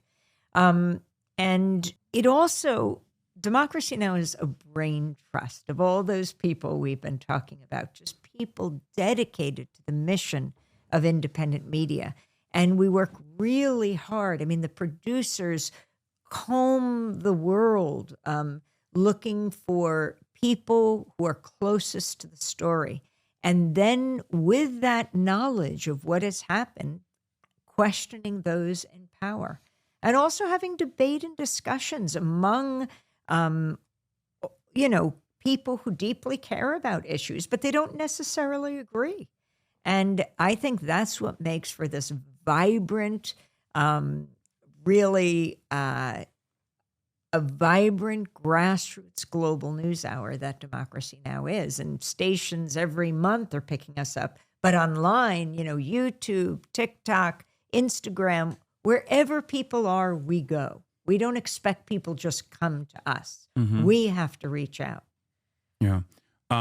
One thing I've noticed is that you rarely offer your own personal opinion when you cover a story, your own personal commentary.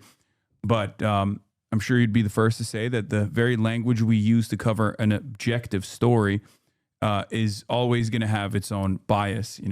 For example, passive voice whenever mainstream reporters are covering incidents that pertain to police violence or even that translates to state violence. No matter how closely it resembles terrorism, like in the case of Israel. How do you view your role in shaping narratives and providing your insight into current events? Again, speaking to people closest to the story and hearing their descriptions of what's happening. I mean, the horror of Gaza, hundreds and hundreds of journalists have been killed there. Most recently, just last week, an Al Jazeera reporter, and Israel completely admitted it. Said they targeted him. Yeah. I was just thinking about Rafat Al-Adir because for our 30th anniversary, in addition to the musicians, and by the way, I don't know if you knew this. Do you know Peaceable Kingdom by Patti Smith was actually written about Rachel Corrie, who I was talking about earlier. I did not know that. About what she did in Rafah, in Gaza, which was fascinating. But Rafat Al-Adir, he is the poet who wrote If I Must Die. We interviewed him in Gaza, revered poet and professor, teacher. He was killed with his family. And at Democracy Now!'s 30th anniversary, we were joined by Mossab Abu Toha. So we played Rafat on Democracy Now! And then we played Mossab remembering Rafat. And we played Brian Cox, who is the star of Succession, reading If I Must Die. And then Mossab came out trying to keep his composure. He just won the Pulitzer Prize for his essays in the New Yorker and his poetry. And he read his poem, Under the Rubble. And there is nothing more eloquent, more real, less debatable than someone describing their own experience. And, I go back to the beginning of Pacifica. Pacifica was founded like 3/4 of a century ago, 49, by a war resister, came out of the detention camps in Berkeley, founded KPFA, 1949. Here in Los Angeles, 1959 was KPFK. In New York, 1960 was WBAI.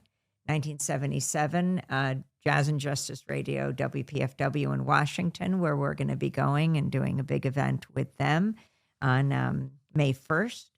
And in Houston, KPFT. We're also going to be having a big fundraiser there with the film coming out there. KPFT goes on the air in 1970. Within a few weeks, the Ku Klux Klan straps dynamite to the base of the transmitter and blows it up. So KPFT acted fast. The community built this station. They rebuilt the transmitter. And right in the middle of Arlo Guthrie singing Alice's Restaurant, the Klan strapped 15 times the dynamite to the base of the transmitter and blew it up a second time. And I thought Arlo Guthrie's song is good. I like Alice's Restaurant, but it was blown off the air. So then it takes months to go to rebuild. And January 1971, Arlo Guthrie comes back to Houston and finishes the song on the air. And it's never stopped broadcasting. I can't remember if it was the Grand Dragon or the Exalted Cyclops, because I often confuse their titles, the leaders of the Ku Klux Klan. But he said it was his proudest act. And I think that's because he understood how dangerous Pacifica is, how dangerous independent media is. Dangerous because it allows people to speak for themselves. And when you hear someone speaking from their own experience, whether it is a Palestinian child or an Israeli peace activist who lost his parents on October 7th, like Maoz Inam, who's working together with Aziz Abu Sara, and they just wrote a book, The Future is Peace. Whether it is an aunt in Afghanistan or an uncle in Iraq, you may not even like the uncle he reminds you of, that uncle, but it challenges the caricatures and the stereotypes that fuel these hate groups. It makes it much less likely that you'll want to destroy someone when you simply hear them speak. I think the media can be the greatest force for peace on earth. Instead, all too often, it's wielded as a weapon of war, which is why we have to take the media back. Absolutely. It was powerful. Okay, so you've covered stories all around the world. We briefly talked about it, but what was the trip that had the biggest impact on your life? I don't know if it's a corny question or not, but what was the biggest trip? What was the trip that had the biggest impact on your life? And do you ever take any fun, relaxing vacations that don't involve paramilitary groups? Oh my God. Sitting on my couch with Zazu is like, for 20 minutes, is like a month on the Riviera. Is that a good enough answer? That's a great answer. It's one that I would probably give because it's a question that I get asked all the time as well. So I wanted to carry it over to you. I'm not broadcasting live 24 hours a day. I know, but you have been tirelessly doing this, I wouldn't say it. I'm tireless. I can still be tired and do it. Yeah. Well, but you've been doing this for so consistently for so many decades that it's just like I do, I had to ask you that question. This is one that I receive all the time. Well, let me try though. I know you're asking Amy, but Amy's so used to centering other voices and other people that I think it's sort of ingrained in her DNA not to be able to answer a direct question about herself. Yeah, because she's very selfless. But she talked about it earlier, and I'm just speaking because I immersed myself in the last 30 years. My partner T and I did, and when Amy, there's no bullshit coming out of Amy when she believes everything she says, and she lives her life by these ideals. And so when she says that surviving the massacre and witnessing those murders in East Timor by an army that was armed and financed and trained by the United States, she means it. And then off of that, her reporting changed what was happening in East Timor because it became part of a much larger movement. And that's, I think, so objectively speaking, as an outside observer who had nothing to do with what Amy did, seeing the power that you have as a journalist, that your voice can have to change the course of history or to influence the course of history, I think was the most life-changing thing that I've seen her experience. I mean, in that case, it was the people on the ground, especially these young people in Timor. They weren't even born when Indonesia invaded and illegally occupied them, but they were the ones who were standing up. And that is incredibly inspiring, even when their friends, when their neighbors were killed. And so many of these interviews in Timor, in Haiti, here in the United States, interviewing people in Gaza through this period, in Iran. I mean, it is amazing to talk to Iranians and the diaspora, Iranians in Iran. But I mean, the professors, the artists, the poets, the people who themselves have been victims on the regime, of the regime, on death row in the Evin prison, notorious prison. But they are saying now, no, this is not going to improve the situation for us and our colleagues, the dissidents, our compatriots in Iran right now. It will harden this regime. This is not what we think will further any kind of democracy. It's just amazing to hear people speak for themselves. And they're the ones who change history, to point a mic in their direction, to shine a spotlight on what they're doing. That's the honor of my life. Wow. I wanted to give you a poster. We got one right there. Oh, here it is. Here it is. But check this out. You know who Shepard Fairey is? Yeah, of course. The artist. Yeah, the amazing, started as a street artist. He works in all kinds of media. He did the Barack Obama Hope and Change poster. The Hope and Change poster. Yeah. Well, he did this. He's also a fan of hers, not of mine. Mm-hmm. And he offered to do this poster, and it's just beautiful because what I love about it here is it's the fist in the air, and the weapon is the microphone. Yeah. And we just went to Shepard Fairey's studio, and we told him we wanted to give this to you. And again, at the top, it says, "Go to where the silence is and say something." And that's really very much where Carl and Tia end the documentary. Yeah. But you have to sign this for Hasan. Oh, I'm going to sign it. Yeah, what an honor. I have another question for you. Again, somewhat of a corny one, but you've basically interviewed every single person, from Bill Clinton to Noam Chomsky and some of Jeffrey Epstein's other friends as well. What was the most important interview that you've ever conducted? Oh, man. It's tough. It's a tough question. I cannot say the most important interview. Mm-hmm. Thank you so much. Oh. And then look, I have to show you something. In the background, this is when Sharif got arrested. And then I also got arrested along with him. This is the standoff at Standing Rock covering it. And these underneath these, what are called laurels, I'm only learning this world of the film festivals, but they are amazing, these film festivals. And this is not my work. This is Carl and Tia's work. They have won so many awards, grand jury prizes, as I was saying before, and audience favorite documentaries, which is why I want all you guys who are watching and listening right now to go out to your favorite movie theater and either get them to run it or go to the theaters that are running it. And we're here in Los Angeles to really, one is to talk to you and, do these fundraisers for Pacifica stations like KPFK. And do you think I avoided your question? A little bit. It's okay. You can do that. I'll have to come back. I have to think about the answer, but I will. I know one thing is I won't choose just one. because so many are important for so many reasons. Each story I've described to you now includes so many interviews. Yeah. Whether it is Rafat Al-Arir, whether it is covering the journey of President Aristide of Haiti, whether it is talking to Alia Rahman, this remarkable woman who stands for so many people who've been brutalized in this immigrant crackdown.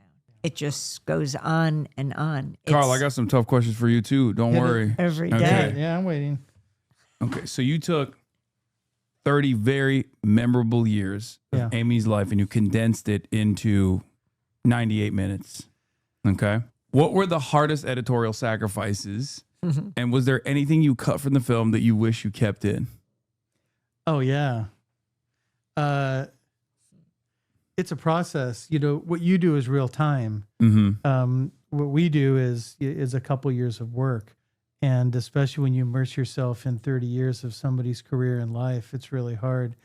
I'd say in a weird way, Steal This Story, Please is also a very personal story for me and for Tia, because it's a reflection of the things that Amy has done throughout her life that have impacted us the most profoundly and that sit with us to this day. So I'd say, you know, the choices are difficult to make. When we had a hard choice, when we had 3.5 hours of a film and we knew that we couldn't put out 3.5 hours of a film, you know, we had to impose some process. And that was whatever was speaking most clearly and profoundly to the moment that we're living in now stayed in the film.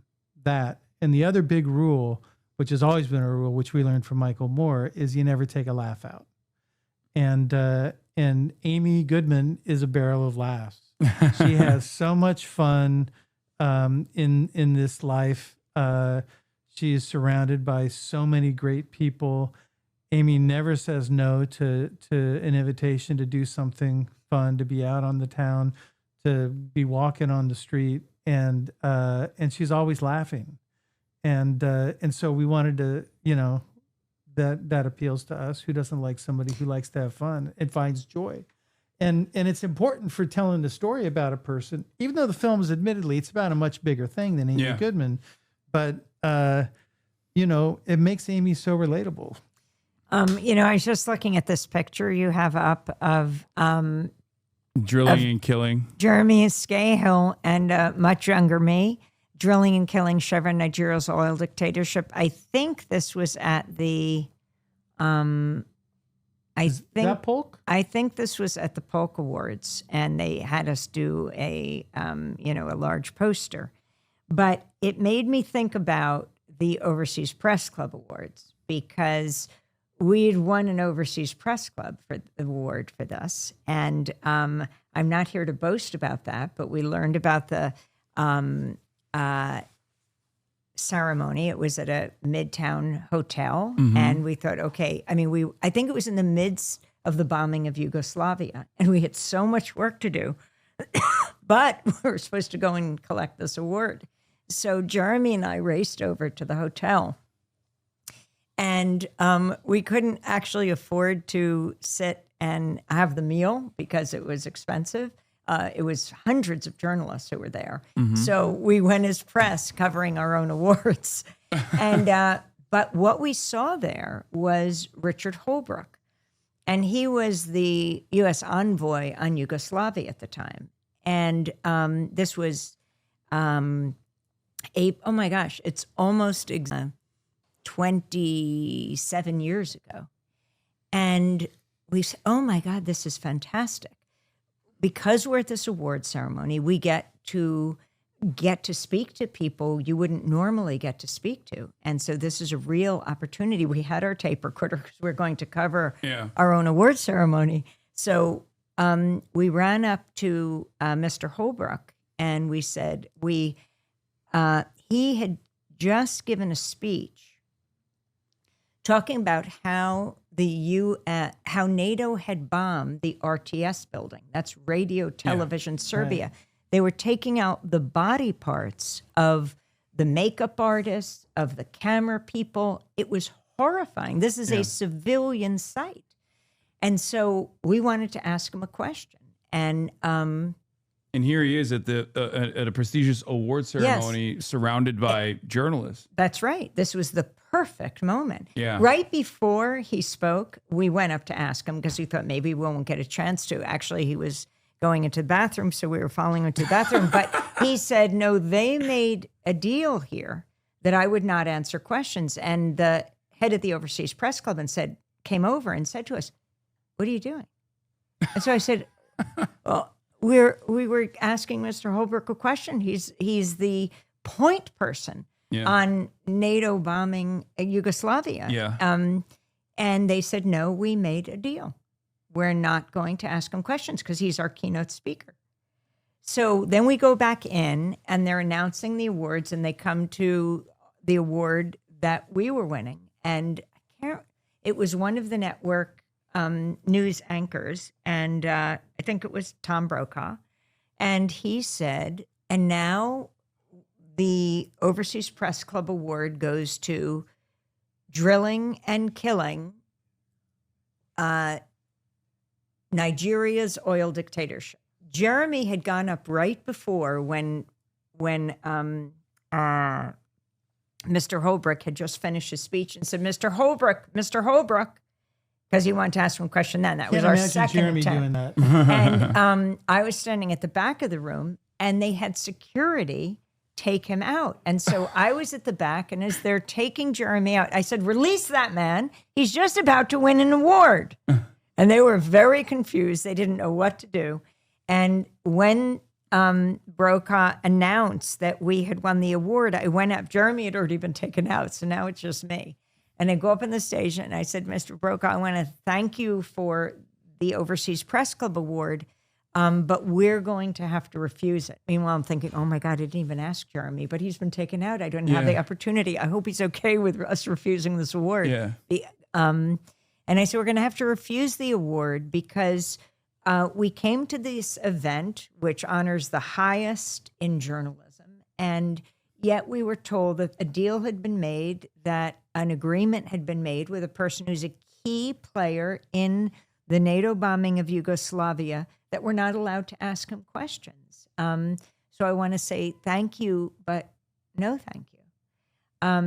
And Brokaw said, well, that's why the First Amendment is great.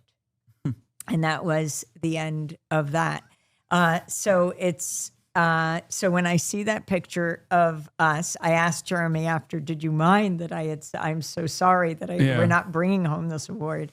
And so given that he had been taken out, he definitely understood and supported the decision. Yeah. It reminds me of, I think it was during the Columbia campus, student encampments that were taking place. I believe it was like the Pulitzer Hall that was like offering, or the journalism school was setting guidelines on what their students were able to report in the student newspaper, because they were worried that the Trump administration, or not even the Trump administration, the Biden administration at the time, was going to enforce these restrictions. Or was it under the Trump administration? But I just thought that it was very interesting that, we're teaching this next generation in an incredibly prestigious university that, is the same, that carries the same name as an award that is given to reporters, where we were teaching them that, you have to censor yourself ahead of time instead of conducting what you're supposed to do as a reporter, as a journalist.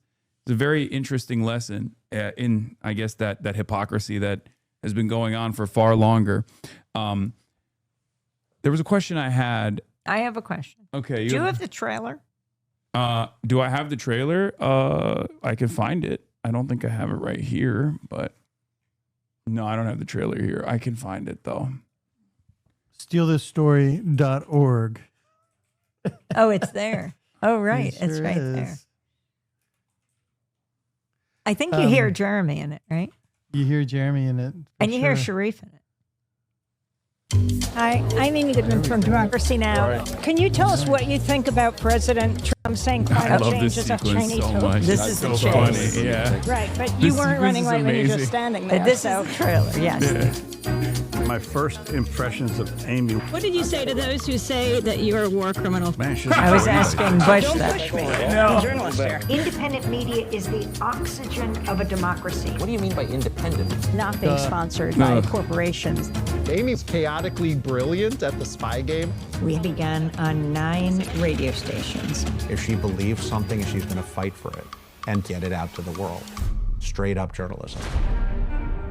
It came from my Jewish education that you ask questions. Sharif, can you talk about what's happened on the Gaza Strip? From ground zero from East Timor, as we deplane in Haiti, from Georgia's death row prison. We had to smuggle in our recording equipment. This was extremely dangerous. We're accusing a powerful American corporation of murder. Without any warning, the military opened fire on the protesters. They put the guns to our heads. It is critical that we expose what is done in our name. Donald Trump understood corporate owners of the media would do anything for money. She taught me, speak to the people at the target end of the bomb, speak to those who are being deliberately silenced. When you hear someone speak, it's less likely you'll want to destroy them. We expand the frame and center those voices. There is a great force that would like to silence us. The press is the enemy of the people. We're not totally fake news, no, we're not going to let it happen. Wow. One thing missing from that. A pull quote from Hasan Piker. That's what we need. No. You mean wow? No. Yeah. Just wow. Yeah, just wow. Oh, Yeah. I have many words to say. Yeah, you could have put me fangirling. But hey, it almost made the film. It was in the cut for a little while. oh, really? Absolutely. Damn, yes. you put me on the. You edited me out. Now we got to get the real deal, the Carl Deal cut. Yeah. But also Juan Gonzalez throughout this film, who's been with Democracy Now! For 30 years. He had 2 DNs, like the New York Daily News he was with for 29 years. And he had Democracy Now!, which he's still with. And his wisdom, his journalistic prowess, he began way back.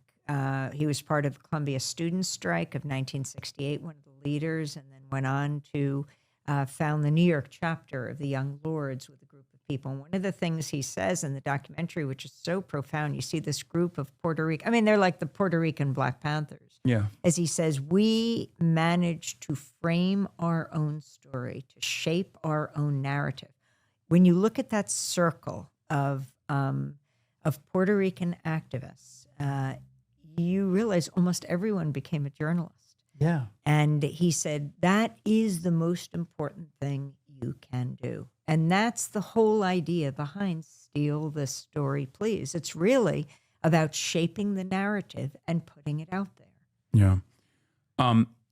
Last question, because I feel like I've kept you here for far too long, and thank you so much. You mean you're going to make us late to the screening tonight? We're doing it with Pamela Adlon, right? Yeah, Pamela Adlon. Is going to be the moderator of this. And then tomorrow, it's a surprise, the 2 KPFK fundraisers. Again, go to kpfk.org and get your tickets there. But you could even show up at tomorrow if you're here at the Laemmle Royal in West Los Angeles, and I bet they'll be able to have tickets for you. But if you're in Seattle, Washington, or you're in Portland, Oregon, if you are in Seattle, IFC in New if you're York, in San Francisco, if you're in Berkeley, if you're in Sonoma, if you're in Chicago, if you're in DC, Boston, we're going to be all over just San run down the Francisco this list. weekend. Everyone keeps saying Coast to you got to coast. hit her with you have 10 seconds left. Hit her with you have 20 seconds. You have 30 Okay, seconds. that's right. That I do. Okay. Every time when I hear This is exhilarating, getting the instant I feedback. can't get over this. Every time I hear that, I'm like, no, I need to hear more. But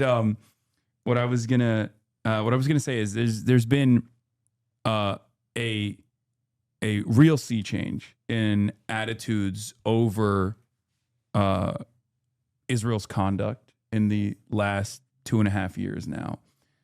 And I feel like that is, of course, the lion's share of that burden comes from the Palestinians, who were able to communicate the atrocities that were taking place in real time, sometimes in their final moments. And again, think of all those hundreds of journalists. Yeah, and not even just reporters who are unbelievably brave, but even regular, ordinary Palestinians under constant threat by the Israeli occupation, being bombarded, having their lives destroyed. I feel like that was like in large part due to their bravery, and also because of the fact that independent media, by way of both social media and places like Democracy Now!, were able to take that footage and try to honor the sacrifice, the martyrdom, honor the work that Palestinians put in to showcasing the reality on the ground. Do you feel like there are lessons that mainstream media could learn from that? How do you feel? I mean, you've covered this issue. You've covered the apartheid for decades. It didn't start on October 7, as many people might think. Do you see that sea change? Do you feel like it was rapid? Completely. And I completely see a sea change. Yes, I was there covering the first Intifada, and carrying through to today, the strength of voices there and also here. And being a Jewish journalist and coming from a religious Jewish background, my grandfather was an Orthodox rabbi on my mother's side, and my great-grandfather on my father's side was a Hasidic rabbi. He was the Henry Street rabbi in Lower East Side.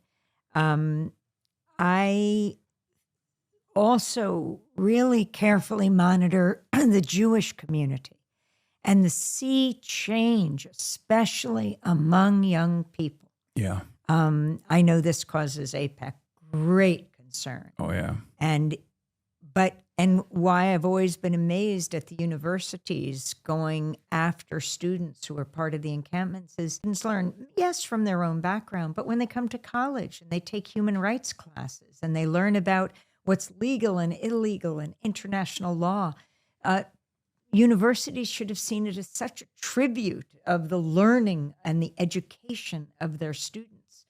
But from my perspective, steeped in the Holocaust as my family was, my grandmother, a woman of 3 centuries, born in 1897 in Rivne, Ukraine, though it was Poland and Russia at the time. She lived till she was 108 in 2005. She died in Brooklyn. I was steeped in who died and who lived, what family members were able to flee and what weren't able, and who wasn't able to flee.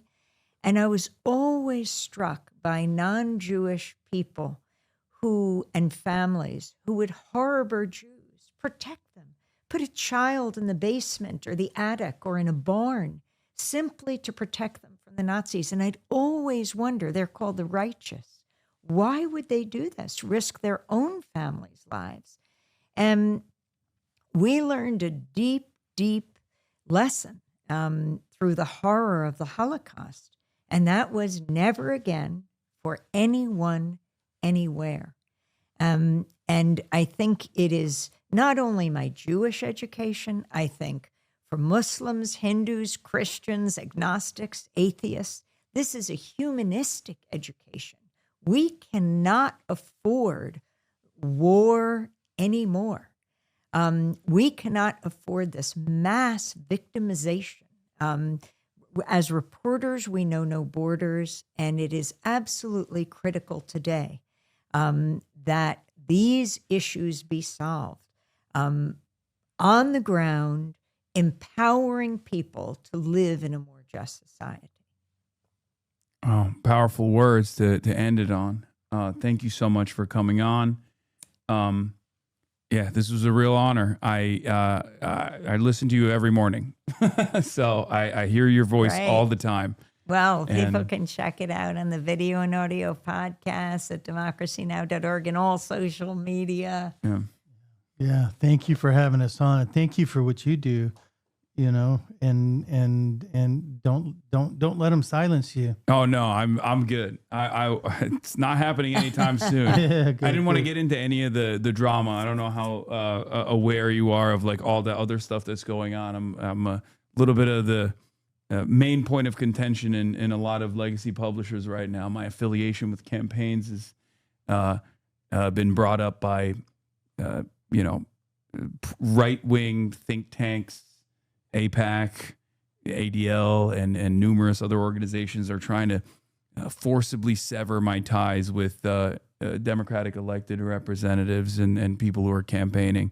But it hasn't worked so far. Yeah. So, and I don't think it'll work at all. Yeah. Because we are now, due to, in large part, your work, your tireless work for many, many years, we're in a very different media environment where the independent media that is truly independent, independent of the corporate shackles, the golden shackles that corporations offer, can communicate truth to power, and the audience and they demand it.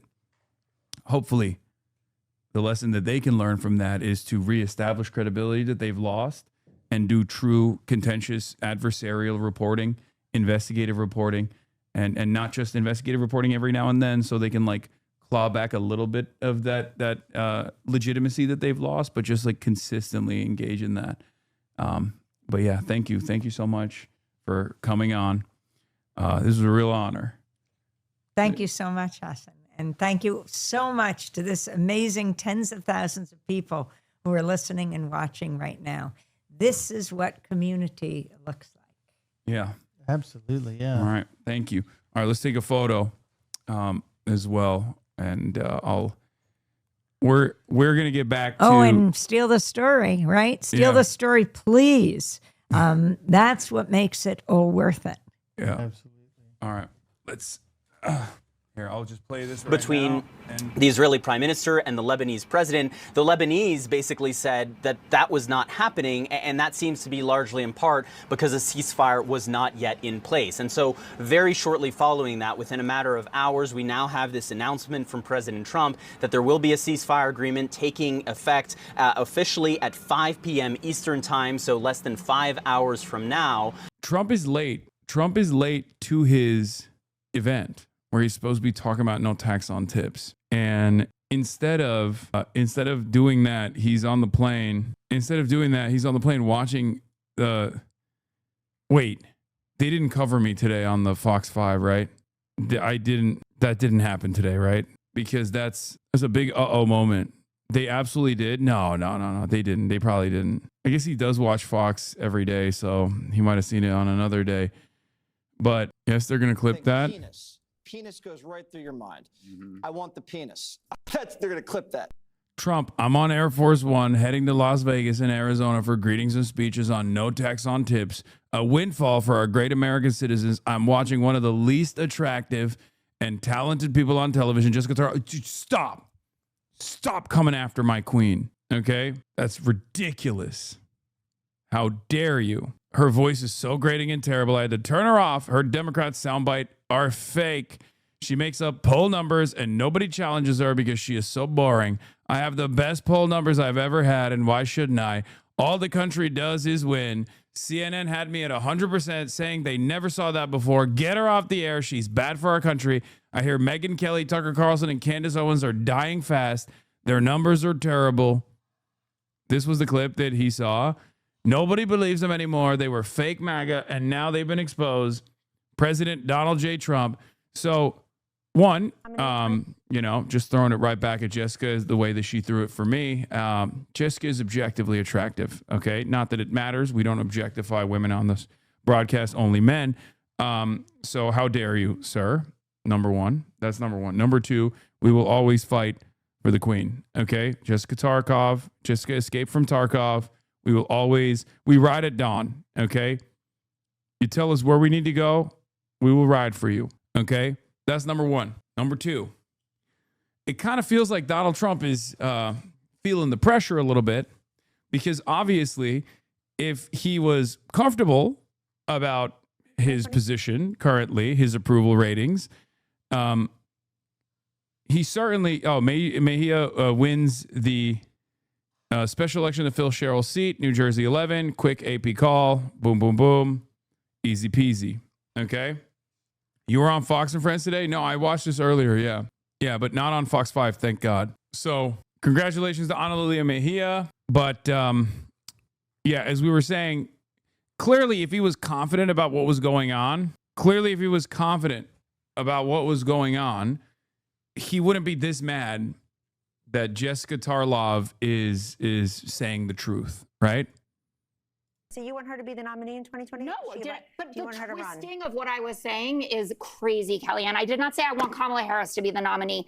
I said that the argument that you're making against the Biden-Harris administration falls flat when you look at what the Trump administration I'm just going to look at. doing. Well, I'm going to look at the fact that Trump got elected on running against the Biden-Harris economy. And what do people think of him now? He has a 35% approval rating in most polls. He's not a politician. Yeah. He doesn't care. He's not campaigning. Stop saying he's that he's just the host of The Apprentice who came to save us. Look, the guy has been in office twice. You can't understand Trump because his political decisions align with his personal and patriotic ones. You understand Kamala. You understand Gavin. You understand Biden because their political decisions are divorced from the things people want. Why are you on the 20 of every 80-20 issue? Is because you divorced political desires from human needs. And then you have to dress up your decisions as compassion when they're merely wants from an activist class. The thing about Trump is, I don't care whether you like him or hate him, you're suffering from the Trump-America alignment problem. Political, personal, and patriotic desires all stack up, which means what he wants, the country tends to want. If it's 80-20, he's on the 80, you're stuck on the 20. They wanted the tariffs. Your defenses are getting more and more narrow because you say, we keep saying the same thing every day. It's because we have to, because you don't listen. I do. All I hear in my head is your voice.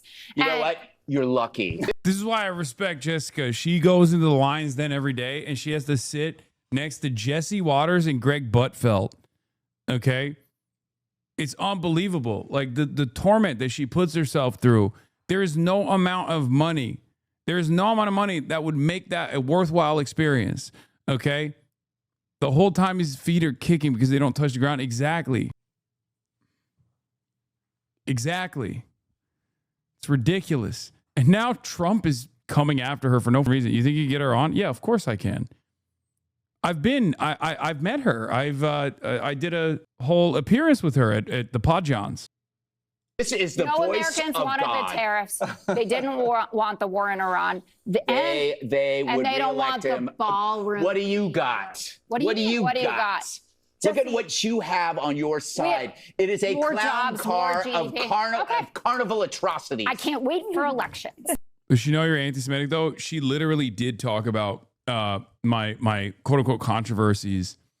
I forget where, but there was was it with the Bulwark? It was something. She was on a show. Might have been with like Tommy Vitor or something. I mean, she's also literally talked about my controversies, which is why it's a little bit worrisome that Trump is watching and is mad at Jessica. Yeah, but I've met her. I've done a whole thing with her. The legend Jessica Tarkov. Jessica escaped from Tarkov. New Trump truth about Hezbollah. Okay, what is this? I hope Hezbollah acts nicely and well during this important period of time. It will be an great moment for them if they do. No more killing. Must finally have peace. Thank you for attention to this matter. President Donald J. Trump. So I don't fully understand. Are we good? Did he do the boss call? Like, did they lean into Iran and the demands of Iran? Because I just don't believe Israel will ever cease to fire, right? Saudi Arabia and other players like the French. So, dude, I know. Stop, chatter. I know the one that's spamming about the pin code. I know, man. Calm down. I saw it. It's gonna be fine. Okay. So, perhaps the Iranians will Jesus support Christ, dude. Holy shit. this from a tactical perspective, but over the longer term, I can expect them to try to undermine any kind of rapprochement between Israel and Lebanon. Stephen, I'd like to get your perspective on how this 10-day ceasefire between the Israelis and the Lebanese will affect Netanyahu politically. You know, while in this country, here in the US, the number one sort of main political issue, at least right now, there's a lot of talk about gas prices before the midterms. In Israel, the number one political issue is, of course, security. And there's going to be a lot of fear and concern among Israel. Oh, my God, you're mad. You're mad now, okay? You're mad. Wonderful. Your aggravation is totally deserved and normal. I'm aware of everything that's going on, chatter, okay? It's fine. If I'm not responding to you, I promise you I've seen it, right? If you've been in here long enough, you know if you spam something, like I'm definitely seeing it. I'm just like purposely not talking about it, avoiding responding to it. You spammed it 7 million times over. That this temporary ceasefire, that all it does is going to allow Hezbollah to reposition, rearm, regroup. And then on top of that, you've got the fighting with Iran paused without either side, either the US or Israel, anywhere close to achieving their objectives, be it of regime change or, this idea that Iran should never be able to have a weapon. How will that affect Netanyahu, Stephen? Oh, yeah. In fact, there was a poll that was released by the Israel Democracy Institute just today, which indicated that about 80% of the Israeli public supported continuing the fight against Hezbollah. This is sort of the post-October 7th mindset among Israelis, where they don't want to necessarily manage their security threats on their borders. They want to resolve them. And so Netanyahu is clearly being jammed by President Trump. His security cabinet could not come to a decision last evening on a ceasefire, and the president went ahead and announced one anyway. So Netanyahu is already in a difficult political position. His coalition is only polling the implied number of seats in the legislature, only about 50 seats if the election were held today, which is far short of the majority he needs to form another government. So he is in a difficult position. Recently, you've seen him put spin on it, show that, a lot of damage has been done to the Iranians. And he's right. A lot of damage has been done to the Iranian war machine. There's been a lot of damage to its proxies, but they have not been able to translate those tactical accomplishments on the battlefield into Israel's strategic goals. And that, I think, is frustrating Israelis. And I think it's frustrating Israelis with Prime Minister Netanyahu. People who, quote, manipulate religion for political or military gain. Do you think that he was talking about you, sir? It's very important that the Pope understands. Very, very important. It would be nice not to say it. Iran killed 42,000 people that were totally unarmed. They were protesters. Iran cannot have a weapon. If they did, every country, including Italy, where he's stationed, every single country in the world would be in trouble. So we're doing very well with respect to that, having to do with the whole situation on Iran. The blockade is amazing. It's holding up very strong, very powerfully. And I think we're making a lot of progress in that. But the Pope has to understand Iran, very simple. Iran cannot have a weapon. The world would be in great danger. Would you, Mr. President, would you meet with the Pope to even out your differences with Catholics or torn? I don't think it's necessary. Mr. President, you spoke with Prime Minister Modi a couple of days ago. What was the conversation like? What is it that is on the table now? I had a very good talk with him, and he's a friend of mine from India, and he's doing great. We had a very good conversation. He's a friend of mine from India. Oh, really? The Prime Minister of India is a friend of yours from India. Thank you, sir. I love when he just adds stuff like that to be like, look how knowledgeable I am, Yeah, I know he's from India. Modi, he's from India. Many people are saying, I don't know which country, which leader's from, but I know. I always know. Are you considering extending the ceasefire with Iran? With who? With Iran. We're doing very well, I can tell you. Maybe it'll happen before that. I'm not sure it needs to be extended. So, Iran wants to make a deal, and we're dealing very nicely with them. We've got to have no weapons. If we do, that's a big factor.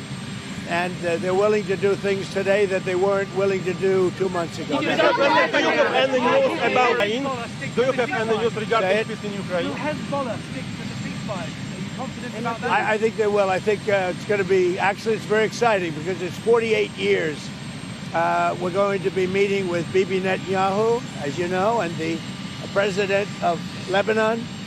And I had a great talk with both of them today. They're going to be having a ceasefire, and that'll include Hezbollah. And I think it could be number 10 for me. Do you have any news regarding peace in Ukraine? Ukraine is moving along. I wish they could get along, frankly. A lot of people are dying in Ukraine. We'll see what happens. There's things happening there. We're focused so much right now in Iran, seeing if we can get that completed. And I think if you look, the stock market is good. The oil prices are coming down, and it's looking very good that we're going to make a deal with Iran, and it's going to be a good deal. It's going to be a deal with no. The next in-person round of negotiations on the war in Iran. When will They're that all take place? important. I mean, it's not a question of around. All of them are important. When will the next in-person Probably, meeting take maybe place? over the weekend. Will you send the vice president? Mr. President, will you send the vice Just so you president? understand, the blockade has been incredible. It's held. They're not doing any business. They're unable to do any business because of the blockade. And so the combination of having no Navy, having no Air Force, having no anti-aircraft equipment, they have nothing. Everything is gone, including their leaders. Now they have a new set of leaders, and we find them very reasonable. And Mr. President, on the 20-year minimum to stop enriching uranium, would you? Well, would we that be haven't agreed to acceptable any. you? We Would haven't that be agreed to any. acceptable to you, sir, if that's the final sticking point? What Would we you be have is comfortable with we have a statement, very powerful statement, that they will not have, beyond 20 years, that they will not have nuclear weapons. That's beyond. There's no 20-year limit. Anyone interested? Can you please give us more information on it? They'll go against the weaponization. I think that Todd Blanche is doing a very good job, from what I'm seeing. All I can say thus far, I think Todd Blanche is doing a very good job. If there's no deal, would you be willing to extend the ceasefire, or will the fighting resume, Mr. President? I would say the fighting. If there's no deal, fighting resume. Okay. And then on gas prices, how much longer will Americans continue to see these high gas prices? Well, they're not very high. If you look at what they were supposed to be in order to get rid of a nuclear weapon, with the danger that entails. So the gas prices have come down very much over the last 3-4 days. I know, that's what ABC says. But the fact is that if you look at the stock market's up, everything's doing really well. And the big thing we have to do is we have to make sure that Iran does not have a nuclear weapon, because if they do, you want to talk about problems, you'd have problems. So very important is that Iran does not have a nuclear weapon, and they've agreed to that. Iran's agreed to that, and they've agreed to it very powerfully. They've agreed to give us back the nuclear dust that's way underground because of the attack we made with the B-2 bombers. So we have a lot of agreement with Iran, and I think something's going to happen very positive. A very complicated subject. It's, I don't think we're waiting. I think we're moving very fast. It could happen pretty quickly. Say it. How long you could sustain the blockade on the Strait of Hormuz? The what? How long you could keep the blockade on the Strait of Hormuz? We're doing very well with the blockade. It's very routine for us. The Navy is incredible. And I think the blockade is doing very well. It's no ship is even thinking about entering. No ship is going past our Navy. Why are you fighting with the Pope? And are you worried it's upsetting your... No, I don't. I have to do what's right. The Pope has to understand that. Very simple. I have nothing against the Pope. His brother's MAGA all the way. I like his brother, Louis. I'm not fighting with him. The Pope made a statement. He says Iran can have a nuclear weapon. I say Iran cannot have a nuclear weapon. That's not what the Pope said. That would be really funny if the Pope said Iran can have a nuclear weapon. Nuclear Pope. The Pope is very weak from the standpoint of crime. The weakest crime Pope of all time. Previous popes, very strong on crime. This Pope, all he cares about is war crimes. Believe me. Not good. And if the Pope looked at the 42,000 people that were killed over the last 2 or 3 months as a protester with no weapons, no nothing, I mean, you take a look at that. So I can disagree with the Pope. I have a right to disagree. I have a right to disagree with the Pope. What do you say to people who see that, who see your criticism of the... Look, nothing. I have no disagreement with the fact the Pope can say what he wants, and I want him to say what he wants, but I can disagree. I think that Iran cannot have a nuclear weapon. if they do, the whole world would be at jeopardy. The Middle East will be blown up and the whole world will be at jeopardy. We're very close to making a deal. That'll be a great thing. The Pope has to understand, Iran has killed more than 42,000 people over the last few months. Think of it, protesters without guns, without anything. They were totally unarmed protesters. The Pope has to understand that. This is the real world. It's a nasty world. But as far as the Pope and saying what he wants, he can do that. Now, I know the Pope's brother. He is a big MAGA person. He's got MAGA all over his house. His name is Louis. Why does he keep bringing up? Like, does he not realize that when you're the Pope, you're just the Pope? Like, you're no longer the person that you were. Like, the things that you're communicating are no longer the things that you would communicate as a normal human being. Like his brother is totally immaterial, totally irrelevant to this conversation. His brother is not like Pope, he doesn't become like half Pope by kinship. Well, I'll have you know, the Pope's brother agrees with me is a crazy statement. He's the vice Pope. They should make him the Pope. Like what about the Pope's, I don't know, fucking girlfriend when he was in high school, Like, who cares? Oh my God, do you think Donald Trump thinks that the papacy is like monarchies? Like, because it's old. So and there's a lot of, funny outfits that you wear and stuff. I just realized he might legitimately think that he could just like replace the Pope with his brother or something if he felt the need to do so. Listen up, Pope. Don't make me change you out with your brother. Back in the day, that's what they would have done. They would have swapped the Pope out with the brother, put the brother in. Brother's better. New Pope. He's actually a great guy. And I'm sure the Pope is a great guy. I haven't met him. But I disagree with the Pope. If the Pope would allow Iran to have a nuclear weapon, you can't do that. There are people that are saying that. No, not really. What? What? Lebanon. I would like to ask you regarding congratulations for the 10th vote. Yeah, it's very exciting. With Lebanon, it's very exciting. I think we're going to have a deal. We're going to have a meeting, first time in 44 years. And Lebanon will be meeting with Israel, and they're probably going to do it at the White House. When do you think, President, when do you think they will? Over the next week or two. Or the next week. And do you think this agreement can reach? I do. I think we're going to. I think we will have an agreement between Lebanon, and they're going to take care of Hezbollah. But they're going to be working on Hezbollah right now. But we'll have an agreement between Israel, very importantly, and Lebanon. Will you support our Lebanese army as well? I would. Yeah. Iran's going to execute. Has Hezbollah agreed to this ceasefire? I mean, how do you even? They're all agreeing. It's a very nice little package for about a week, and we're not going to have lots of bombs dropping, and we're going to see if we can make peace between Lebanon and Israel. And just one more on the Pope, though, President, because there was a group of bishops that did put out a statement saying the Pope isn't merely exercising his opinion, he's preaching the gospel. I mean, what do you say to people that do this? Well, I want him to preach the gospel. I'm all about the gospel, but I also know that you cannot let a certain country, which is a very mean-spirited country, have a nuclear weapon. If they did, they would use it, and I think they'd use it quickly, and they would kill many millions of people. So, the Pope could disagree with me on that, but certainly we're allowed to have that. I'm all about the gospel. I'm about it as much as anybody can be, but I can't allow, as President of the United States of America, I can't allow Iran. I'm all about the gospel. I can be about it just as much as anyone can be about the gospel. To have a nuclear weapon. And here's the story. They won't have. They've already agreed not to have. That's good news, and I think the Pope will be very happy. The Federal Reserve should wait and see about this Iran war before lowering interest rates. Do you agree with that? No, I don't agree. I think we should have lower interest rates. Iran's going to execute 4 more protesters, reportedly, including the first woman protester. What do you tell Iran? Well, tell that to the Pope. What did you say? Tell that to the Pope. You want to patch things up with the Pope? That Iran is going to. Did you just hear that? Iran is going to execute 4 people, including a woman? Bro's beefing with the Pope, man. It's so weird. Bro is straight up beefing with the motherfucking Pope. He's like, tell that to the Pope. That's a good line. Tell him. Yeah.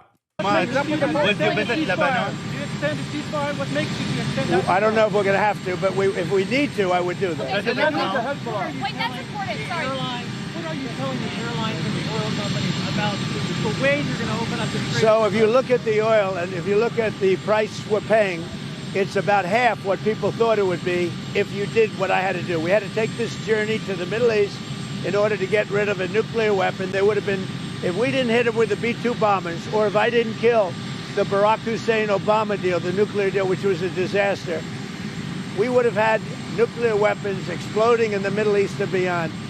I believe I've been able to stop that. I think we have a very successful negotiation going on right now.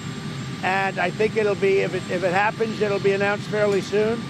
And that'll give us free oil, free Hormuz Strait. Everything will be nice. And I think your oil price will go down to lower than what it was before. And I think a lot of good things will happen. Just for clarity, you're willing to extend the ceasefire period? Well, we'll see. I don't know that we'll have to. Ideally, we'll, but if I needed to, I would. The Lebanese people love you so much. What do you say? The Lebanese people love you so much. What's your message for them? And you will visit Lebanon after this deal? I will do that. At the right time, I would certainly go there. Do you think this war in Ukraine doesn't want to stop it? Do you think this war has the potential to go on for years more? Well, it should have never started. If I were president, the war in Ukraine never would have started with Russia. But you tell that to the Pope. The war in Ukraine. Why is the Pope not talking about Ukraine? If he's so good, how about he stop that war?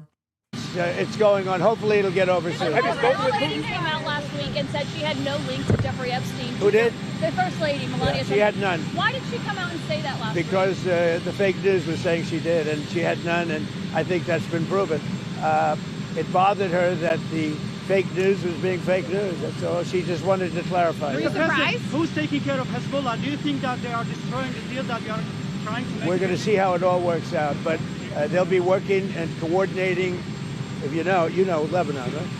So they'll be working with Hezbollah. If they fire Jay Powell, interested in acquiring Iranian oil? What?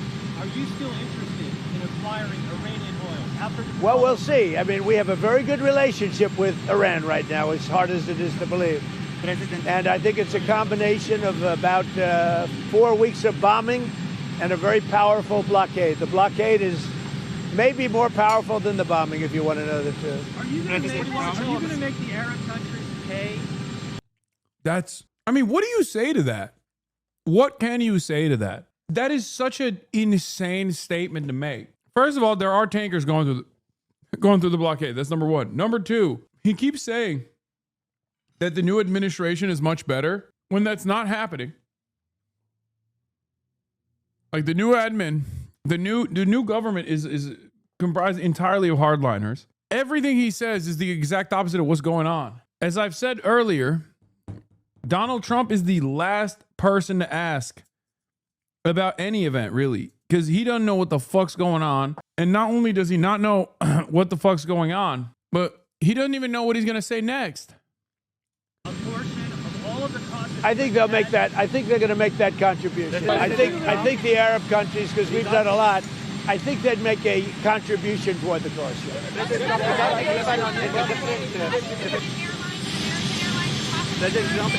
Not been involved. Iranian assets without any conditions. If you make a deal, we're going to see what happens. But I think we're very close to making a deal with Iran.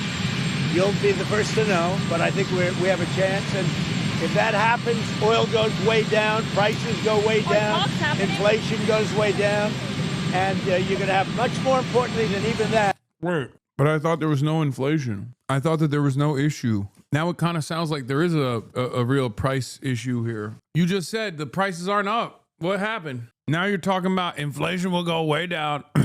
Democrat Ana Lilia Mejia wins the New Jersey special election. Yes. Yeah. One of the funniest things that could have happened is that Saudi Arabia pulled funding from Live Golf, which of course is like the worst thing you can do to Donald Trump. Off topic, took long enough to arrest him. David has been arrested for the murder of Celeste Rivas. Jesus Christ, that took like a year. You won't have nuclear holocaust. Well, Donald Trump there talked about a whole range of issues, including his relationship with the Pope, the war in Ukraine, and of course, the unfolding situation in the Middle East. He said that we need to make sure Iran doesn't have nuclear weapons. And people that are a lot different than we were dealing with at the beginning. As you know, they're no longer around. They're no longer with us. But we have a very good relationship, And I think there's a very good chance that we're going to make a deal. Also, Israel and Lebanon, I think there's a good chance that they'll make a good deal. So, oh, he's still answering questions. Any reaction to Russia's overnight attack on Kiev? They killed 20 more Ukrainians. I think it's terrible. Remember to China before your visit? Well, Okay, fuck it. All right. יש לנו הזדמנות. All right. Benjamin Netanyahu came out talking about Israel will remain in security zone in Lebanon despite ceasefire, Netanyahu says. Once again, classic case. You cease, we fire. What kind of ceasefire means that you still continue occupying the territory, he says. Another yellow line, just like in fucking Gaza. Because as always, we have to care about Israeli security needs, you know? Primary concern here. Primary concern always is Israeli security needs. Yeah, they're literally just begging. The ceasefire from their perspective is just like Hezbollah doesn't get to fire on our tanks as we keep moving them further and further north. Great stuff, obviously. Pressure growing on DNC to release the 2024 autopsy. Secrecy around the 2024 election. Autopsy is dogging the DNC's Camp Martin with more than a dozen members and leaders telling us they want it out. Genuinely, what did you all find out that we did not? North Carolina Party Chair Anderson Clayton says DNC materials give a glimpse into problems with field operations and canvassing with Harris's 2024 run.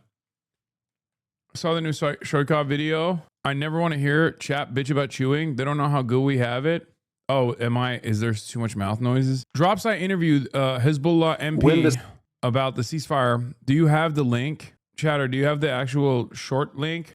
Breaking Lebanese army reports Israeli ceasefire violations. There's a Twitter link. Ceasefire is bogus. Israel, under the 10-day ceasefire agreement, is permitted to carry out strikes in Lebanon as long as it claims they are in self-defense. Article 3 reads, Israel shall preserve its right to take all necessary measures of self-defense at any time against planned, imminent, or ongoing attacks.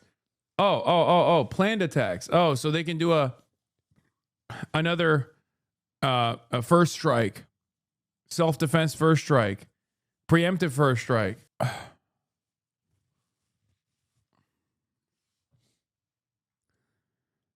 Yeah, this seems like bullshit, but who knows? IDF setting up more outposts in southern Lebanon. We're behaving just like we did in Gaza, one army source said. There's a list of homes to be demolished, and we measure success based on a number of buildings destroyed in one day. I can't, dude. It's a fucking Nazi country. It's a fucking Nazi country. It must be brought to heel. There has to be punishments. There has to be accountability. The world cannot continue existing in the ways that it has with, you know, this much bandwidth given to this psychopathic Nazi state. What the fuck are we doing, man? It's just crazy because like everyone knows too. There's no defense of this, right? Everyone knows exactly what's going on at this point. And Gaza already knew. But now people in the Western world know too. It's like, oh, here we go again. Another fucking fake bullshit ceasefire where this demon still continues to fire as the other side ceases. No accountability. We're going to send them weapons. לעשות הסכם שלום היסטורי עם לבנון. הנשיא טראמפ התכוון להזמין אותי ואת נשיא לבנון כדי לנסות לקדם את ההסכם. In order to try to advance this agreement, this opportunity is because since the War of Revival Gaza War, we have fundamentally changed the balance of power in Lebanon. We've remained in Lebanon in a thickened security zone. It is not the 5 points that were before the Roaring Lion Iran War. It is a security strip that begins at the sea and continues to Mount Dove on the outskirts of Mount Hermon, a security strip of 10 kilometers, 6 miles in width, which is much stronger, much more intensified, much more continuous, and much more solid than what we had there before. There we're staying. This allows us, first of all, to break the danger infiltration into our communities, and secondly, it allows us to prevent direct anti-tank fire into the communities. I spoke to President Trump now in these past 2 days. He told me that he's extremely determined to continue. Also, the maritime blockade and to bring about the dismantling of Iran's nuclear capability, what remains of it. Yeah, he's the real president. I'm glad that we heard from the real fucking president, you know? Israel strikes 3 paramedic teams in South Lebanon, health ministry says. Every time. It's crazy because, like, he just openly says, like, oh, no, we're going to keep bombing them. Like, it's fine. Like, Don't worry. Don't worry, folks. Like, the bombing will continue. And territorial acquisitions will continue. Lebanon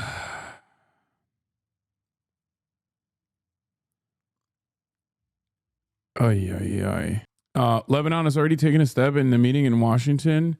It will not be drawn into another step that would hand Netanyahu a moral victory he has been unable to achieve on the ground in Lebanon.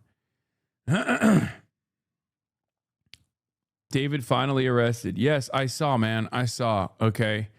I can't believe it took this long. I don't even understand what the fuck they were thinking. Like what the police were doing.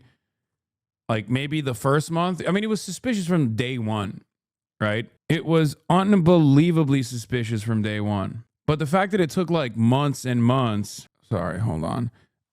The fact that it took months and months and months is, I mean, it doesn't make any sense. No, it's not that they didn't want to fumble the case. It's been said that cold case files are so because the primary suspect is often a cop. I just don't understand how they just took their ass. They took their sweet ass time. Law enforcement only likes to take cases they know they'll win for sure. No, dude, what the fuck? This was a lock. What are you guys talking about? Also, no, that's not the case. Police have a dog shit clearance rate. And no, you're wrong about that. There was plenty of evidence to actually apprehend these guys. I mean, there's plenty of evidence to apprehend him.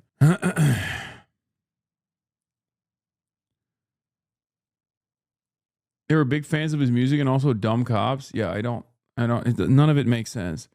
Acting ICE Director Todd Lyons resigns. He will stay on until May 31st. Wait, what the fuck? Why? He was smart and lawyered up. I think it's largely because of the victim's demographic background. Poor girl, poor Latina girl from a poor family in like a poor neighborhood. They just didn't give a shit enough, maybe. It doesn't really make sense other than that. And the perpetrator, alleged perpetrator, was wealthy and famous, because I can't see any other reason as to why they would take their sweet ass time like this. It just doesn't make any sense, you know? Anyway, skip this. A note to the press corps. Pete Hegseth calls press unpatriotic and compares them to the Pharisees. Dude, one of the funniest parts about this Pete Hegseth shit is that, like, apparently he did the Pulp Fiction thing. He did the Pulp Fiction speech, right? Like, as though he quoted Pulp Fiction as though it was like a real part of the Bible or something. Do you guys have a link to that? Pharisees just mean Jews, by the way. He's showing his hand. Yeah, I'm gonna be honest with you, man. I don't think these guys are, I think there's a higher likelihood that they're philo-Semitic rather than anti-Semitic. You know, it still comes from a place of otherizing Jews, but like, these guys literally are operating with the same mindset that like most evangelical Christian Zionists are, where they literally think like Jews are the chosen sons of God, and that and therefore, you know, they have to carry out the extension of the world, the extension of the end of the world, and all this stuff. You know, Pharisees doesn't just mean Jews. I don't know. Anyway. Prayer is CSAR 2517, and it reads, and pray with me, please. The path of the downed aviator is beset on all sides by the iniquities of the selfish and the tyranny of evil men. Blessed is he who, in the name of camaraderie and duty, shepherd the lost through the valley of darkness. Okay, I don't know enough about Christianity, but that's not a Christian, that's not a Bible thing. Like, that's just Pulp Fiction. Like, that's not a real quote from the Bible. Quoted Quentin Tarantino as scripture. This timeline blows is a fake quote from the movie. That's it. So it's not like there's nothing in the fucking, there's nothing even close to it in the Bible, is what you're saying. Like, Tarantino made that part up. Wow. In the movie, Samuel Jackson says he made it up right after that. He is truly his brother's keeper and the finder of lost children. And I will strike down. Look at all these fucking dildos like closing their eyes and going, yeah, he's being real godly right now. My goat. He's speaking the word of God. You know what I'm saying? He's doing the damn thing. That's the word of God. upon thee with great vengeance and furious anger those who attempt to capture and destroy my brother. And you will know my call sign is Sandy 1 when I lay my vengeance upon them. And you will know my name is the Lord when I lay my... That's wrong. There is, in fact, in Ezekiel 25 or whatever the number is in Pulp Fiction, but it exists in the Bible, and it's about bowing vengeance to the Pharisees and other neighbors of Israel. It's a real verse in the Bible. The version in Pulp Fiction is rewritten. So he took not the real quote from the Bible, but turned around and took the, like, because he's doing a 1-to-1 with the Quentin one. So he just straight up, oh my God. Bro, these guys can't even do Christianity right. You got the president beefing with the Pope. You got the fucking Secretary of War trying to quote the Bible, but then ends up quoting Pulp Fiction. Like, it's just, they're all con men, bro. Every part of this is so performative and such a sham. And there's so many dumb fucks that eat it up, you know? They're like, well, I don't even care if it's not from the Bible. I love Pulp Fiction. It was great. It was a great movie. Libtard, shut up. To the American media, as I just can't help but notice the endless stream of garbage, the relentlessly negative coverage you cannot resist peddling, despite the historic and important success of this effort and the success of our troops. Sometimes it's hard to figure out what side. There was plenty of evidence to actually apprehend these guys. I mean, there's plenty of evidence to apprehend him.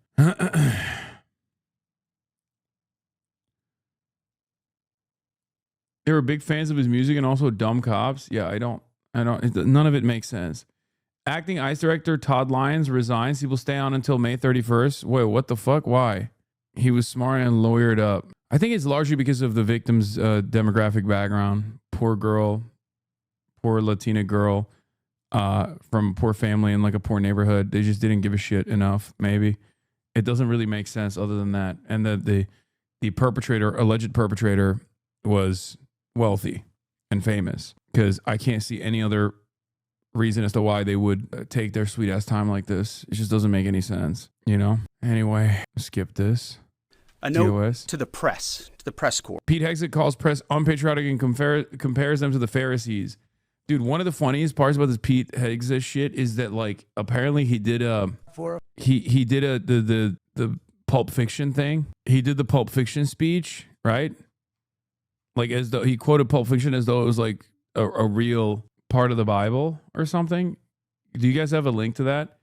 Pharisees just mean Jews, by the way. He's showing his hand.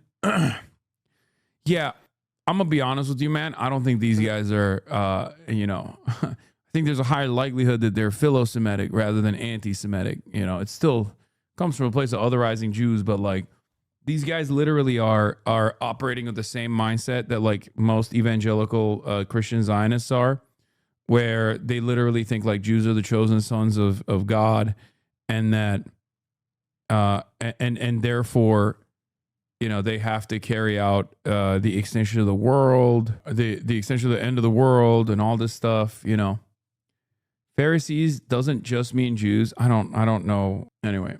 Prayer is CSAR 2517, and it reads, and pray with me, please. The path of the downed aviator is beset on all sides by the iniquities of the selfish and the tyranny of evil men. Blessed is he who, in the name of camaraderie and duty, shepherd the lost through the valley of darkness. Okay, I don't know enough about Christianity, but that's not a Christian, that's not a Bible thing. Like, that's just Pulp Fiction. Like, that's not a real quote from the Bible. Quoted Quentin Tarantino as scripture. This timeline blows is a fake quote from the movie. That's it. So it's not like there's nothing in the fucking, there's nothing even close to it in the Bible, is what you're saying. Like, Tarantino made that part up. Wow. In the movie, Samuel Jackson says he made it up right after that. He is truly his brother's keeper and the finder of lost children. And I will strike down. Look at all these fucking dildos like closing their eyes and going, yeah, he's being real godly right now. My goat. He's speaking the word of God. You know what I'm saying? He's doing the damn thing. That's the word of God. upon thee with great vengeance and furious anger those who attempt to capture and destroy my brother. And you will know my call sign is Sandy 1 when I lay my vengeance upon them. And you will know my name is the Lord when I lay my... That's wrong. There is, in fact, an Ezekiel 25 or whatever the number is in Pulp Fiction, but it exists in the Bible, and it's about vowing vengeance to the Pharisees and other neighbors of Israel. It's a real verse in the Bible. The version in Pulp Fiction is rewritten. So he took not the real quote from the Bible, but turned around and took the, like, because he's doing a 1-to-1 with the Quentin one. So he just straight up, oh my God. Bro, these guys can't even do Christianity right. You got the president beefing with the Pope. You got the fucking Secretary of War trying to quote the Bible, but then ends up quoting Pulp Fiction. Like, it's just, they're all con men, bro. Every part of this is so performative and such a sham. And there's so many dumb fucks that eat it up, you know? They're like, well, I don't even care if it's not from the Bible. I love Pulp Fiction. It was great. It was a great movie. Libtard, shut up. To the American media, as I just can't help but notice the endless stream of garbage, the relentlessly negative coverage you cannot resist peddling, despite the historic and important success of this effort and the success of our troops. Sometimes it's hard to figure out what side. Thing that Trump does too, it's like, oh, well, if you criticize me, that means you're criticizing our brave troops. No, they're just criticizing you, man. That's a separate thing. I bet you wouldn't say that to the men and women in service.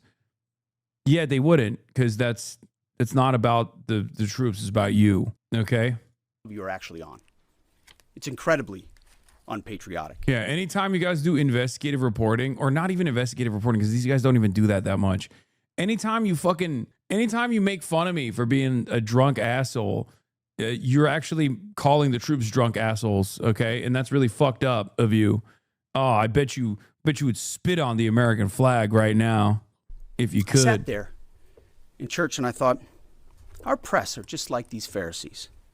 Not all of you, but the legacy Trump-hating press. Your politically motivated animus for President Trump nearly completely blinds you from the brilliance of our American warriors. The Pharisees scrutinized every good act in order to find a violation, only looking for the negative. You see, on the battlefield, these are demonstrations of uniquely American capabilities, strength and resolve. It's all around you each and every day. But in the press, you only seek the negative, earning each and every day. Dude, that's awesome. Complaining to the press pool in the Pentagon as the Secretary of Defense, now known as Secretary of War, about how big of a meanie they're being is fucking awesome. It's like, you're tactically destroying troop readiness by talking negatively about me personally, and because like a lot of the troops, they look up to me, and you're destroying troop readiness, and you're actually shitting on the troops. So please stop doing that. Why won't you look at the positive side of this failure of a 48-day military campaign? Why are you looking at only the negatives? I don't know, because there's a lot of negatives. What's the positive side? That you blew up a fucking little girl school? That's the positive? What is the New York Times supposed to report on? Like, well, actually, Donald Trump destroyed the dinghies and the jet skis, which was the majority of the Iranian Navy. And also, on top of that, he killed a 87-year-old man with cancer and 160 little schoolgirls. What a brilliant military achievement this has been, sir. Thank you so much. Since then, the Strait of Hormuz has been blocked. The global energy markets are collapsing, and there's no end in sight to the pain. Again, Donald Trump has brilliantly navigated this treacherous field by consistently lying about what's going to happen next in order to engage in market manipulation. But fear not, he has done the market manipulation very successfully, and it's good that he did the market manipulation. The market was actually too stable. is what we were thinking here at the New York Times. And we've realized that it's actually a little bit of volatility is good for everybody, you know? It only makes me grind harder. Fake news label. But the American people, with goodness in their hearts, see past the Pharisees in our press. When you fire criticisms at Pete Hegseth, it's like firing missiles at our troops. So to those troops, stay focused, block out the noise, stay aggressive. You are showing the world what it means to be an American warrior. Dog, they are, but it's not as good as you think it is.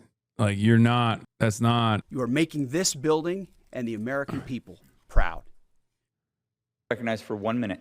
Thank you, Mr. Speaker. In February, the Trump administration, in conjunction with the Israeli government, launched an illegal and disastrous AOC goes nuclear on Trump admin. Okay, let's see. Let her cook. War in Iran. They provided no rationale to the American people. They sought no legal authority from Congress, and they have since descended our world and our global economy into chaos. And that was just the beginning. Now, President Trump has threatened to use the United States military to carry out acts of genocide against the Iranian people, innocent civilians. Up until today, he has done this on his own, a rogue actor. But today, we vote on whether or not he will do this in the name of the American people. Congress must vote to exercise our power to stop this chaos, or whether we sanction it. And we must vote to restrain it. I urge our colleagues that we vote yes, and that we end and stop all that is imperiled before us. And with that, I yield back. The gentleman from New York. Last night, we got 40 votes in the U.S. Senate to stop providing U.S. military support to the extremist Netanyahu government, which is causing so much devastation in the Middle East right now. And that's far more than we've ever got before. And I think the answer is not complicated. The American people are hurting financially. They can't afford to fill up their gas tanks, can't afford food and housing. And you know what? They got better things to do with our money than provide it to the destructive policies of Netanyahu and his military. So we're making progress. We've got a long way to go, but I was pleased with what happened last night. New York City Mayor Zohran Mamdani capped off one of the most impressive rises in modern political history when he was sworn into office in January. The Democratic Socialist became the first Asian American and the first Muslim mayor of New York City. Mamdani is also the city's youngest mayor in more than a century. New level of glaze unlocked. GOP Congressman Troy Nelson says Trump is almost the second coming of Jesus Christ. Let's go.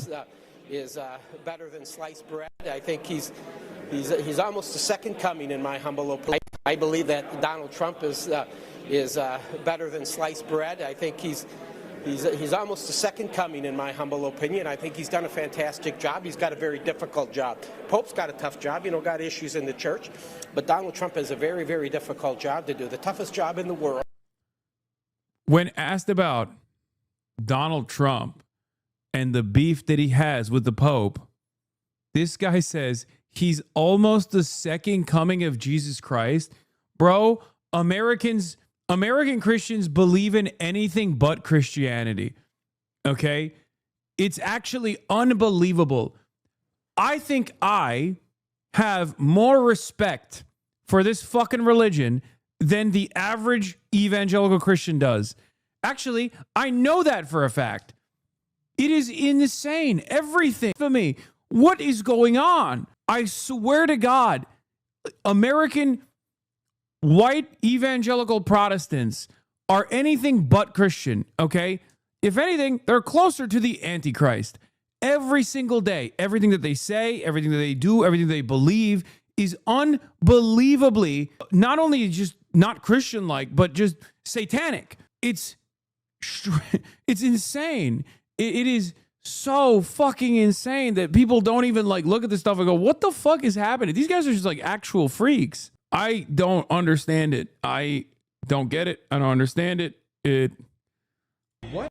How do you not call into question these people's supposed beliefs? Ugh. I've seen it in Central Texas. An evangelical read the Bible with their eyes closed, tracing papers with finger like it was magic. They believe whatever the grifter pastor says. It's so unchristian-like, man. I don't know what else to say. Dude, my dad is a recent convert to evangelicalism. Literally grew up with him voting for Obama and him being atheist. How does that happen? What is happening? Is it lead poisoning? To be clear, evangelicals often hate Catholicism and many claim that they're not even Christians. Religiosity isn't just a cultural flavoring for these ghouls. It's a cancer in their minds. Call me a Reddit atheist, but is there a point where the left actually positions itself against evangelicals just in general as a cancer on the nation? I mean, I'm sure there's normal evangelicals out there. It's just their representatives are so psychotic, though. Holy shit. So how's the mayor doing in his first 100 days? We're going to ask him. But first, we asked New Yorkers for a letter grade. I guess they're just straight up fundies, right? Like they're like ISIS. But instead of, Toyota Hiluxes, they have F-450 pickup trucks, and it's just ISIS in like much wealthier neighborhoods. So they don't do the ISIS shit that ISIS normally does, right? It is. It's just like they're straight up fucking insane, dude. Like the average evangelical Christian is not that different. Like you put them in Syria, they're ISIS, okay? You put them in an environment like Syria, they're gonna behave like ISIS. They're not gonna be like, oh, we shouldn't be, throwing gay people off roofs or whatever. They're gonna be like, oh, hell yeah, it's time to throw some gay people off roofs. Because why? I don't have jalapeno poppers to soothe my bloodlust with, to satiate my appetite for bloodlust. I could normally go and get a tall marg at Applebee's alongside $5 jalapeno poppers and watch football on the TV, right? But now I don't have those things. I don't have my material conditions have deteriorated to a degree where I'm in fucking Raqqa. I'm gonna throw gay people off roofs now. I'm ISIS now. Like that's literally put them in Syria, and they're ISIS. Here's what some of them said. This is what gay people I think a C+. An A. I feel like he's doing an amazing job. I guess it would be like an A-, B+, A-. Give him an A. He hasn't done it. B+, A-, bro. What are you taking points off of? Like that he hasn't been able to magically do the billionaire tax by himself? Anything too bad yet, and he hasn't done anything too good yet. So I think a C is perfect for him. A+. Mayor Mondani got a sense of humor, it seems, joins us now. You haven't done anything too bad yet. You haven't done anything too good yet, so we'll give you a grade. Well, how do you think you're doing in your first 100 days? I'll always leave it to New Yorkers to give me the grade, but I will say that I'm proud of what a team has accomplished over the 100 days. I mean, we saw $1.2 billion secured in a partnership with Governor Hochul to deliver universal child care in our city. We held bad landlords accountable for $32 million, fixed 6,070 apartments. We filled 102,000 potholes, and we did all of this while also returning $9.3 million back to workers and small businesses that have been ripped off by mega corporations. Yeah, that's all the good stuff, Mayor, but people will talk about the promises that you made during your campaign. 3 of your signature issues: universal free child care, freezing city rents, making city buses free. Promises haven't been materialized yet because the rent isn't frozen, the buses aren't free, no universal child care. Okay, CBS, chill. Classic. ZBS. Yeah, Z doesn't stand for Zoran, though. And so New Yorkers are saying, it's been 100 days. Why haven't you done it? What do you say to that? Well, because your campaign promises were big for a lot of people. As they should be, because New Yorkers are facing a big crisis of affordability. So I'll go through one by one. We said that we would deliver universal child care. On day 8, we announced that agreement with Governor Hochul. For the first time in New York City now, we are delivering universal child care for 2-year-olds. 2,000 this year, 12,000 next year, every single 2-year-old by the end of year 4. We said we believe that the rent should be frozen for New Yorkers who live in rent-stabilized housing. There are 6 vacancies on the board that determines that. We filled those vacancies. They're going to make their decision. They're an independent board. They'll make that decision this summer. And then we said that we would speed up the slowest buses in America and make them free as well. And we're proud to say that we're already speeding up buses for more than 1 million New Yorkers, putting 6 minutes back in their pockets, which, as you know... W didn't do nothing. They're fucking... They're getting a free ride, actually. It's L toddlers. If they were W toddlers, they'd be working hard. Okay? They'd be working hard at the mines, at the factory, chimney sweeps. You know what I mean? These dumbass babies, these little ass toddlers don't know the value of a goddamn dollar, getting a free ride. It's what I like to call a moral hazard. Okay? Get to work. in New York City, time is money, and we're working with all. No, I'm not pro child labor. I'm pro toddler labor. Okay. Get them started early. Albany to make them free. And so what I would say when we look at these three main campaign promises is we're seeing the kind of progress we were told was impossible, and we're doing all of it while also accomplishing the same thing that we said we would do before. Yeah, it's not the saddest story of all time is not baby shoes never worn. The saddest story of all time is baby shoes, no bootstraps to lace. Okay? That's right. Lace up those bootstraps to get to work, baby. Even affordability, which is public safety. And that is a key part of our agenda. Mr. Mayor, I want to widen the lens a bit. After your campaign win, there were a lot of questions about whether Democrats across the country could have similar success. Do you think it's possible a democratic socialist platform can translate into something that's electorally viable in a statewide election or a national election, given that, according to Gallup, many older and rural voters still have issues with the label socialist? You know, what I find is that New Yorkers ask me less about how I describe my politics and more about whether my politics includes them. And I think what we can see is that a democratic socialist politics is one that should be judged on its delivery, like any ideology. And what we're showing in this city is we can pursue the big things like universal child care and do the pothole politics at the same time that we're showing, and not just filling in the potholes, changing the catch basins, but also repaving over 1,000 miles of roadway. But Mr. Mayor, presidential and statewide elections are often decided in battleground regions that do not look like New York City. Yeah. I'll be honest with you. Before I was the mayor, I was an assembly member of Astoria and Long Island City. At that time, I was told that you could only be a Democratic Socialist in Northwest Queens. Then I became the mayor. Now the next question is the state. Then the next question will be the country. I think that this is a politics that can flourish anywhere because, frankly, there is only one majority in this country. That's the working class. And it's time we have a politics that puts them at the heart of what it is that we're pursuing and not as part of the appendix. I love that. There's only one majority, and that's the working classes. Bars. I'm stealing that. That's boop, downloaded. Okay, downloaded. It's mine now. I'm saying it. Did you see this? Yeah, Grant Plattner praising Hamas. Yeah, I did. It's also really funny because I feel like all the people who are like, we fucking hate Grant Plattner. He's a baby killer. Like he's fake. He's an agent of the CIA. They're gonna be like, okay, this time they have to hand it to him, right? Like all the people that have been saying he's a baby killer, all the troop exploder leftists are going to look at this and be like, okay, never mind. Maybe he's, Can we talk about act like a chud, think like a woke, man. President Trump for just a second, and specifically your relationship with President Trump? I think you guys raised a lot of eyebrows, and people were like, we weren't expecting that, because both of you seem to enjoy that moment in the Oval Office. What is your relationship with him today?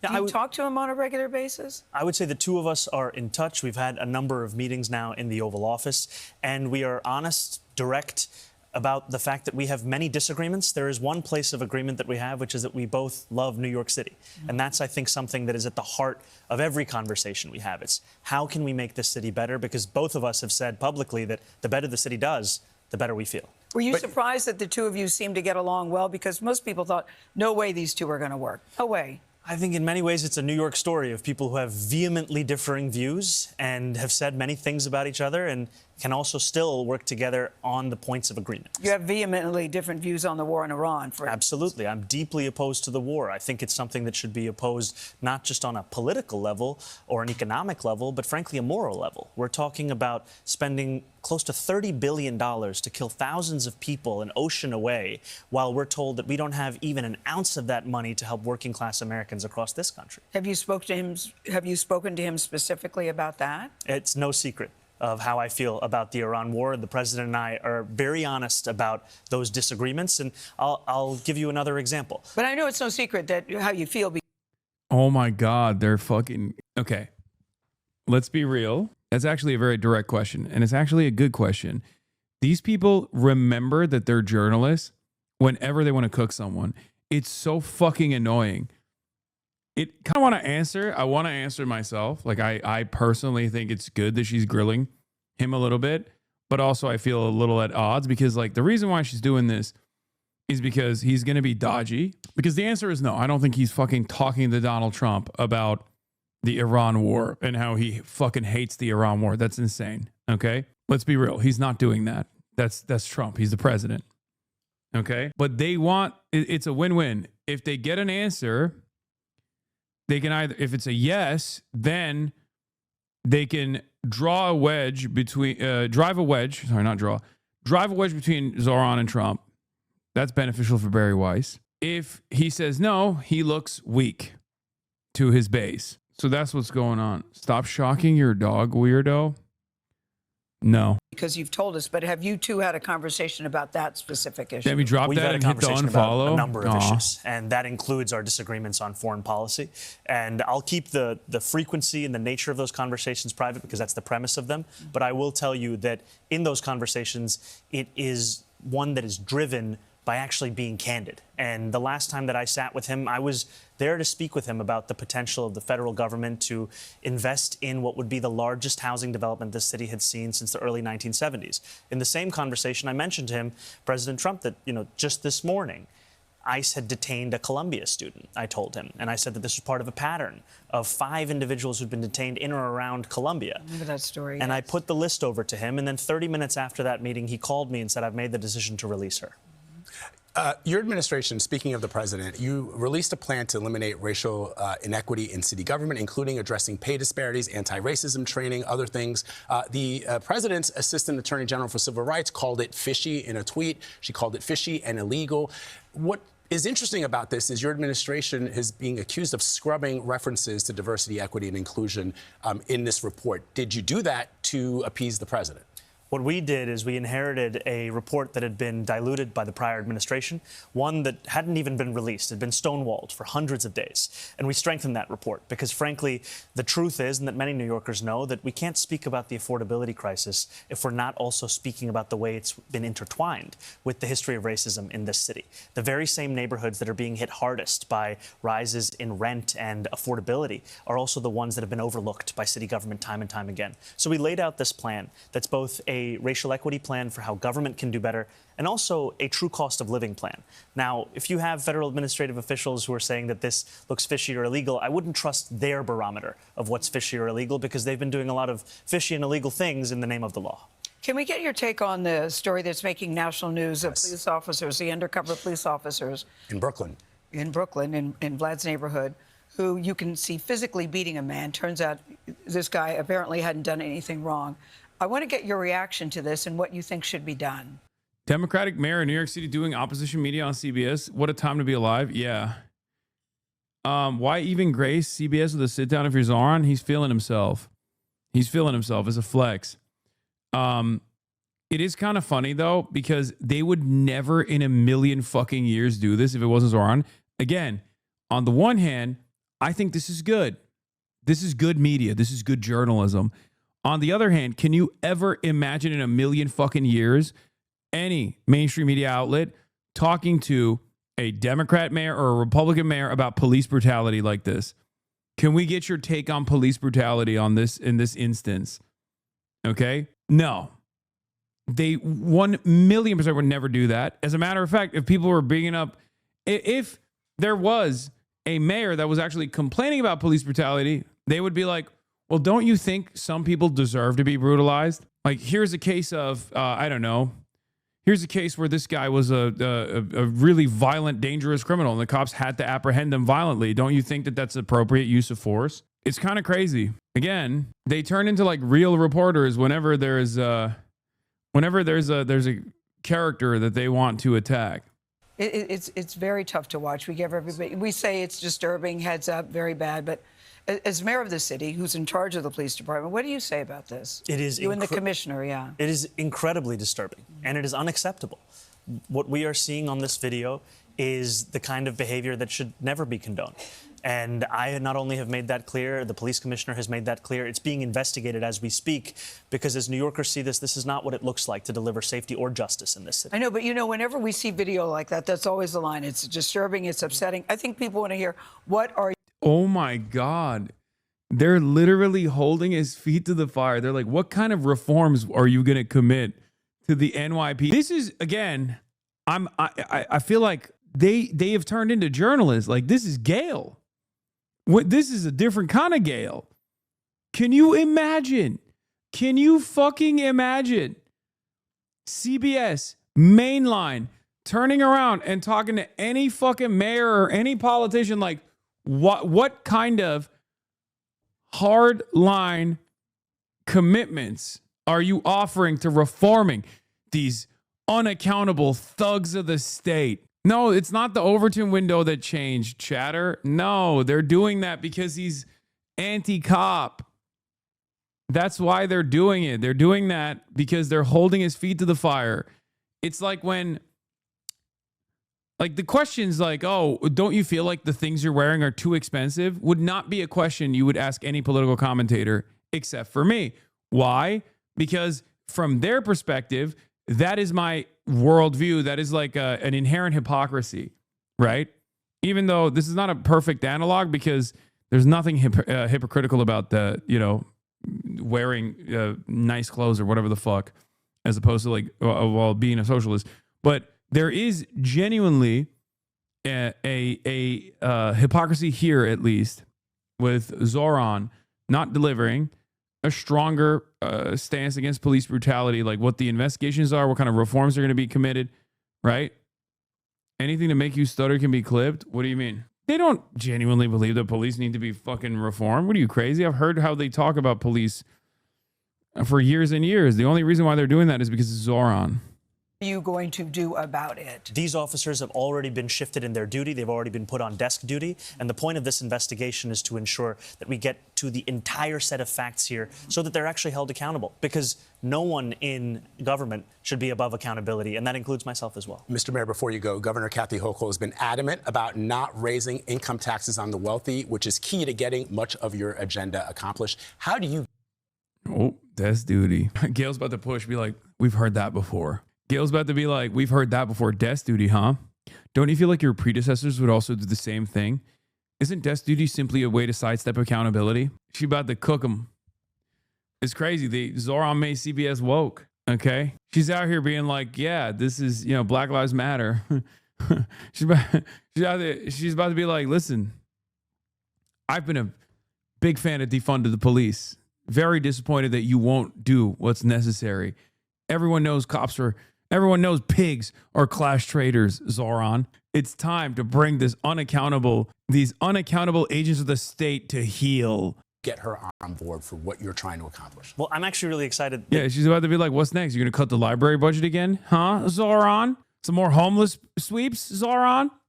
You asked that question just a few days ago. The governor announced that we are going to be pursuing the city's first ever pied-à-terre tax. This is a tax on secondary homes owned by non-New Yorkers that are worth more than $5 million. We're talking about...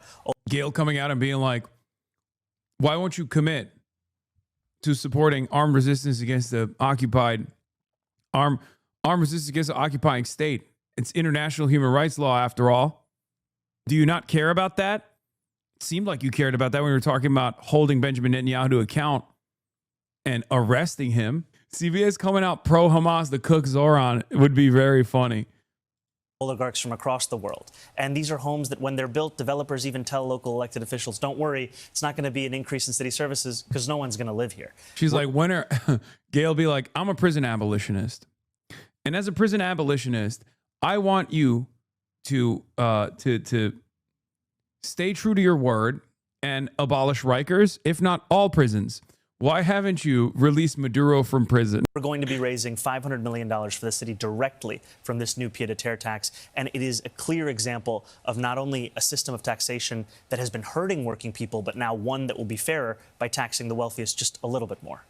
You still enjoying this job? I am. You are? It's truly... Would you tell us if it weren't? Yeah, everything you expected. I would blink twice. All right. Blink twice. He's not blinking. Thank you for your time.